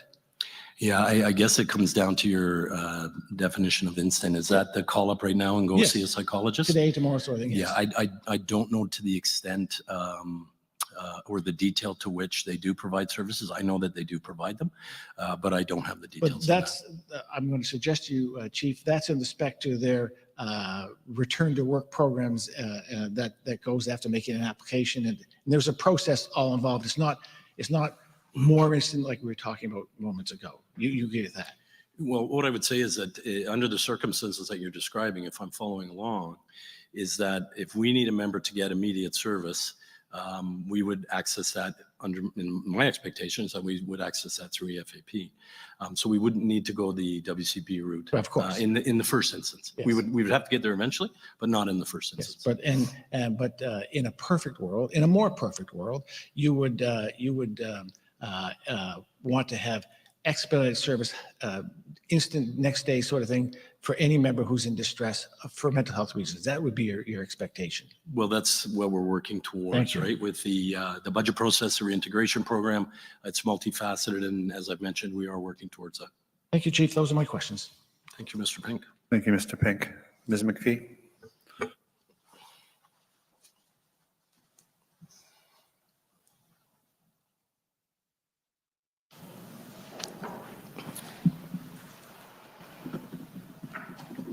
Good afternoon, Chief Kinsella. Good afternoon, Ms. McPhee. I'm Patricia McPhee with the Attorney General of Canada. I'm here with my colleagues Lori Ward and Heidi Collicutt. So I'm going to start today and ask you a couple questions about Alert Ready. Did you have a policy on Alert Ready in place prior to the mass casualty? No, we did not. Did you have any protocols in place with respect to the use of Alert Ready prior to the mass casualty? Not specifically written down or anything. No, that would be in the policy, which it is now. Okay. Did you have any internal documentation within HRP or with HRP and the EMO regarding the use of the Alert Ready policy prior, or the Alert Ready system prior to the mass casualty? So we, which I said, we did not have a policy. What we did have is an understanding of the ability of Ready Alert and what it might be able to do based on a number of factors, which I mentioned this morning. So, excuse me. So I won't go back into those, but we had no policy in place, just an understanding of what it could be, what it could do, and what it could be used for. Okay, when you say we, who do you mean? Members of the organization. And how were members of the organization aware of that? Well, the previous, I don't know, what week or two before, there was Alert Ready used for a pandemic notice. I believe it was to stay home and those kind of things in relation to safety protocols. So that generated some discussion. Don't know exactly with who or the dates or times or anything, but it did generate some discussion about, oh, they used that for Alert Ready and put that out. Previously and historically, I think we all know that the very same platform and program is used for Amber Alerts and for other issues that may come up. So that was what the knowledge was. Okay. Did you have any discussions with anyone after the April 10th alert for COVID with your counterparts or with your senior management about, hey, look, this is using the Alert Ready. I guess we could use that for policing situations. We had general discussion, not like an in-service or a training session or anything like that. It was just kind of a general discussion about the use of it under the circumstances.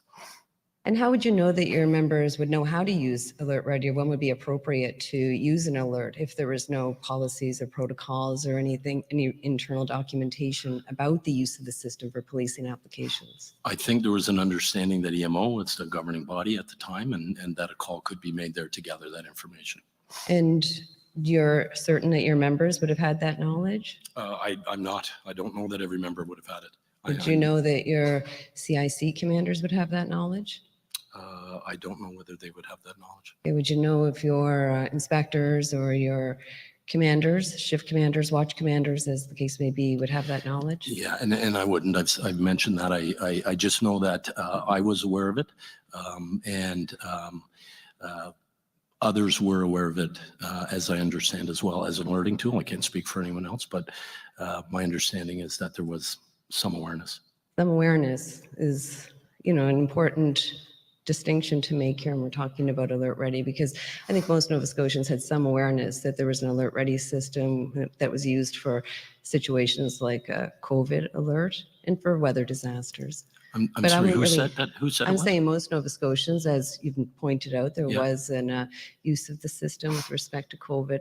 I'm asking more specifically, though, Right, for policing applications. right. And see, that's my question to you, because I don't see any policy or protocol and haven't seen any internal documentation from the HRP, which would suggest that as an organization or policing agency, that there actually was knowledge Right. of how to use this system in a policing situation. I think this, and it is an important distinction. We're certainly have much more knowledge now because we can direct access. But at the time, I certainly was aware that Alert Ready was a platform, it was an opportunity, it was a tool that could be used to send out an alert, and similar to an Amber Alert or those kind of things. So I knew it existed. I didn't know the exact details, but I certainly knew it existed, and I would say there was others that understood that to exist as well. But you're guessing there, aren't you, when you say? No, I don't think I'm guessing. I think I there's, asked you whether your CIC commanders would have known about it. and yeah, you said I you weren't can't sure. I can't definitively say that they may or may not have known. Okay. I think, part of it is understanding, and there's a difference in my view between knowing everything about it and what boxes that it could apply to. I think it was known. I think it's reasonable to say that it was known as an alerting tool. And I think particularly in light of getting a call from EMO to say this can be used as an alerting tool, I think that reinforces that somebody should have become aware of it along the way. Yeah, that's an interesting point. Are you aware? Because I know in your testimony earlier today, you said that when you were asked whether you would have considered using the Alert Ready system, you said, well, particularly had you gotten a call from the EMO. Yeah. Right? Are you aware of when the Rcmp received a call from the EMO? I'm not aware. Would surprise you if I told you it was roughly 11:15 on Sunday morning. Yeah, I don't know when it was. Okay. And are you aware of the fact that at that time the Rcmp, accepted that offer from EMO? I don't know the determination. I have heard evidence that earlier in the evening, there was some request by members of the Rcmp on scene to say, is there some sort of alerting mechanism that's out there? I'm aware of that.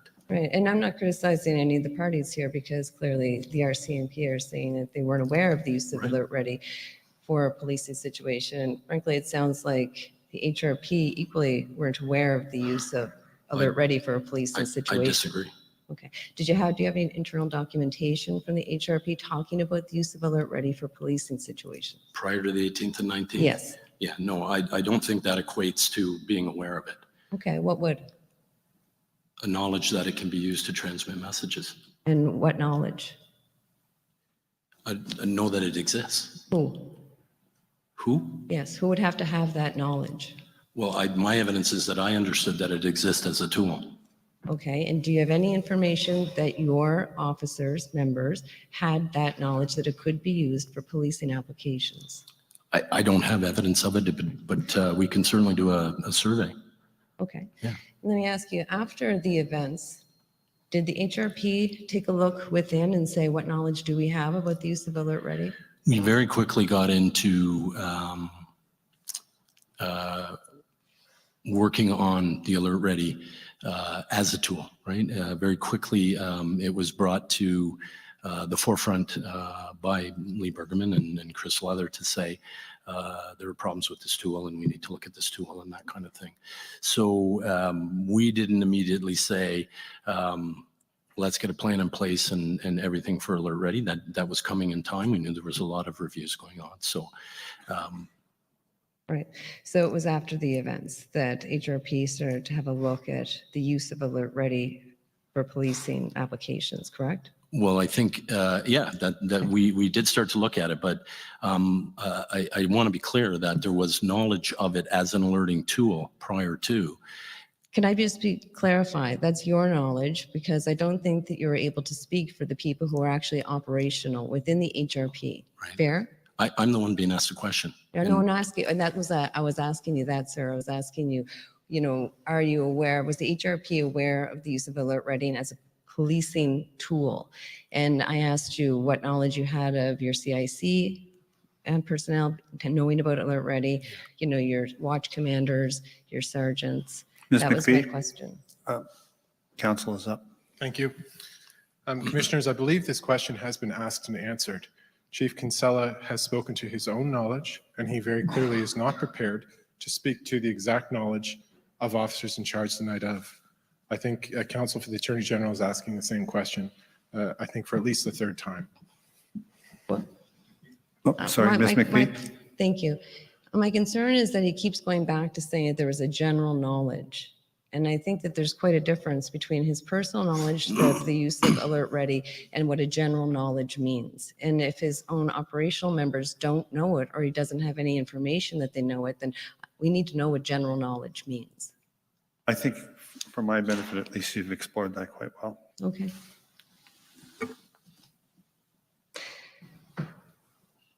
You said that you contemplated using the Alert Ready system on several occasions. Were any of these situations pre-mass casualty? They were all post. Thank you. I'm going to move on to evidence that and answers that you gave to Ms. Young when she was questioning you, and I think they're also reflected in your written evidence. You said that the federal level objectives can be different than those at the municipal level, and that's when you're talking about some of the challenges in working HRP with the Rcmp. You said different municipalities have needs that may be better served by a municipal police force, correct?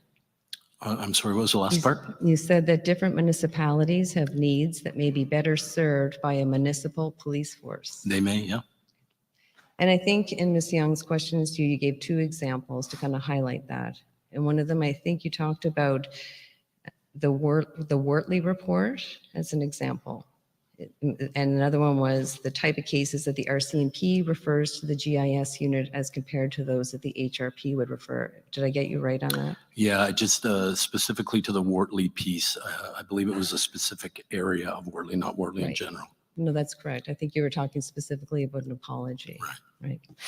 And I think, just so I understand you, it was your view that these are two examples where federal level objectives might be, butting heads with what you would view as municipal objectives or provincial objectives, maybe more accurately? Well, I think they're different priorities. Okay. That's what I would say. Okay, and I think we'll go to the Wortley report maybe, the Wortley report if I'm getting it right. Are you aware, no, sorry, let me just step back. I think that your point was that the RCMP weren't going to provide an apology at the time when you were prepared to do so. Did I get your evidence correct on that? Well, I'll just go back to so we're clear.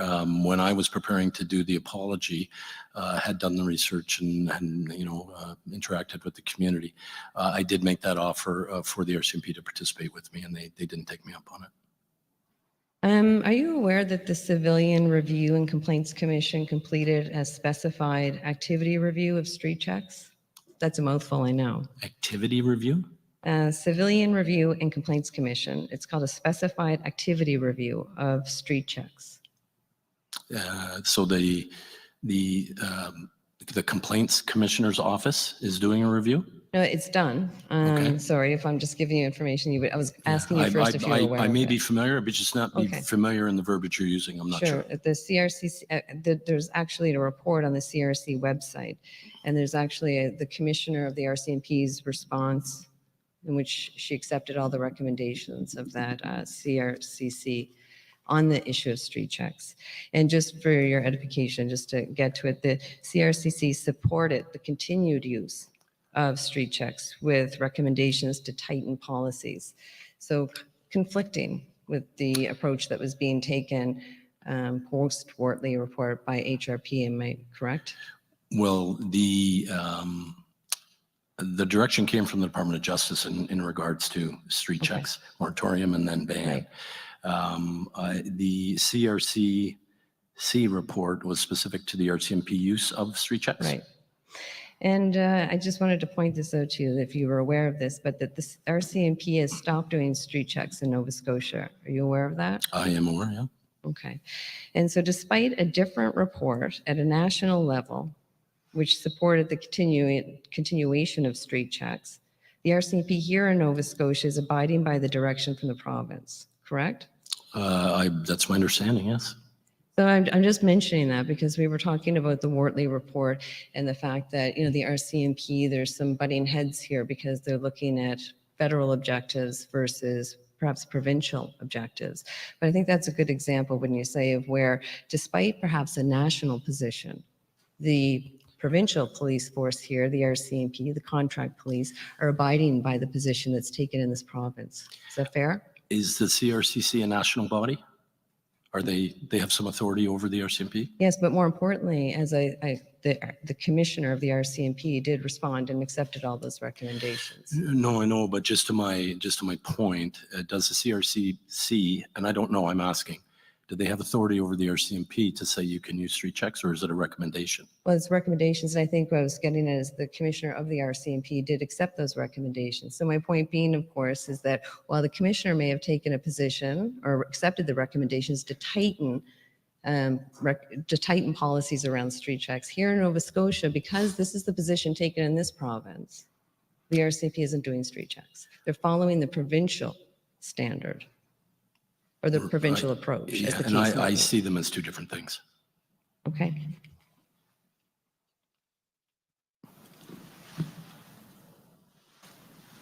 I'm just going to move on to the Nova Scotia Chiefs of Police Association. So if I'm understanding this right, the purpose of this association is for the varying policing agencies to get together to talk about issues, common issues that they're facing, presumably in their jurisdictions, right? And to try and chart a course, a solution, if you may. Am I getting it right? The general Well, I think raison d'etre? it's part of it. There's committee work that goes on to further different, goals, objectives, aspects of policing. We have various people involved in that at various levels. So that is part of it. It's about, an association of Nova Scotia chiefs to get together and have those discussions. So I know that we've talked a little bit about the fact the RCMP have lost their voting status in this association, correct? They were moved to associate status. Right. So they don't have a voting status, if I'm They, getting the they don't have a distinction. vote, that's correct. Okay.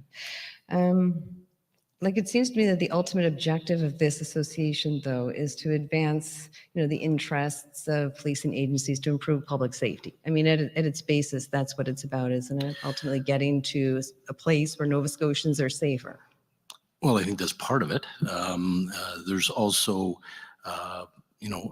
a broader perspective of chiefs being able to advocate for things that they need, being able to bring their positions forward, be able to, interact with the Department of Justice, whatever the case may be, Sure. to speak of their own voice. Okay. And presumably at the end of the day, though, is to further public safety in their respective communities. Fair? I think everything that we do and all of the collective efforts of law enforcement, including the RCMP, are interested in providing the very best public safety we can.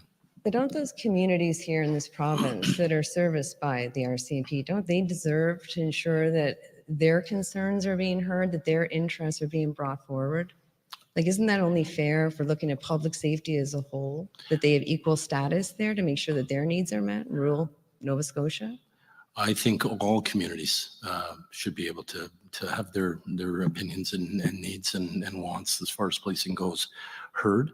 I also know that the RCMP has mechanisms in regards to dealing with the Department of Justice. And in no way does their associate status, in my view, and I mentioned it earlier, inhibit their ability to provide public safety or us to collectively provide it. But if we're advancing the needs of Nova Scotians in the interest of public safety, shouldn't they have a voice at that table? Shouldn't they have an equal right to ensure that their needs are being met? Associate members have a voice. But they can't vote. I'm sure there's a reason that you took away their voting status. A seat at the table as an associate member has a voice. They're involved in all the committee work. They're involved in the meetings. At the end of the day, they don't have a vote, but they certainly have a voice, and that is there for them. I would just think that rural Nova Scotians represented by the RCMP would want to ensure that their policing agencies are getting a chance to vote.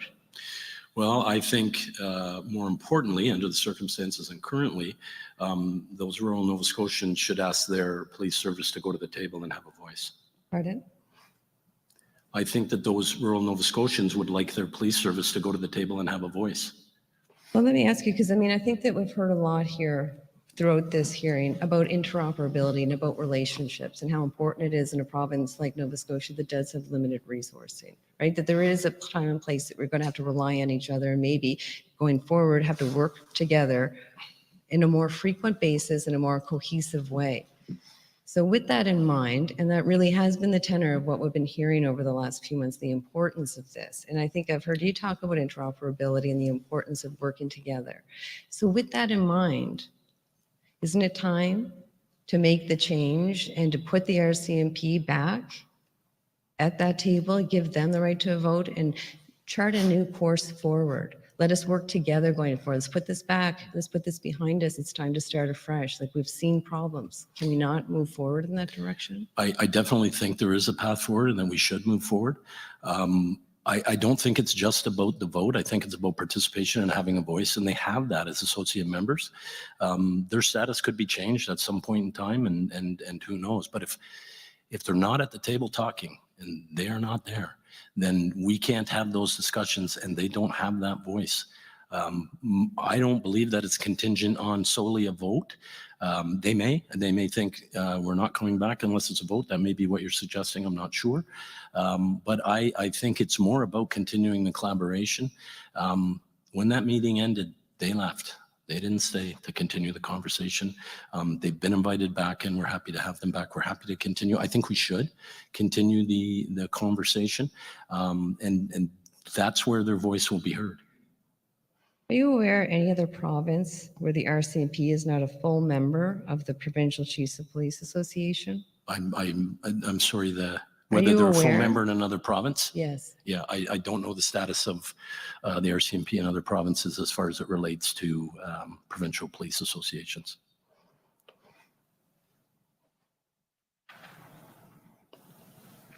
I'm going to ask you just a bit about policing standards. when you were discussing with my friend Ms. Young earlier this afternoon, again, the challenges with working in an integrated unit in Halifax District. You talked a little bit, you raised the policy with respect to, I think it was exhibits. Am I right? Or the handling of evidence? Am I getting that right? Processing, yes. Processing, yeah. Okay. So, and you said that there were differences between the HRP way of approaching it and the Rcmp way, which sometimes made it difficult, I should say, to be integrated and to work together. I mean, historically they did work together under the existing policies. I think that changed at some point in time. So historically they worked together. This particular policy was held out as an example of one of the things that we weren't aligned on. Right. And you spoke about the fact that there are existing provincial standards, correct? There is existing provincial standards. Okay. And I think I actually looked it up. There is an existing provincial standard with respect to the handling of evidence. I think it's called evidence. Is that what you were referring to, just as an example? I was referring specifically to the operation of the policies themselves. Right. I don't know how they compare to the standard off the top of my head, but it certainly would be worth checking into. I think I also said it's a different way of processing based on, I believe, staffing. I might be wrong on this, and different people being available. I didn't comment on one being the proper way and one not being the proper way. Right. What I'm getting at, though, is I think the existing standard that Nova Scotia for evidence is more of a directive to agencies that's saying that an agency must develop a policy or a protocol for dealing with evidence. Is that fair? I'm not going to doubt your word. I haven't read it. But. So to me, the result of the existing provincial standard, which we know are in the process of being updated and soon to be changed, but the existing provincial standard really sets the course for a variety of separate policies on the same issues, making interoperability difficult in the present day. Is that fair? Well, I think, the policies being reviewed and being reset are going to be done eventually in consultation with all of us, set by the Department of Justice. And they definitely have a role to play in how we police. They have a very strong role, right? And to say that, and I think I mentioned this earlier or something similar, that the standard would be so directive as to issue the policy. I don't think that's the intention. I think that it is incumbent on, or will be incumbent on, individual services to establish a policy that is meeting the needs or the requirements of the standard. Right. It's my understanding the new or proposed new provincial standards are much different in the sense that they are more specific. They provide more guidance, more information about, training standards, deployment standards, that sort of specificity. Isn't that fair? I haven't met as part of the steering committee on them. I believe we have a meeting coming up, so I can't speculate on exactly what they're going to say. Okay.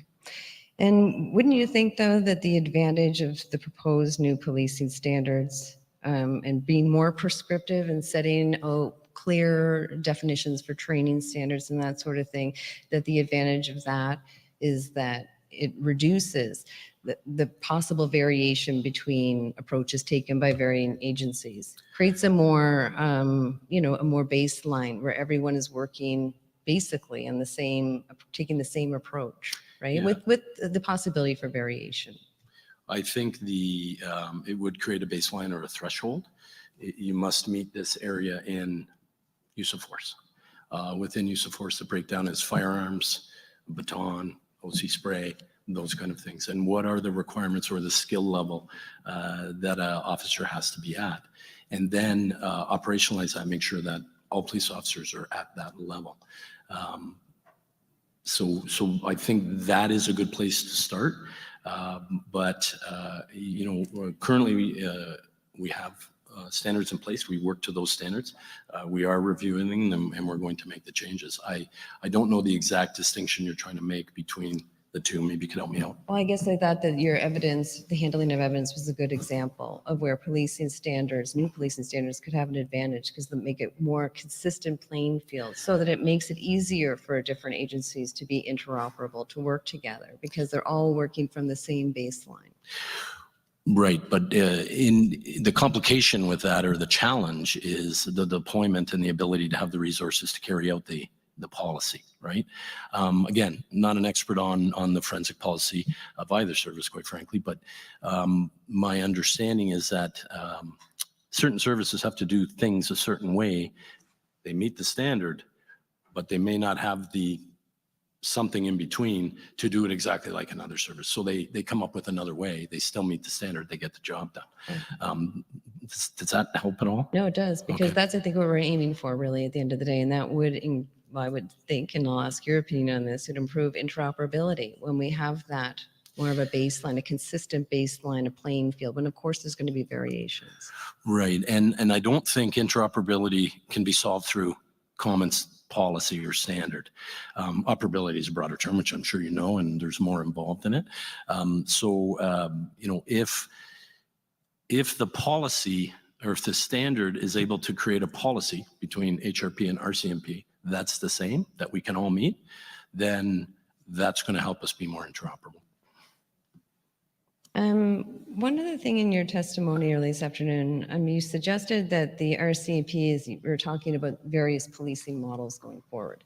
And you were talking about the RCMP and said that you suggest the RCMP is torn in different directions sometimes. Sometimes they're here, sometimes they're not. You mentioned going to J Division and that they have federal objectives. And I was just curious to see if I was understanding you correctly on that. We're torn. Who was the most affected again? I'm losing track here. What I was talking about was their responsibilities across Canada. Recently, a number of RCMP members went to Ottawa to support. Fully understandable. They often go to J Division to support. That's what I was referring to. It's the mobility and the requirement, the deployment, where they may need to go to meet the needs of whatever the priorities are. Okay, because I was thinking you were confusing federal policing with provincial policing. I am not. Okay. So is it your understanding, though, that provincial police members would have to be deployed to another area, leaving their jurisdiction, short of members? I don't know about leaving them short, but my understanding is, or at least my the knowledge that I have, is that does happen. Where is that knowledge from? Knowing that people have been taken away to go to Ottawa to assist. That's the most current example. Most of it comes internally from the history of different members in HRP that have lived through this. Okay, so we've heard other opinions here about that to suggest that the fact that the RCMP provincial police, of course, they are hired and contracted with the province, so they're here, but they have the flexibility sometimes where needed that they can be moved around where there are capacity issues. But I don't think there's any suggestion that they would leave a jurisdiction, their detachments empty while they were going to help out in another jurisdiction. I don't think that is, the evidence we have heard. Yeah, and I know I'm probably splitting hairs. Do you know, or do you think? Well, we have heard no evidence of that. Do you have evidence of that? Well, I don't have any concrete evidence, but I have anecdotal. So this is probably something that should be explored. Because of anecdotal evidence? No, because your belief is that they never get moved. I think no, that's what you're saying. Sorry, I think there's some confusion going on here. So my point was simply just to ask that I thought he was confused with respect to RCMP members being deployed to other jurisdictions. well, certainly that's not in dispute. We know RCMP officers get deployed to other Yes, jurisdictions. and I was wondering if that was the problem, or he was suggesting that the problem was that they were then leaving their detachments with not sufficient members. So that was really what I was asking, if there was Okay, then. any understanding. All I right. believe he said, So that's the question. So I'm sorry. So could I have it again, please? yes, I'll try. Okay. I was just asking you, because you mentioned the idea that, officers are moved outside of jurisdiction, and you suggested they're deployed. And you gave the example of certain major events. But my question to you is, are you under the understanding that they're leaving their detachments empty and they're having to go somewheres and leave their own province without enough resources? I didn't even mention the resource piece. My understanding is that they do, and I think the commissioner just said that they do get moved on occasion. I hope we're not conflating transfer to a different division. Are we conflating that? Because No, I'm starting to I get was confused. surprised. Sorry, Ms. McPhee, I didn't take his evidence to be that they were No, left okay. depleted. Let me ask them, maybe I'll try and reframe it to see if I can get understanding what his evidence was on the point, because I might have been confused. I thought that he had said it was a negative or a negative thing that the RCMP can be deployed outside the province to assist in other areas. Was I getting you right? I didn't, I just said that it occurs. I didn't speak to the negativity or the positivity or shortages. I didn't say anything about that. At least that's the best of my recollection. Okay, thank you. Thank you, Ms. McPhee. Mr. McClellan? Commissioners, I'm wondering if the witness is able to continue or if he needs a break. You need a break? If we're going to be quick, if we're going to be a while, I would prefer a break if that was. That's a lot of pressure on Mr. McClellan, but I understand you only have a few questions, I think. Did I understand, Mr. McClellan? I wouldn't say that. I think my estimate was 20 minutes. And I think I can land it somewhere around there. Okay. 1 second, Mr. Chief. Yeah, we'll take a break. Thank you. The proceedings are now on break Sorry, 15 minutes. for 15 minutes.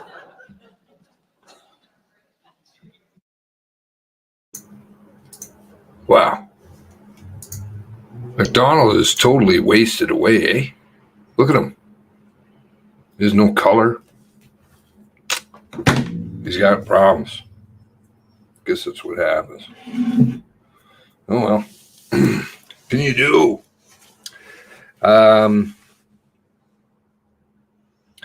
Yeah, I'm wanting some questions. I'm wanting some questions about the Shubenacadie off-duty cops. Let's have a look at some of this stuff. Flash over here.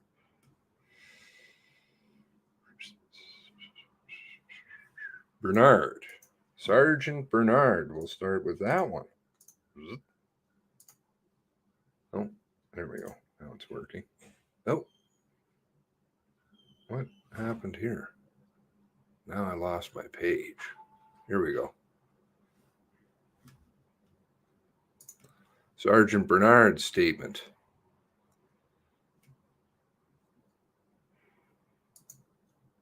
Because this is relevant material. I don't know if McPhee wants to waste time. That's fine. So he's talking about how he's arriving at the scene of Heidi in Shubenacadie, because he was one of the first people there. I think he was the second. There was the young fellow, I forget, Robinson? It's slipping my mind. I think it's Robinson, who went there. And so he gets there, and then he's talking about some interesting things here. He's got a lot of interesting things. So those of you who haven't seen the read through or haven't read through his on your own, very, very interesting. A lot of the things that he says. I'm gonna bring some more back and package it up with some other stuff.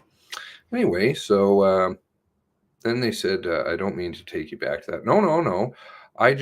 Anyway, Jared and I had a conversation about all these, what were all these fucking people doing here? Like it's, no, it doesn't make any sense. I thought that's why I said it was some sort of urban movie. This is the Shubenacadie scene, right away.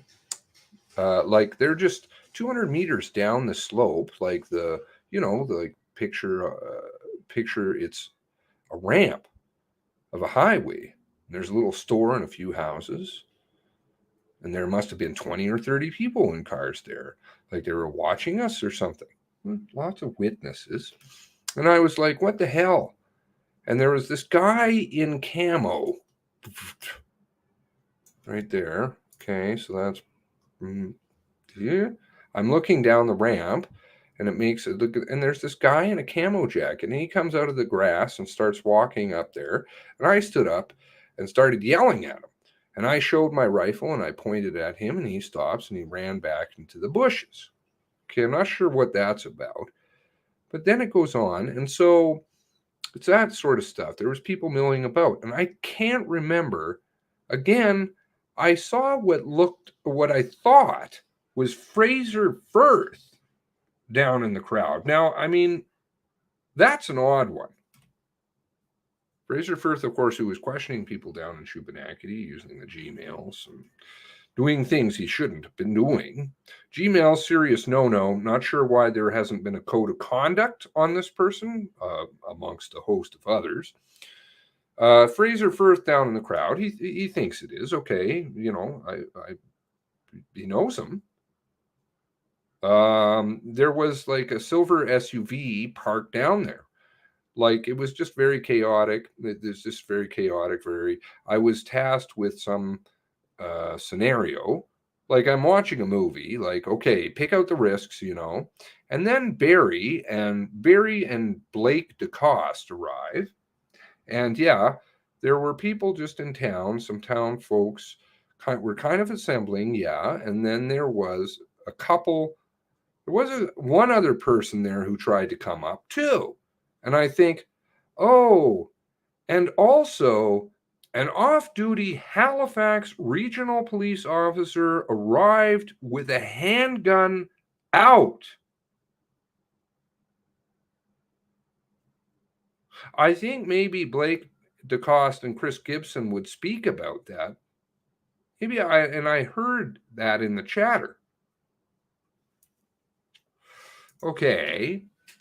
Off-duty police officers don't have guns out and don't carry them by and large. So who authorized this person?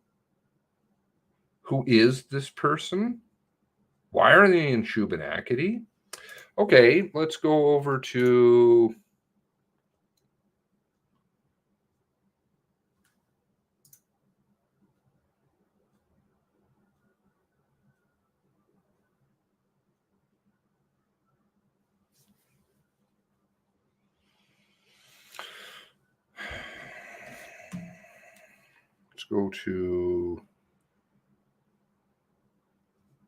page.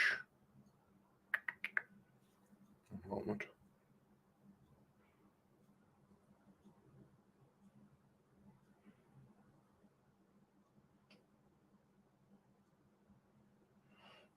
On McLeod's statement, do I have that open here? I think I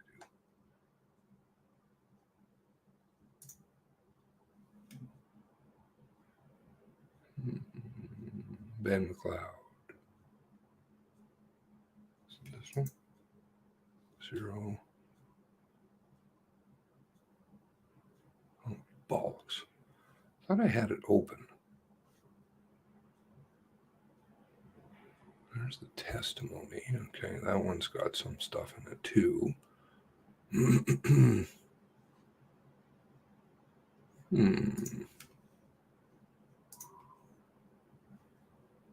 One moment.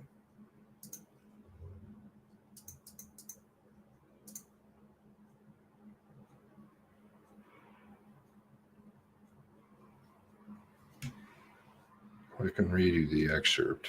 So in the MCC interview with Ben McLeod, started checking, and I was remembering one side of the street. It just put our heads together, trying to figure out where this guy had gone. We had ended up pulling into the big stop the first time, and I have gone on about this. What the fuck are you doing there? Oh, we were low on gas. We had half a tank of gas. We'd been running around all day, but we needed to get some gas. So Hughley and McLeod went to the big stop. I could give you a time roughly. Anyway, maybe oh dear has that handy. We ended up pulling into the big stop the first time. And then they go back to Elmsdale, and then there's a little kind of staging there. Staging, I would say. Staging. And then they go back to big stop. Don't get gas in Elmsdale. Don't get gas at the big stop that they initially went to go and get. And then decide that they need to go back to the big stop for the second time. And then just zip into the pumps and hop out. There's shooting. And they can't even describe the same thing. So we ended up pulling into the big stop the first time. So we pulled in and saw an unmarked Halifax Regional Police Hrp vehicle, a white Ford Explorer, unmarked white Ford Explorer. They were parked right at the main entrance. So we just pulled in. We had a quick conversation. Everybody in there, quick conversations can go fuck right off. Like that's supposed to derail people from logic because you had a quick conversation? Are you trying to tell people you didn't say anything so you don't have to answer any questions as to what you spoke about? Just to update them. Then you decide to go to Elmsdale, and then there's the Petrocan, and then there's the Sobeys on the other side of the highway. Don't get any gas there, and then decide to go back to the big stop. Okay. We also have Hughley's sworn statement. I got off the highway, exit 7, drove north Highway 2. I saw an unmarked SUV parked at the ramp. At the ramp, not at the entrance, at the ramp of 102, exit 7. It looked like a Halifax police Hrp vehicle. That vehicle was in a position to intercept Wortman if he continued on Highway 2 into the Fall River area. But that's on the other side of the highway. So he's traveling northbound? No. I continued north on Highway 2, stopped at the Enfield Detachment. That's the one I think you see. Possibly, the one that's sitting at the top of the ramp there, the white one that's just sitting there doing nothing. And drove to the parking lot. And I thought Wortman would continue to target police officers. If so, pass Enfield Detachment. I didn't see Wortman, so retractor, blah, blah, blah. So then they go back to Highway 2 and intersection 214 and go on to Elmsdale. Okay, so you have at least two Hrp vehicles down there. It's in their testimony equally. They speak about, here's Burl, disappearing Burl.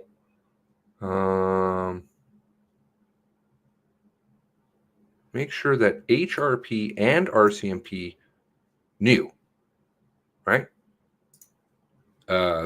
TAC 1 channel, love to see it when it comes up. Can you tell me about the level of understanding HRP Hrp members? Do you have any comment? Do you know what was going on? Oh, says Constable McLeod, they were aware. I think they already had information. Okay. So information, even though we're on different channels, was getting filtered to them, out to them. Yeah, okay. Moving along. And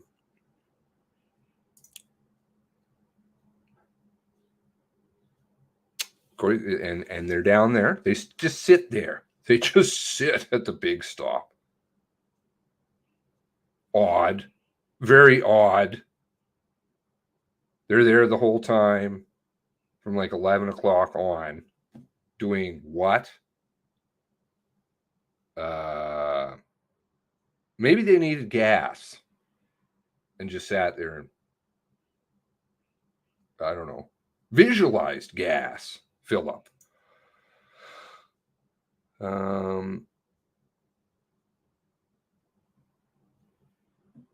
Burl's going to bring it back to HRP. Bird. There are some valid questions that are coming out about, okay, paragraph 27 says, then you pulled into the Irving stop to refuel. And notice that an HRP Hrp member, and that thing of nature, sorry, I shouldn't say that thing of nature, there was a team there, a team. Do you recall that? I do. Tell me about the refueling station situation, please. When I left my residence that morning, I had a half a tank of gas. Yeah, it's a big truck. I'm driving very fast. I think at that point I mentioned to Ben a couple of times, starting to think ahead, this could potentially going down to a drawn-out incident. I was thinking about things like food and water. Food! Making sure my gas mask and carbine were accessible. But we needed gas. And as we approached exit 7, I told Ben, we need gas. And I think it was, okay, well, if you think we need some, let's go. Yeah. That was the decision, basically. Running out, well, or not running out of gas, but I wanted to make sure I had enough. I believe we actually pulled into the big stop 2 times. Yeah, which is reflected here. Right. And the second time, the first time was just after we were on the number 2. We had just checked the Enfield detachment was in close proximity to the big stop. Yeah, the second time, I recall that conversation. What you're referring to is the unmarked HRP Hrp vehicle, which we're all familiar with. So we pulled up next to him. We pulled up next to the vehicle. We had a quick conversation with Constables Manley and Jowdry, who we both know, just to make sure. Similar to how Craig had gone on the radio earlier to make sure that HRP and Rcmp knew. We wanted to make sure that they were well aware of the facts. At which point, hasn't been mentioned that they knew that they were looking for a guy in a gray SUV. Okay, and then they're just going to go away down to Elmsdale after their quick. I don't know. I've never seen a relationship to Leon, but I mean, how many members? And his answer there to say, well, I don't think it was more than 10 Hrp members in the area. Remember that they were also on number 2, right? At the check stop, I think there was the Brown and Melanson incident. Wasn't that there too? They're all over the place. Out of their district. Who authorized that? And when asked about that, he's like, well, I can't answer that. You'd have to ask in charge. Well, why the fuck is there so many people around there? Like, do they know that he's going there? Rather odd. So who ordered it? Police police SUV at gas station near Chad, as observed by Chad from EHS.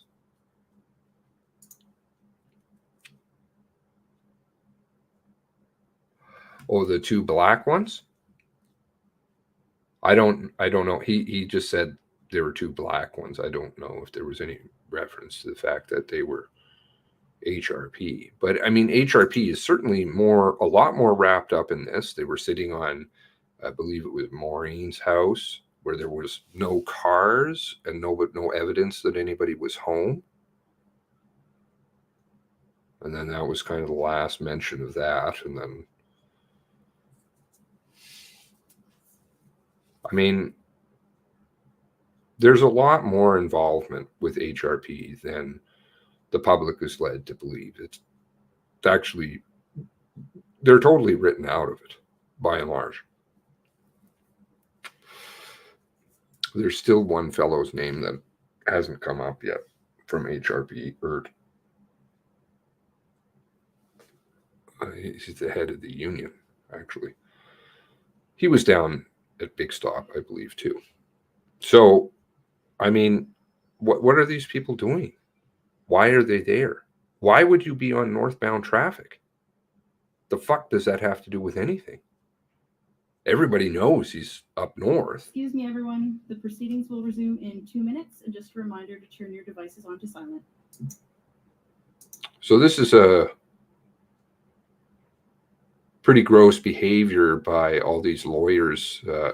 This is why they chose Team Lucky. Team Lucky here. It's like McDonald told us, you know, anybody who pushes back, they're going to push harder. They made a commitment. Make a solemn commitment, says McDonald. I'd like to know, I'm still curious about the $1,800, $2,000 per diem. Is that per day of like MCC? Because if we're doing that, right, 60 is 20. He's so far McDonald has earned over 120,000, or is it per day work day? Because then you're talking a lot of money, a lot more. Or is it 7 days a week? That's never been defined. 1,800 for Leafy Stanton and RCMP Vitch. I wonder how somebody said Cherie wrote a new poem. Those abuse books and things. Her appearances in the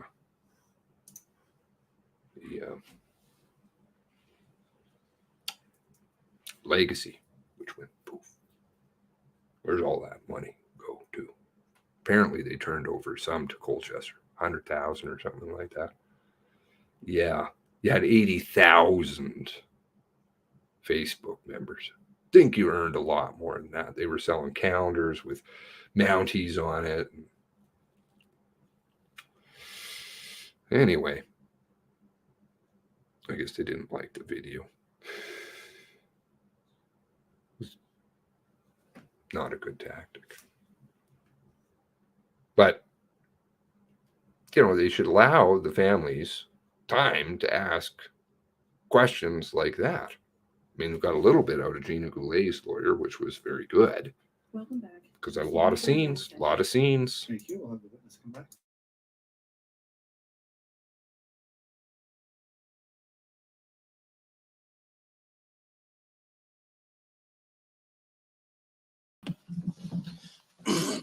Welcome back, Chief Kinsella. Mr. McClellan, I believe, is up next. He'll have some questions for you.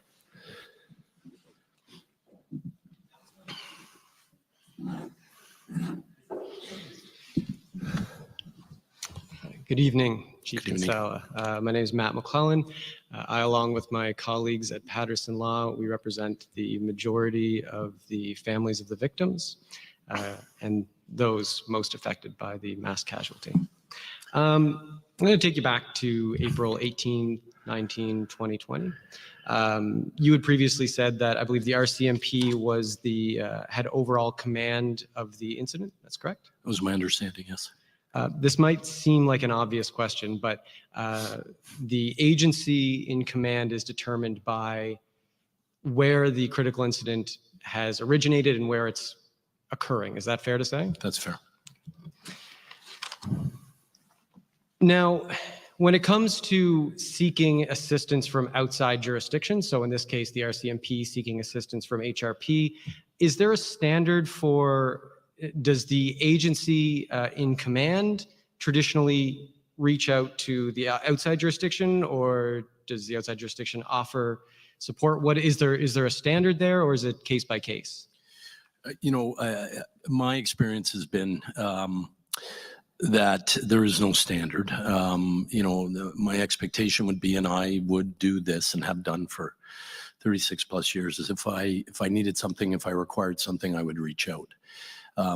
That's not to say that offers wouldn't be made, but the offers, in my offers, were made, sometime later, understanding that things are unfolding and they're dealing with things. The offer needs to be made when a determination is made that help is required, if it's required. So that would be the general approach, and that's my understanding of how it would work. And you had already stated that, to the best of your knowledge, HRP actually did fulfill any requests made by RCMP during the mass casualty incident. Yes, to the best of my knowledge, the things that they did ask us for, we completed. And some of those would have been requested as early as 2 a.m., very early in the morning on April 19th, correct? Correct. I don't know the exact time, but I believe it would have been early on. And you actually did provide an overture to RCMP stating, let me know if you need anything. You had, I believe you testified that you had reached out to Janice Gray. Sorry, I may have gotten her name wrong. But, no, that's correct. Okay, thank you. Yep. But you had reached out and said, let me know if you need anything. I'm paraphrasing. Basically, yeah. And so from your perspective then, was the HRP's posture throughout this event, anything you need, let us know. We'll try to help. Well, up until when I spoke to Janice, anything over and above was the inference. As I stated earlier, I didn't get specific. But I can only assume, and I can only expect, that when the watch commanders were talking, that mid-level management position, that if they wanted something, that they would have said, we can use some more units here. Can you send us some bodies? Can you help us with roadblock scene control? Some of those things. That request would have been made. I think it's very reasonable to expect that would be made if they required it. And being aware of the hour, I'm not going to belabor the point of available resources. I know it's been discussed, but there is something I'm not quite clear on. I don't know if it's been directly addressed. So I'm going to put it to you this way. There was retired Assistant Commissioner Lee Bergerman gave evidence on, I believe it was April 22nd, when asked by my friend, Ms. Miller, whether there was a way to leverage municipal police resources as a way to deal with resourcing issues. Retired Assistant Commissioner Bergerman stated in her evidence, quote, "A large contingent from municipal police forces was not available at the time," unquote. Sorry, I know that was a long setup, but what I'm getting at is whether or not it is your opinion that just in terms of bodies, officers available, was a contingent of officers available to assist if asked? We could have put some bodies together and provided some assistance, certainly. I'm not sure where the assistant commissioner got her information. We had the ability to put some bodies together. I can't specify the amount, but we certainly could have sent officers and sent vehicles. But that ask didn't come. The ask did not come, no. Now, again, there's been a lot discussed about interoperability, so I'm not gonna layer that point either. I will state it was your evidence that the HRP and RCMP have assisted each other in ongoing events in previous incidents. Correct. And so often during a critical incident, this would be communicated between critical incident commanders for HRP and RCMP respectively. It generally would be, but it could be communicated at other levels as well. And for HRP, that was Superintendent Andrew Matthews. That's right. Okay. In terms of interoperability, again, I don't think this was explicitly addressed, I know we've addressed policing standards, but training standards. Was it your opinion that differences in the standards of training for HRP officers and RCMP officers was a factor in interoperability issues on April 18th and 19th, 2020? I mean, we can always do better. I don't want to make it sound like it's a perfect system. Not to the extent that I wouldn't call for assistance. It wasn't that. We actually work with the RCMP regularly on a patrol basis within HRM, attending calls together, crossing borders, and assisting where required. There are some issues around command and control and communication that would have to be worked out, and I mentioned that earlier about bringing the resources to a particular staging point. You have a briefing, you get on the right command channel, you tell them what their tasks are, whatever that task may be. It could be go secure that scene. It could be secure the scene and check to see if there's anyone there that needs assistance, those kind of things. And that's different than sending people into a situation where we know there's an active shooter. I think there was good information that came in along the way that the active shooter in this particular situation was on the move. So those are certainly things that could be done. So it's not perfect. There has to be some workarounds sometime, but it can be done. So I'm hearing that the issue is not the standard of training, not that one agency has, so I'll use the example of, say, ERT or dog services, that one agency has a higher standard of training over the other. It's just that there needs to be some training, integrated training for these types of incidents. Is that fair to say? That is fair. And I think you have to look at it from the standpoint of familiarity. I gave, and I won't give it again, but I gave the example of teams relieving each other. That's interoperability, that's working together, that's covering each other off. Very different from the other example where they're all combined as one team. You said, just one final point on interoperability, and I think I'm getting your statement correct. You said interoperability issues did not explain what happened on April 18th and 19th, earlier today. Yeah, that's my opinion. Interoperability wasn't the reason that things went the way they did on the 18th and 19th, in my opinion. So then I'm going to provide, this is fairly open, but it seems like you have an opinion. What did happen on April 18th and 19th from your perspective? The only thing I can say is the approach that we take in HRP. You've heard a lot of talk about the duty officer, and it was highlighted by participant counsel as well. The duty officer is there to help assist, run scenes, control things, and make the appropriate calls beyond that. And you know, in our case, we would have had in that situation a duty officer deployed. The duty officer would go to the scene, they would make assessments, they would assist responding units. Now, this is very dynamic. It's going to take them time to get there. First responders got to go and do what they do in regards to immediate action, rapid deployment. They have to go and do their thing. All of this has to occur. And then that individual from there would call for other assistance as required. They have an opportunity to call the on-call deputy. They can call me. There's all kinds of different things that can happen. If they were to call the on-call deputy in that particular situation, they might say, I could use another duty officer here. I could use a critical incident commander right now. We could get those balls rolling.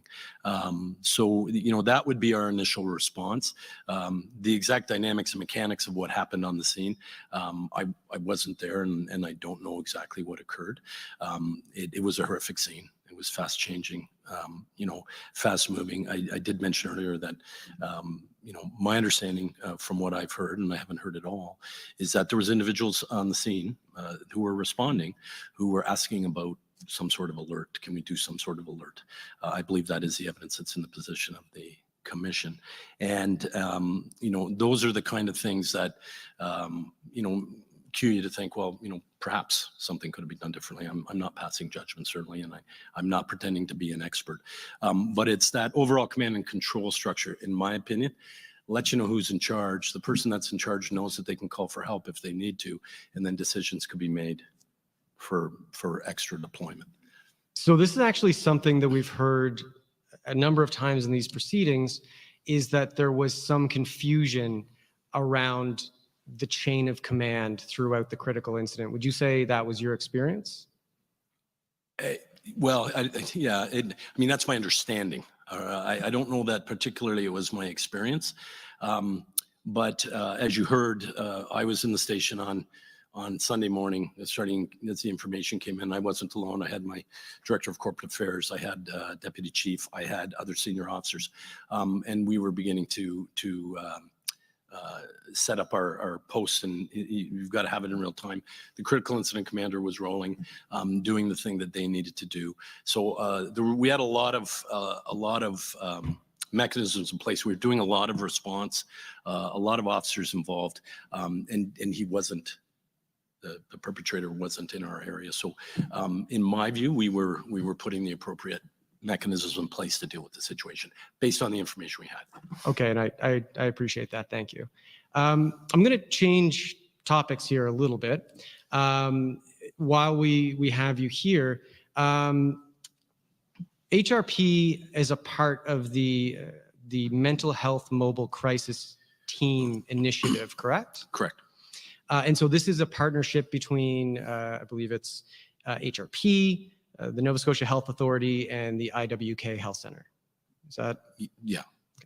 And so that provides a first point of contact for those experiencing mental health crises, where it would otherwise be done by traditionally police. In certain circumstances, not in everyone, but in certain, and certain times of day as well. And so this team includes specifically mental health professionals who would be employed by, for example, the Nova Scotia Health Authority. Yes. So the reason I'm asking this is, in his evidence before this commission, Rcmp Staff Sergeant Addie McCallum stated that a great deal of his members' time could be freed up if there was another way to deal with the number of mental health checks other than just having his members attend. And the impression that we're left with is that does require a lot of officers' time. I don't know if you would agree with that. I would agree. There's certainly a better way that we can respond to those. And I think I mentioned it earlier in mental health crisis. So where HRP is already a part of this program, I'll ask, how does having a dedicated team that includes non-police mental health professionals affect service provision for those crises? Well, I think there's a number of ways to look at it, and other services are ahead of us, both in the U.S. and across the country. And again, not an expert on it, haven't put a ton of thought around it, but it is part of the defunding discussion, reimagining, that kind of thing. And I'm the first one to agree. I've said it publicly. I've spoken at the Board of Police Commissioners and to Council, I believe, to say that, yeah, there are other ways that we can do it. For those instances where it doesn't meet the threshold of a police response, armed, dangerous, potential loss of life, those kind of things, I don't necessarily think a police uniformed response is the best response in the first instance when not required. So there are a number of other areas, and we have been kind of exploring peripherally, embryonically, like looking at where we could go with it. And you could have a triage healthcare worker, professional in the IES to help triage those calls when they come in. There are other options that are available for, potential social worker, healthcare worker, trained professionals to go and have those interactions in the first instance where it was safe to do so. So there's a lot of thought and consideration that has to go into it, but I'm hoping I'm answering the question. There are other areas that we can explore there. The issue is getting people to the table, having those dialogues, and who's going to do the work. Well, you had mentioned the defund the police, I think it's called Defining the Way Forward for HRM report. And I think actually earlier today you stated that a number of those recommendations are particularly sound. I think your wording was particularly sound suggestions. And the one example that you highlighted was those around mental health. And so I'll note, and you'll probably agree with me, that these you've read this report. Yes. And those recommendations include revising the mental health mobile crisis unit such that crisis calls were diverted to civilian-only teams where it doesn't require a police presence. And the same would be true of wellness checks. So you see that as a particularly sound suggestion. I think it is. I think it certainly bears exploring. I have to be very careful with the public safety piece of it, thresholds, that kind of thing. But definitely, and I'm a proponent of it and happy to explore what does that look like, who is going to do the work, and equally as importantly, who will come if the situation changes. So we send somebody, it goes well, we get them the care they need. We send the same group, initially seems like they're the right response, the appropriate response, doesn't go well. Where's the backup response to keep everybody safe? So something that's a common topic in these proceedings is resource availability. So I guess the question I'll put to you is, does having additional mental health resources that are, potentially funded or provided by, say, the Nova Scotia Health Authority to address these calls, I'm going to suggest that does alleviate some resourcing issues so the police are able to do other tasks. It should, yeah.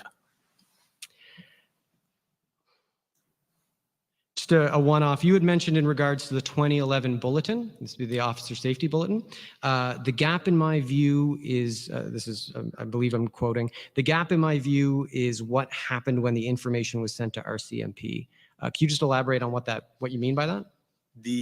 So the bulletin had a chain that it went through, and there was portions of the investigation that occurred within the HRP jurisdiction.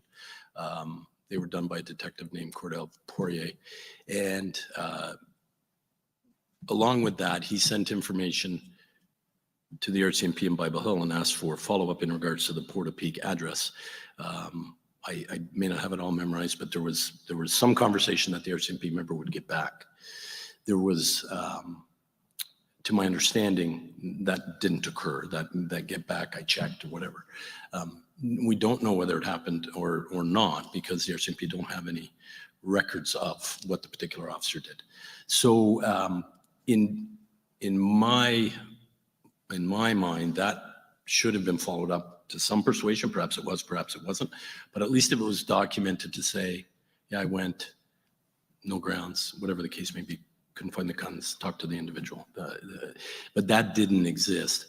But the broader piece of that was the interaction after and trying to map that out and those kind of things. So there was conversation, I'm sure you read, exchanges of emails between Chief Superintendent Leather and I, trying to sort that out and to see where that particular issue was going to land. So we've talked a lot about Alert Ready today, so I'm going to try and be quick on this, but I understand that you didn't have an official document explaining how Alert Ready could be used for a critical criminal incident. That's correct. You knew that it could be used to reach a large number of people. Yes. And then if something arose, such as a active shooter situation, that is something that a large number of people should know about. In my view. And it's important to remember, this is no regular situation.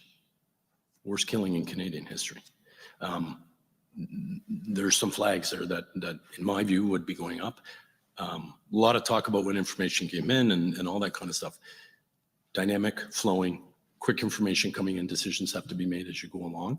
And I won't go on about it. But I knew it was a tool that could be used to send a message. Didn't know the ins and out of it. And I would say I've already mentioned it. I'll only mention it one more time. Someone on the ground in Portapique, I believe it was an Rcmp member, kind of had that on their mind because it was mentioned and that evidence is before the commission. Right. And you knew who to call, being the EMO office. Oh, it would be EMO, yeah. So after the critical incident, you were in a conference with then Assistant Commissioner Bergerman and Chief Superintendent Leather on April 30th, 2020, correct? Yes. You had said, and I can bring this up if needed, but I don't think we will, quote, you were baffled, unquote, that Rcmp were raising the issue of reevaluating Alert Ready immediately following the mass casualty, correct? Correct. You had stated the gist of the call appeared to be an attempt by the Rcmp to characterize the Alert Ready system as being inadequate to the point of uselessness in the mass casualty. Is that correct? That's correct.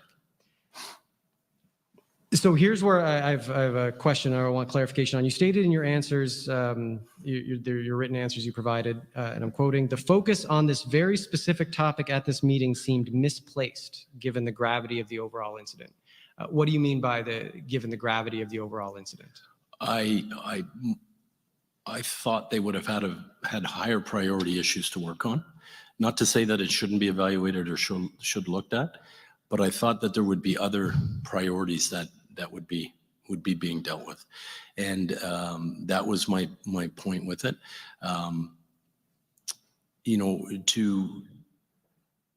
To try to explain why something wasn't used by pointing out the deficiencies in it is misguided. It's not good use of time at the time, in my view.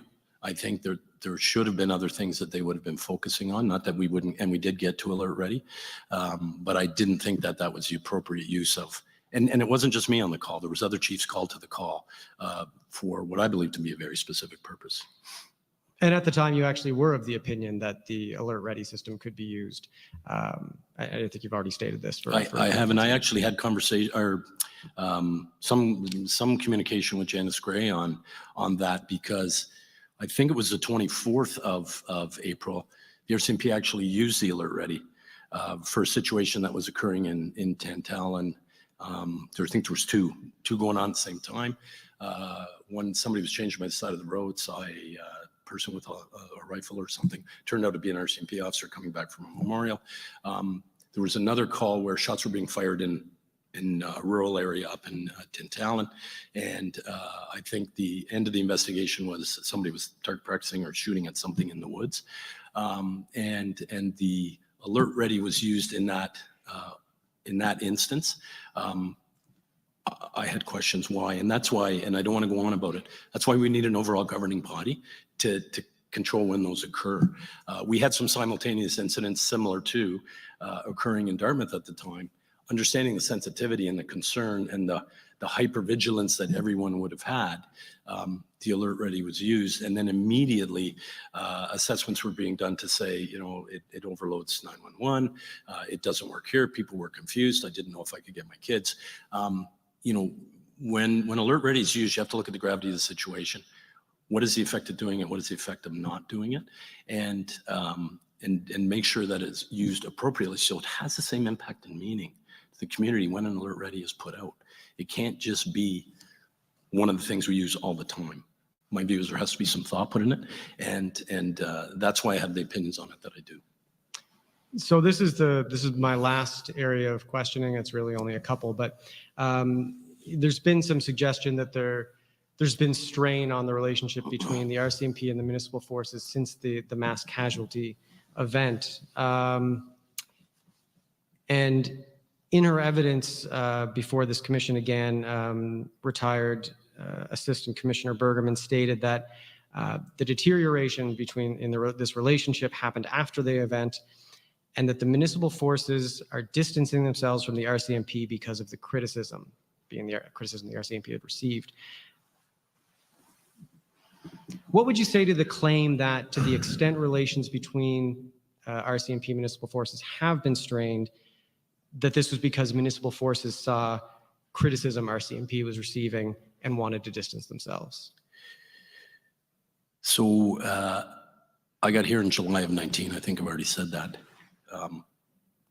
I don't think the issue at the higher level strategically started after the mass casualty committee or the mass casualty event.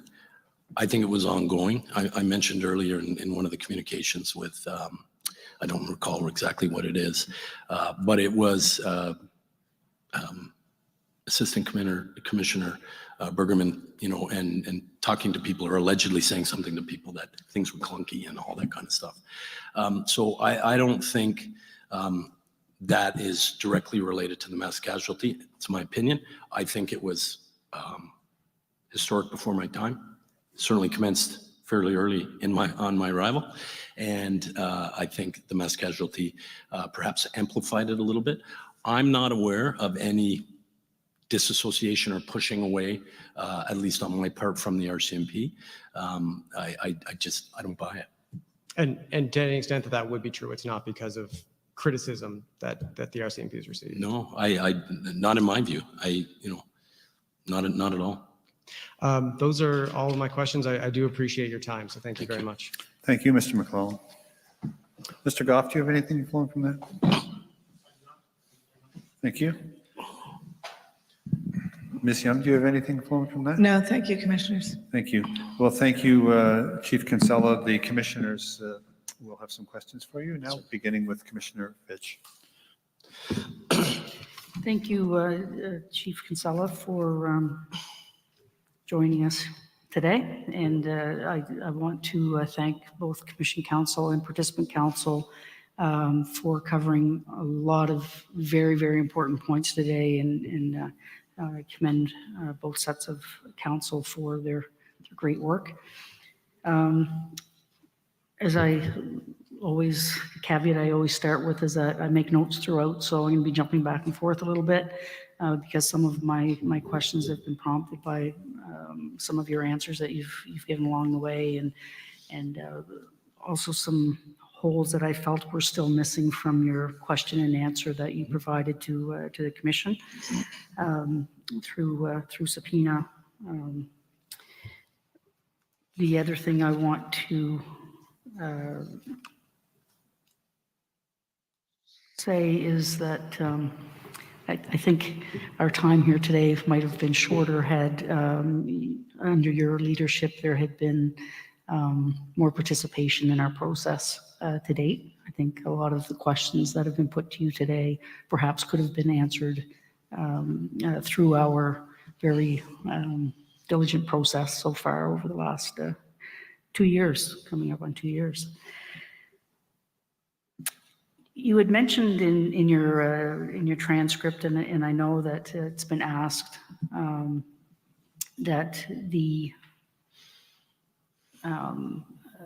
fracture in the relationship in the CID started when a new senior officer was appointed as your Rcmp person, and the comment was made that there were unrealistic expectations, and I'm still not clear what those unrealistic expectations were. Right. So in the unrealistic expectations that I believe, this is my opinion, I don't have anything concrete, or I believe that the new individual that was assigned was not aware of the command structure, the historical working arrangement that had been there, and how they work together, and those kind of things, and or perhaps was aware, but we know he didn't like it. He didn't like the setup. He wanted a different change based on previous experience. I think his expectation is that it would be different for him, that there would be this opportunity to have command of the CID for certain periods of time. I'm not 100% sure, but that's my takeaway from it. Lots of discussion happened at that level, lots of conversation, and that wasn't something that we could get to, and most of that happened at the superintendent and inspector level within CID, to have those kind of conversations to try to get to a point where we were meeting the needs of this particular officer, and trying to work together, and what is it that you actually need. Part of it was I need to be in charge sometimes. I need alternating command. So that was a point that we couldn't really get over. And then I think as a result of that, the individual took some certain actions, and the withdrawal of major case detectives from the area, and separation of how they will work. And I know that on occasion, when homicides occur, there's still a request for assistance, and we still do that kind of back and forth. So that's my understanding, that individual had unrealistic expectations of how the command structure, the organizational structure worked in that area. I hope that's helpful. I recognize that Chief Superintendent Janice Gray was embedded in the organization. I believe her office was directly across the hall right beside from mine. you. And you'd mentioned that she's your counterpart. But you as the leader of Halifax Regional Police, did you approach Assistant Commissioner Bergerman yourself, leader to leader, to try and work that out?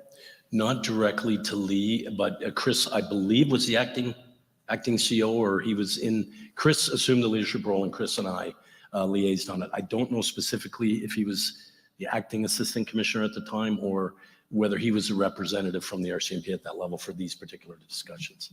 Do you know if Assistant Commissioner Bergerman was aware of this fracture that was bubbling? I don't know. I don't know concretely. I'm going to go out on a limb and assume that she was, but perhaps she was not. What was your working relationship like with Assistant Commissioner Bergerman? A limited contact. I didn't see her a lot. I did visit the station in Dartmouth, but the bulk of my interaction was either with Janice and to a lesser extent Chris. Okay.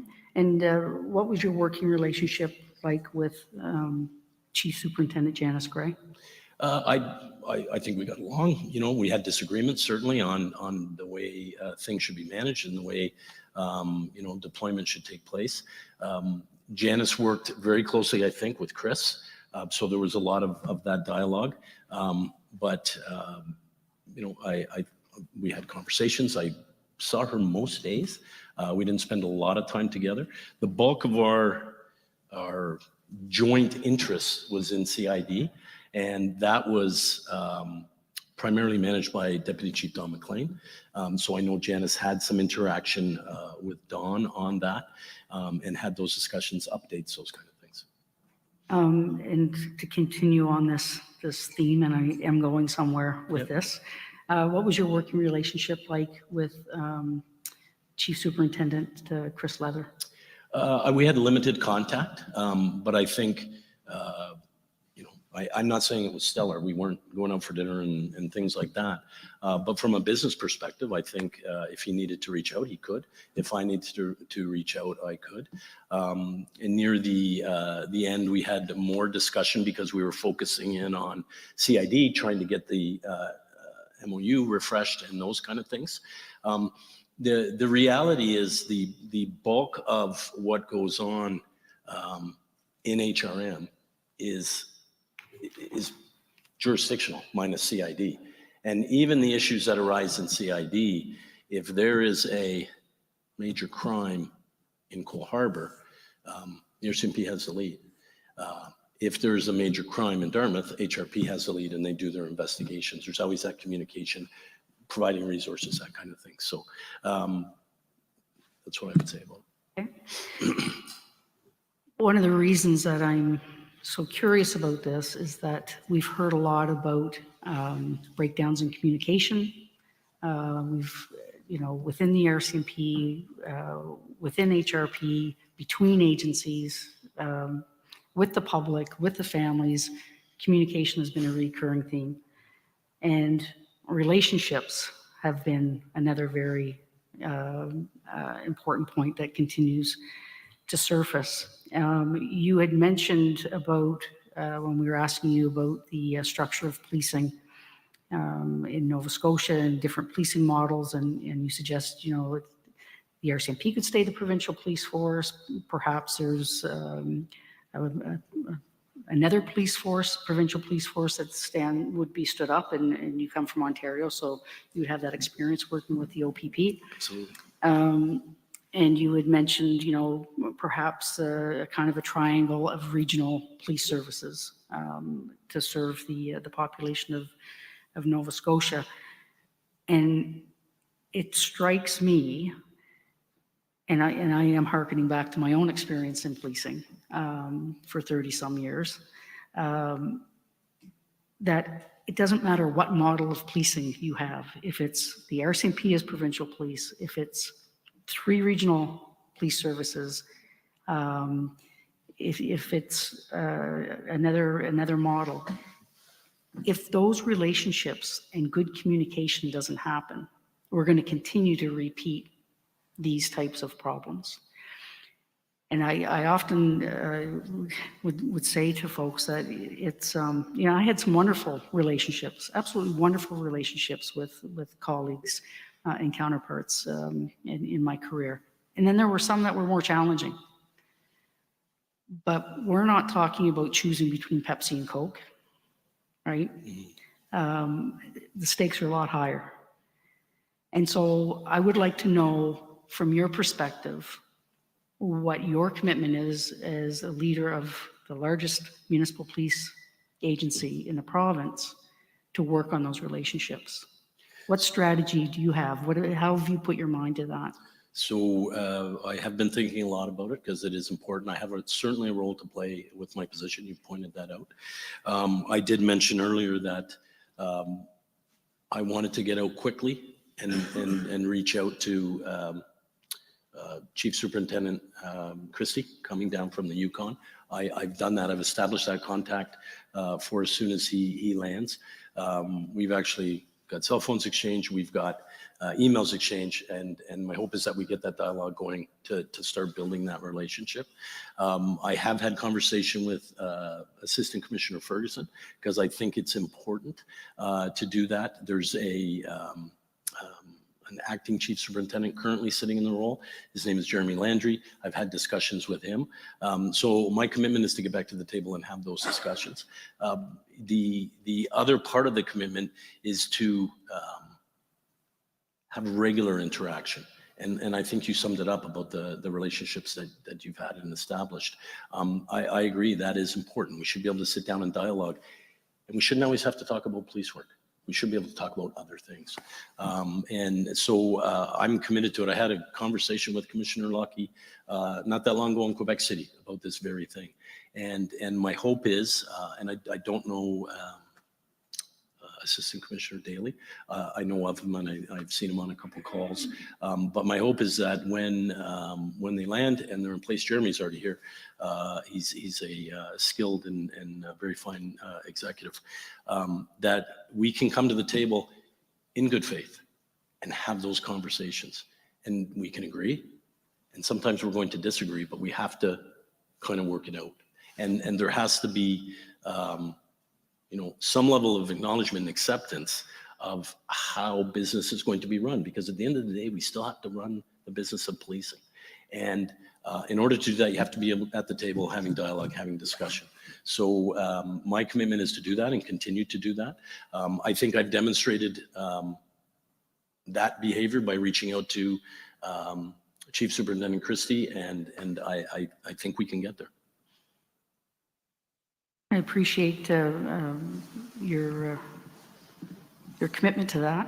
I'm wondering, as we go forward, if you have any thoughts or recommendations on how we can do this in such a way that these relationships or way of doing business together in the best interest of the public becomes ingrained in our respective institutions, so that we're not continually having to rebuild relationships, that there is a professional standard of behavior, that policing and public safety and working for the people of the provinces that we're responsible for are not working in competition with one another, right? It's not two hockey teams.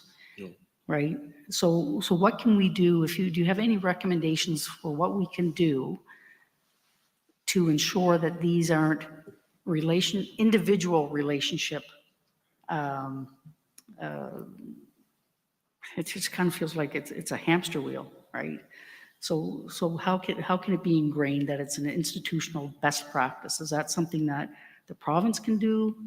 Is it some sort of memorandums of understanding?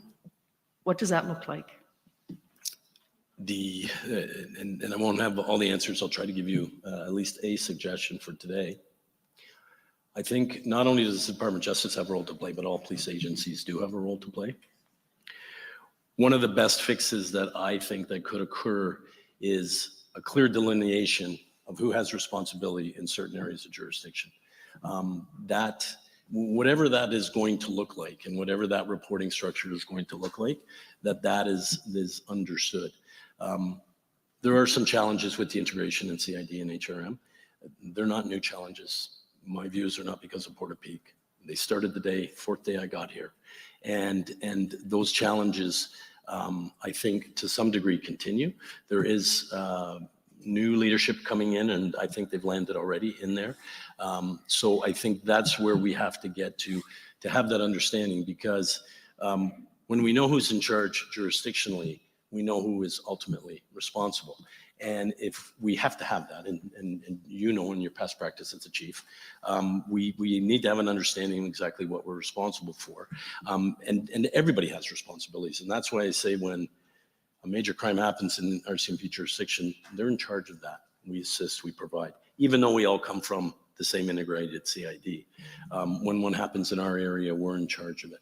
The notion of, in the circumstances that we're in, you're in charge one month and we'll be in charge the other month.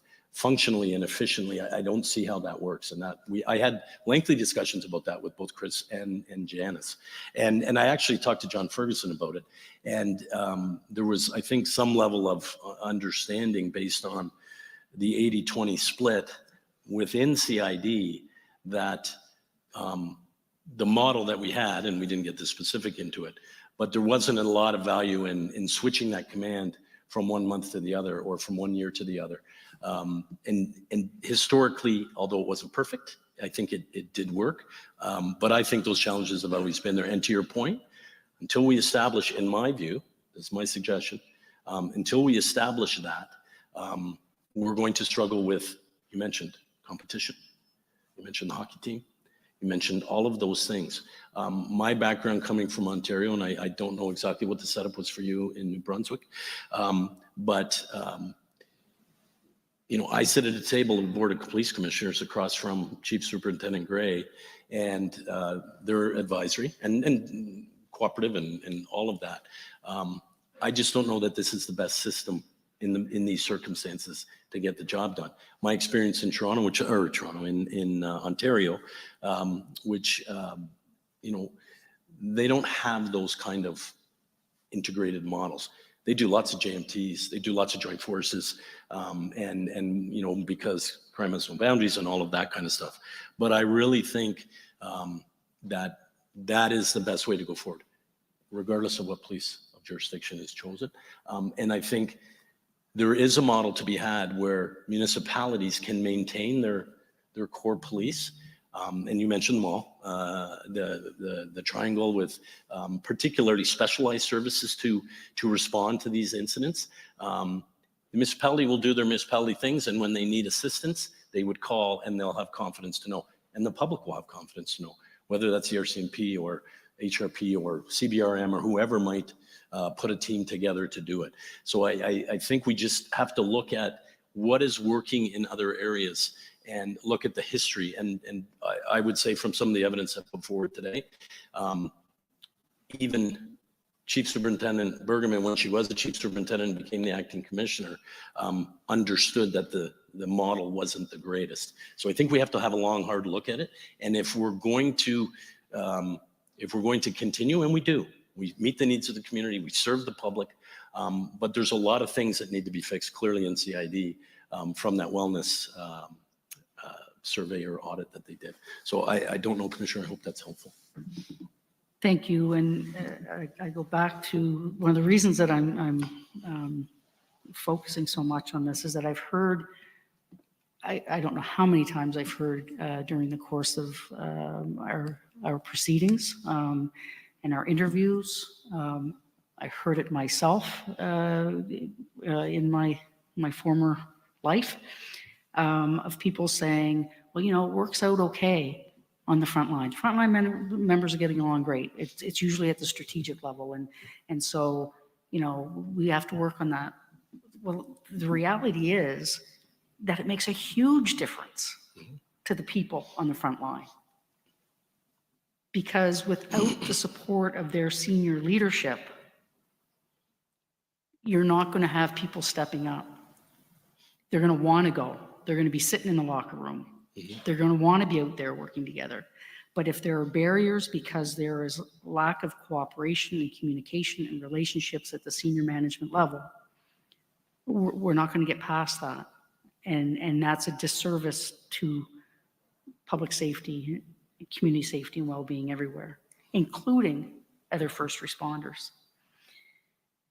So I have a question based on that. Your department's policy for going outside of jurisdiction, Yes. what do members have to do? What is their usual practice if they're going on an investigation, for example, going outside of their jurisdiction? What is the protocol? They regularly, and I mentioned earlier, regularly go in and assist the RCMP and within HRM. They regularly go to Bridgewater to assist with a canine call. We will send forensic people to Truro. We send people to CBRM to assist with training, whatever the calls are. Some are more urgent, some can be planned.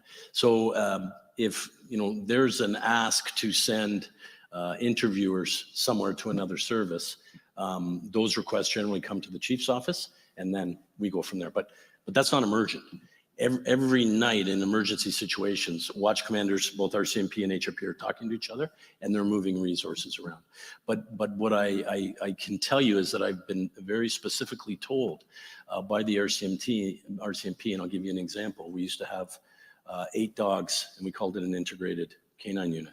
1 dog was from the RCMP, and 7 were from Hrp. They were assigned 2 per watch, covering all of HRM. There was a moment in time, in my time, where the RCMP withdrew their dog and made it a provincial asset or something, so we had our 7 dogs. And we were very specifically told, please don't come unless we call you for canine calls. Having said that, canine officers are on the border every night. They're hearing calls on the radio that are going on over the other side, and they will go and take that action to go and assist. To your point, if they want to help, they want to do the right thing. But that is the kind of thing that we need to get over. If we are not to deploy unless we get a call, that's a pretty strong message for a canine call. That's just over the border, and we're all on the same channel hearing what's going on.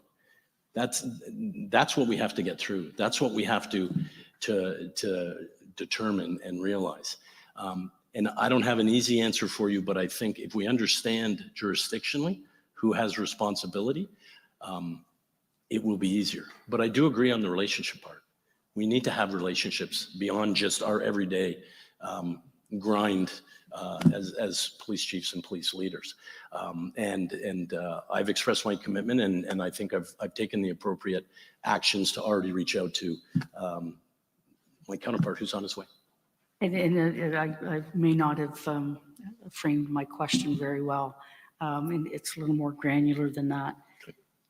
If you have an officer that needs to go into another agency's jurisdiction, do they have to get permission from their NCO? Do they have to notify? Generally do, yeah. Yeah. So there's a formal policy in place that if you're going outside of the jurisdiction of HRM, You get permission from you the have to get supervisor. permission. Yeah. Okay. That's what I was getting at. Okay, sorry. So you get permission at that level to have to leave the jurisdiction.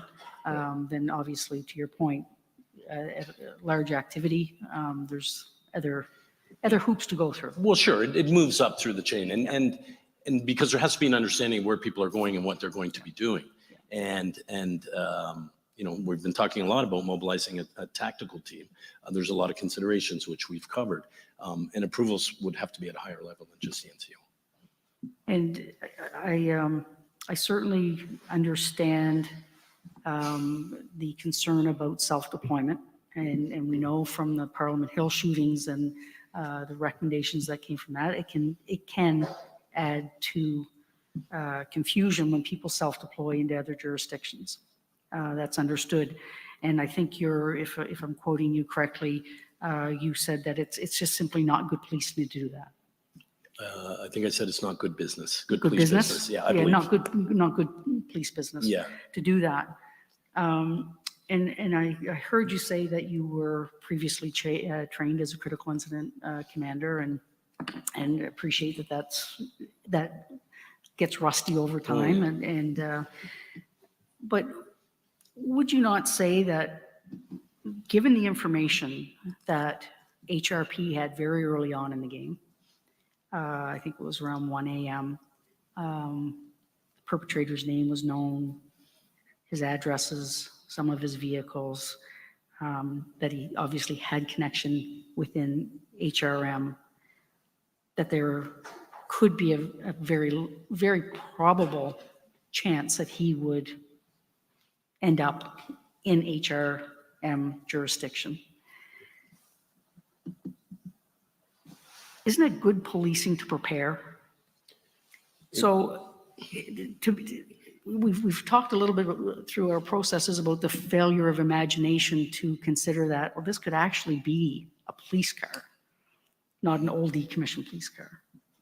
Is it a failure of imagination or preparation to say, 1 o'clock in the morning, there's a darn good chance he could breach into HRM? So my question is, you know, you as a former critical incident commander, knowing that you had people trained on the ground, why wasn't there a proactive effort to staff up for that chance? I'm really struggling to understand that. Right. To me, that's a big gap in preparation. And what I would say is what I said earlier is based on the information, and I get the hindsight of all the information that was presented. You know, clearly in this instance, what I'm hearing is the thing to do would be to call in the resources that were being requested, and that would alleviate, somehow would have fixed the problem. I don't think it would have. But we have to make, and you'll know this yourself from your past experience, we have to make deployment decisions based on inputs that are coming in. We have people that do that, and they have to make those decisions. As that was coming in and as the information came in, the gravity and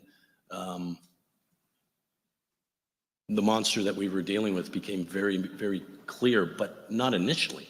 And that became known as time went on. I think there's a better way to communicate that information at a higher level. I think that's where we need to get to, whether that be, I don't know if the Rcmp had a duty officer, but if they could have called and had that duty officer conversation. I know Chief McNeil reached out to Chris Leather. It wasn't until the morning after. But we have to get there to see what the best way is to do it. I don't know that we had, although the information was coming in, I don't know that everybody had it real time. I certainly didn't have that information real time. And quite frankly, I'm not exactly sure what the duty officer knew at the time.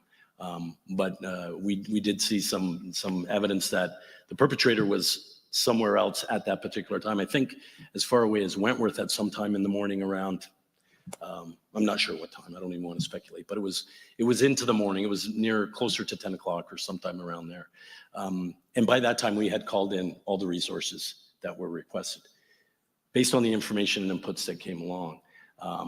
So to your point, yeah, it would have been, we wouldn't be having any of this conversation if we just called everybody in and had them staged and ready. But to my point earlier, we have to give some consideration to the longevity of the call, the duration. We have to give some consideration to whether the perpetrator is actually going to be coming back here. Are they going to be coming in a different way?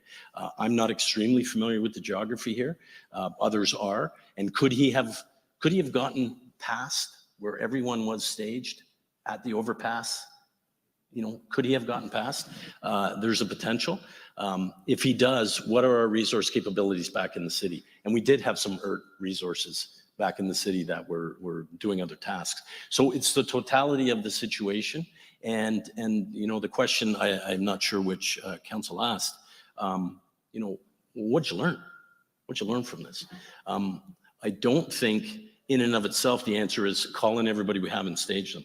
I think we have to put our minds to the appropriate resources at the appropriate time. And then couple it with, this is the most extreme situation that Canada's ever dealt with. I don't think we had that full picture until sometime later. And the benefit of hindsight is fantastic, right? So I hope that's helpful. I truly appreciate what you're saying. And I truly appreciate, particularly in the face of the evidence that you've received in the and I don't know it all, But what you've received would beg that question. And I don't know whether my response helps you, but what I can tell you is, we certainly will look at this differently and make sure that we have resources. One of my conversations with Mr. Christie, Chief Superintendent Christie, is going to be around that canine example that I shared with you. And then how do we close that gap? Do I call you, or are you not the right person? We've heard that even one of the council said, Janice wasn't the right person for me to call. I work with her every day. She's my counterpart. We've certainly heard that Chief McNeil called the wrong guy. So who is the right person? How do we establish that? That's one of the things I'm going to work on with Mr. Christie as soon as he lands, because I don't want this to happen again. And if this not happening again means that we all come in and we drive to the scene and we figure it out, then that's what we'll do. But we still got to have the proper command and control mechanisms in place. And I know you know this, so I'll end it there. Thank you. And this is my last question, and it has to do with Criminal Intelligence Service Nova Scotia. I recognize that you're the vice chair of the Provincial Executive Committee. And we've talked a lot about the now notorious crime bulletin of 2011. Are we any further ahead now with systems or processes that are in place that not only, and I know that this is famous in a lot of areas, especially in policing, what did you know, when did you know about it, and what did you do with it? What did you do about it? And I think that there's a lot of subset questions that can go on onto that list. Are we any further ahead now in 2022 when important individual threat information comes in that it's going to be communicated, that it's going to be acknowledged, that it's going to be followed up, and that somebody's going to close the loop on it? And if CIS bureaus across Canada aren't the right place for that, then who should own it? How do we track it? How do we make a difference on those individual threats? It happens in every community. And talk about hindsight, how many people can say, well, this person had this bit of information and this person had this bit of information, but nobody tied it together and put a bow on it. And so in your position as vice chair of PEC, is there any consideration to having a provincial violent threat assessment coordinator, perhaps to work as an arm in the Bureau to deal with those individual threats that can become very, very serious crimes? And that's an excellent suggestion and an excellent idea. We do that with domestic violence. We have those committees, we have that in place. The work of Citizens and PEC, and by no means am I an expert on everything and all the follow-up, but you said a few things. The dissemination, might not use that word, but the last two that you said were follow-up and closing the loop. Those two things, we don't know about the follow-up. We certainly know the loop was not closed. So my view is, how does that loop get closed? That loop gets closed through supervision and active supervision to understand that was closed. It's not the only answer, but it's part of it. And I don't know that PEC in and of itself is the one to do that, or an arm of the bureau director or the Joyce committees that are set up in the 6 different divisions. I don't know if it's an arm of that, but we didn't have our meeting in the spring because of the changes in Rcmp command, and it was a specific request to those from them. So we put it off to the fall. I'll certainly bring that up as part of the discussion, and I think we'll have a lively discussion on other areas that we can do it. And I don't want to go on about this. Somebody's got to own that, and you and I know it, and I'm sure everyone knows it. And if they don't own it, somebody's got to supervise them and get them to own it. And how do we close that loop? And, I've thought a lot about this. Was it the responsibility of Cordell Poirier to go to Bible Hill and follow up on that? I don't think that's the way we would normally do business. So we got to close it on the other end. If it was reversed, I would be wanting to know what happened on the other end. And who cleared Cordell's report to go there? Where's the quality assurance in all this that's going on? And you're right, these things are being repeated and it's not good, but we have to get there. But I'll bring your suggestion to the meeting and have some discussion at the big table with all the players. Great. Thank you very much. Thank you. Thank you, Commissioner Fitch. Commissioner Stan? Thank you. I'm just going to make a comment rather than ask a bunch of questions. I know you're aware that there's many past reports with lots of recommendations that have been made about policing, and many of them are with respect to municipal policing issues, including in Nova Scotia. So Victoria Paul and Howard Hyde, and of course Donald Marshall Jr. And you talked about street checks and defunding police reports that you've obviously read. And you're getting a sense of the range of issues that are before us in this inquiry. You've also seen the level of commitment from folks who are deeply engaged in what we're up to. We're very glad to have you participating today, and our next phase starts on Monday. It's the phase in which we will have consultations to hear from people who want to make sure that our recommendations are pragmatic and implementable and useful. And so we certainly invite you to contribute to that phase of our work. And I think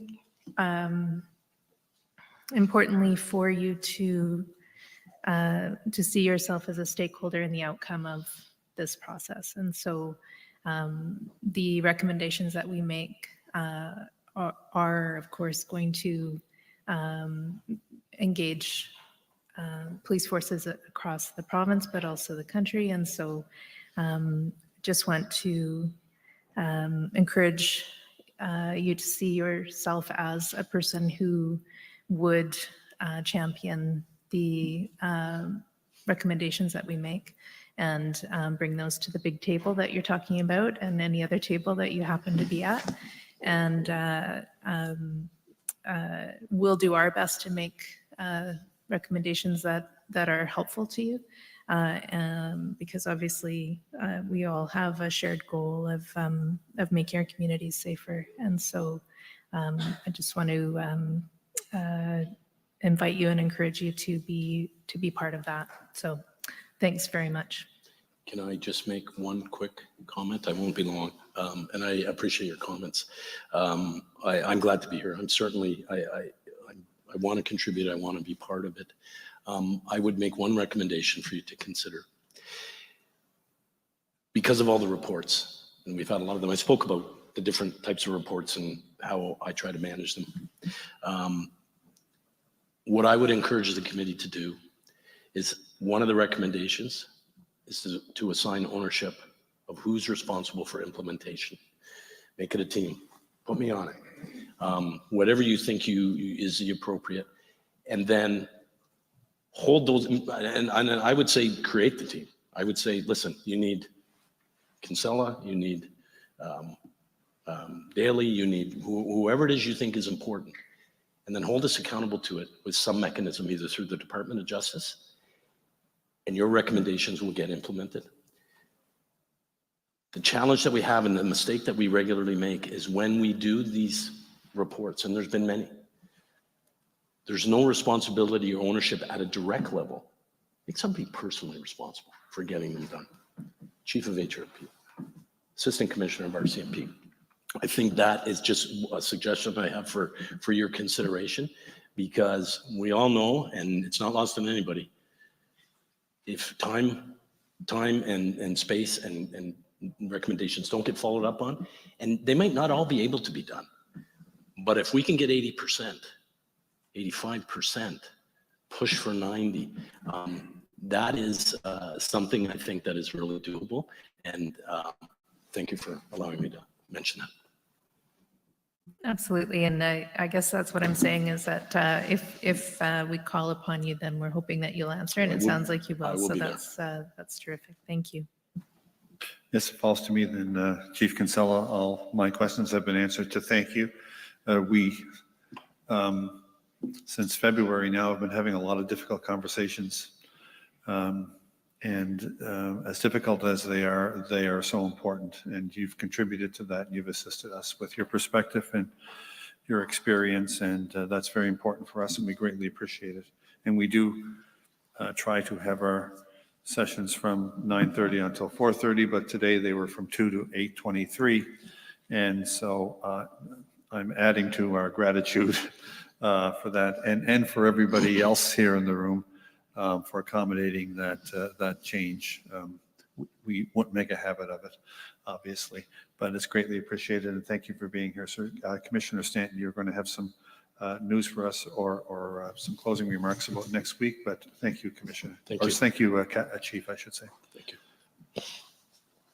Ms. Young, I believe, has a quick Oh, yes, you have task, some and then I have exhibits to tender. I'm sorry, Ms. Young. very brief remarks. But Chief Kinsella, you're free to go. Okay, thank you. Thank you, Chief. Thank you, Commissioner Stanton. I know it's late, and I just beg everyone's patience for 1 minute. I've been asked to enter a number of exhibits. So there are 150 documents that Commission Council would like to file into evidence now. There were 49 letters between the Attorney General of Canada and Commission Council. There are 3 letters between Commission Council and the NPCOPA regarding the wellness report. There are 9 letters between, including enclosures, between Commission Council and Employment and Social Development Canada. 8 letters from the Department of Justice, Nova Scotia. 19 additional documents from Commission Council, and of course, this list has been circulated to participants. There were 21 recorded witness testimonies previously posted to the website, 2 investigative supplementary reports, 34 exhibits about the psychological autopsy of the perpetrator. There were 2 documents filed by or referred to by Mr. Scott earlier in the week that need to be tendered into evidence. And we did receive the notes of Lee Bergman, which from, I believe, October 2020 forward, those were received, as you know, while she was on the witness stand overnight, Monday at 9:30 p.m. I mentioned it on the record Tuesday morning. And so those are in 5 separate documents. And as well, there was a missing piece from Darren Campbell's notes that were also provided. So that was another 6 total. So thank you very much, Madam Registrar, if those could be exhibited. So exhibited. Thank you. Thank you, Ms. Young. Okay, that concludes proceedings for the week. Once again, we do thank everyone who contributed, including the witnesses, participants and their counsel, the media, the public, the commission team, and all the teams that make proceedings possible. You know who you are. We certainly know who you are, and we're very grateful to you. We also wanted to express our gratitude to the Harbourfront Marriott staff. This is our last day at this venue. It's been home to us for the last, well, quite a few weeks, and we're really grateful to all the care that has been shown to us here, and just want to express our gratitude to all of you. If you are considering sharing research you believe may be relevant to our work through the public submission process, we do need to receive those submissions by next Thursday, September 1st. We'll still be able to receive your ideas for recommendations through to the end of September as members of the public. When proceedings resume on Monday, we'll be entering a new phase in our work, as I've mentioned, focused on hearing about potential recommendations that can help to make our communities safer. These coming proceedings and activities will be an important opportunity for us to hear from participants, experts, community groups, and the public about the kinds of recommendations we should bring forward, reflecting on everything we've learned and heard since proceedings began in February. We'll provide more details about the next phase of our work on Monday. And so thank you, everyone, and we'll see you next week. Thank you. The proceedings are adjourned until Monday, September 29th at 9:30 a.m.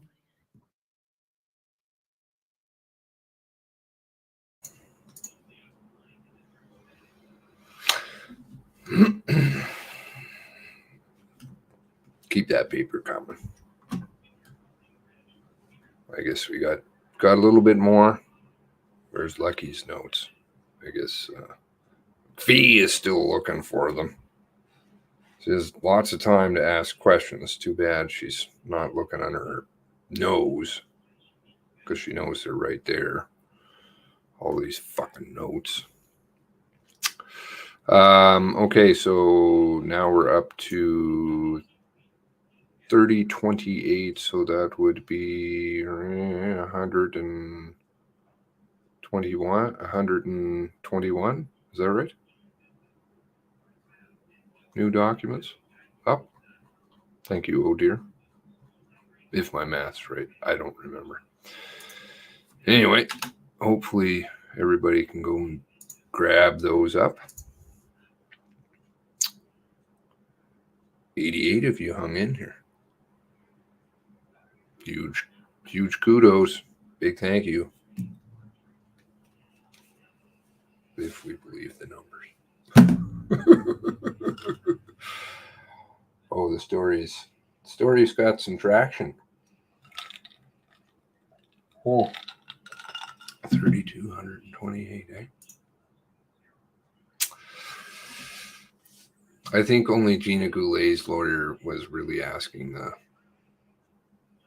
important question there, but there were some good tidbits in there. All right, so I don't think we have any announcements on what's happening next week. I don't think. Give me one moment.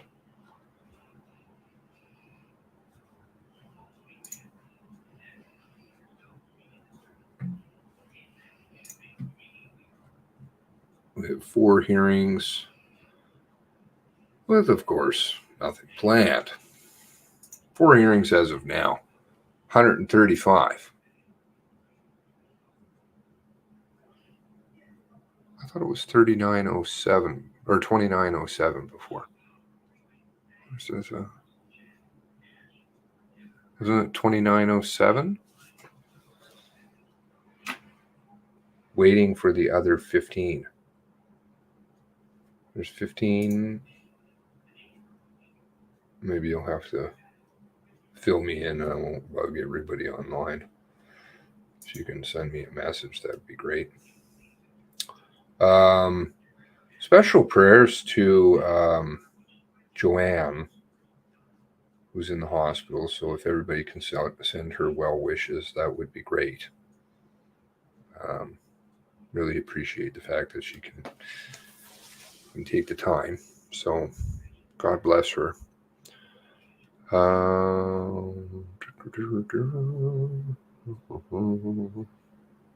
Thanks to the Marriott staff. We're paying for your home and a lot of money. So 34 psychological reports. Thoughts and prayers. Lots of people sending well wishes to Joanne. We're a family, I guess. Yeah. I do like that term. I was trying to think of it like cellmates, but I guess we're kind of in a jail. It's kind of a negative term. Gray cells. I don't know. We're all part of the team anyway. So do have a fantastic weekend. Yeah. Speedy recovery. Okay. So God bless you all. I guess we'll see you next week. Bright and early. For a little brighter and earlier for me. Still seems like the same time. So God bless you all. God bless the 23. We'll keep up this fight. Please keep sharing. Please keep. That's all I ask. Just keep sharing is the biggest one of all. Those of you also who wish to subscribe, or hit that button or whatever the hell it is. That's good too, because I guess it does something. Leaving comments is super too. That also pumps the interaction stuff. So then it gets, maybe it'll get out of the toilet though. This channel, I can guarantee you, was so on their radar way before this all started. So anyway, you got to do with what you got, right? So God bless you all. Have a great weekend. God bless the 23.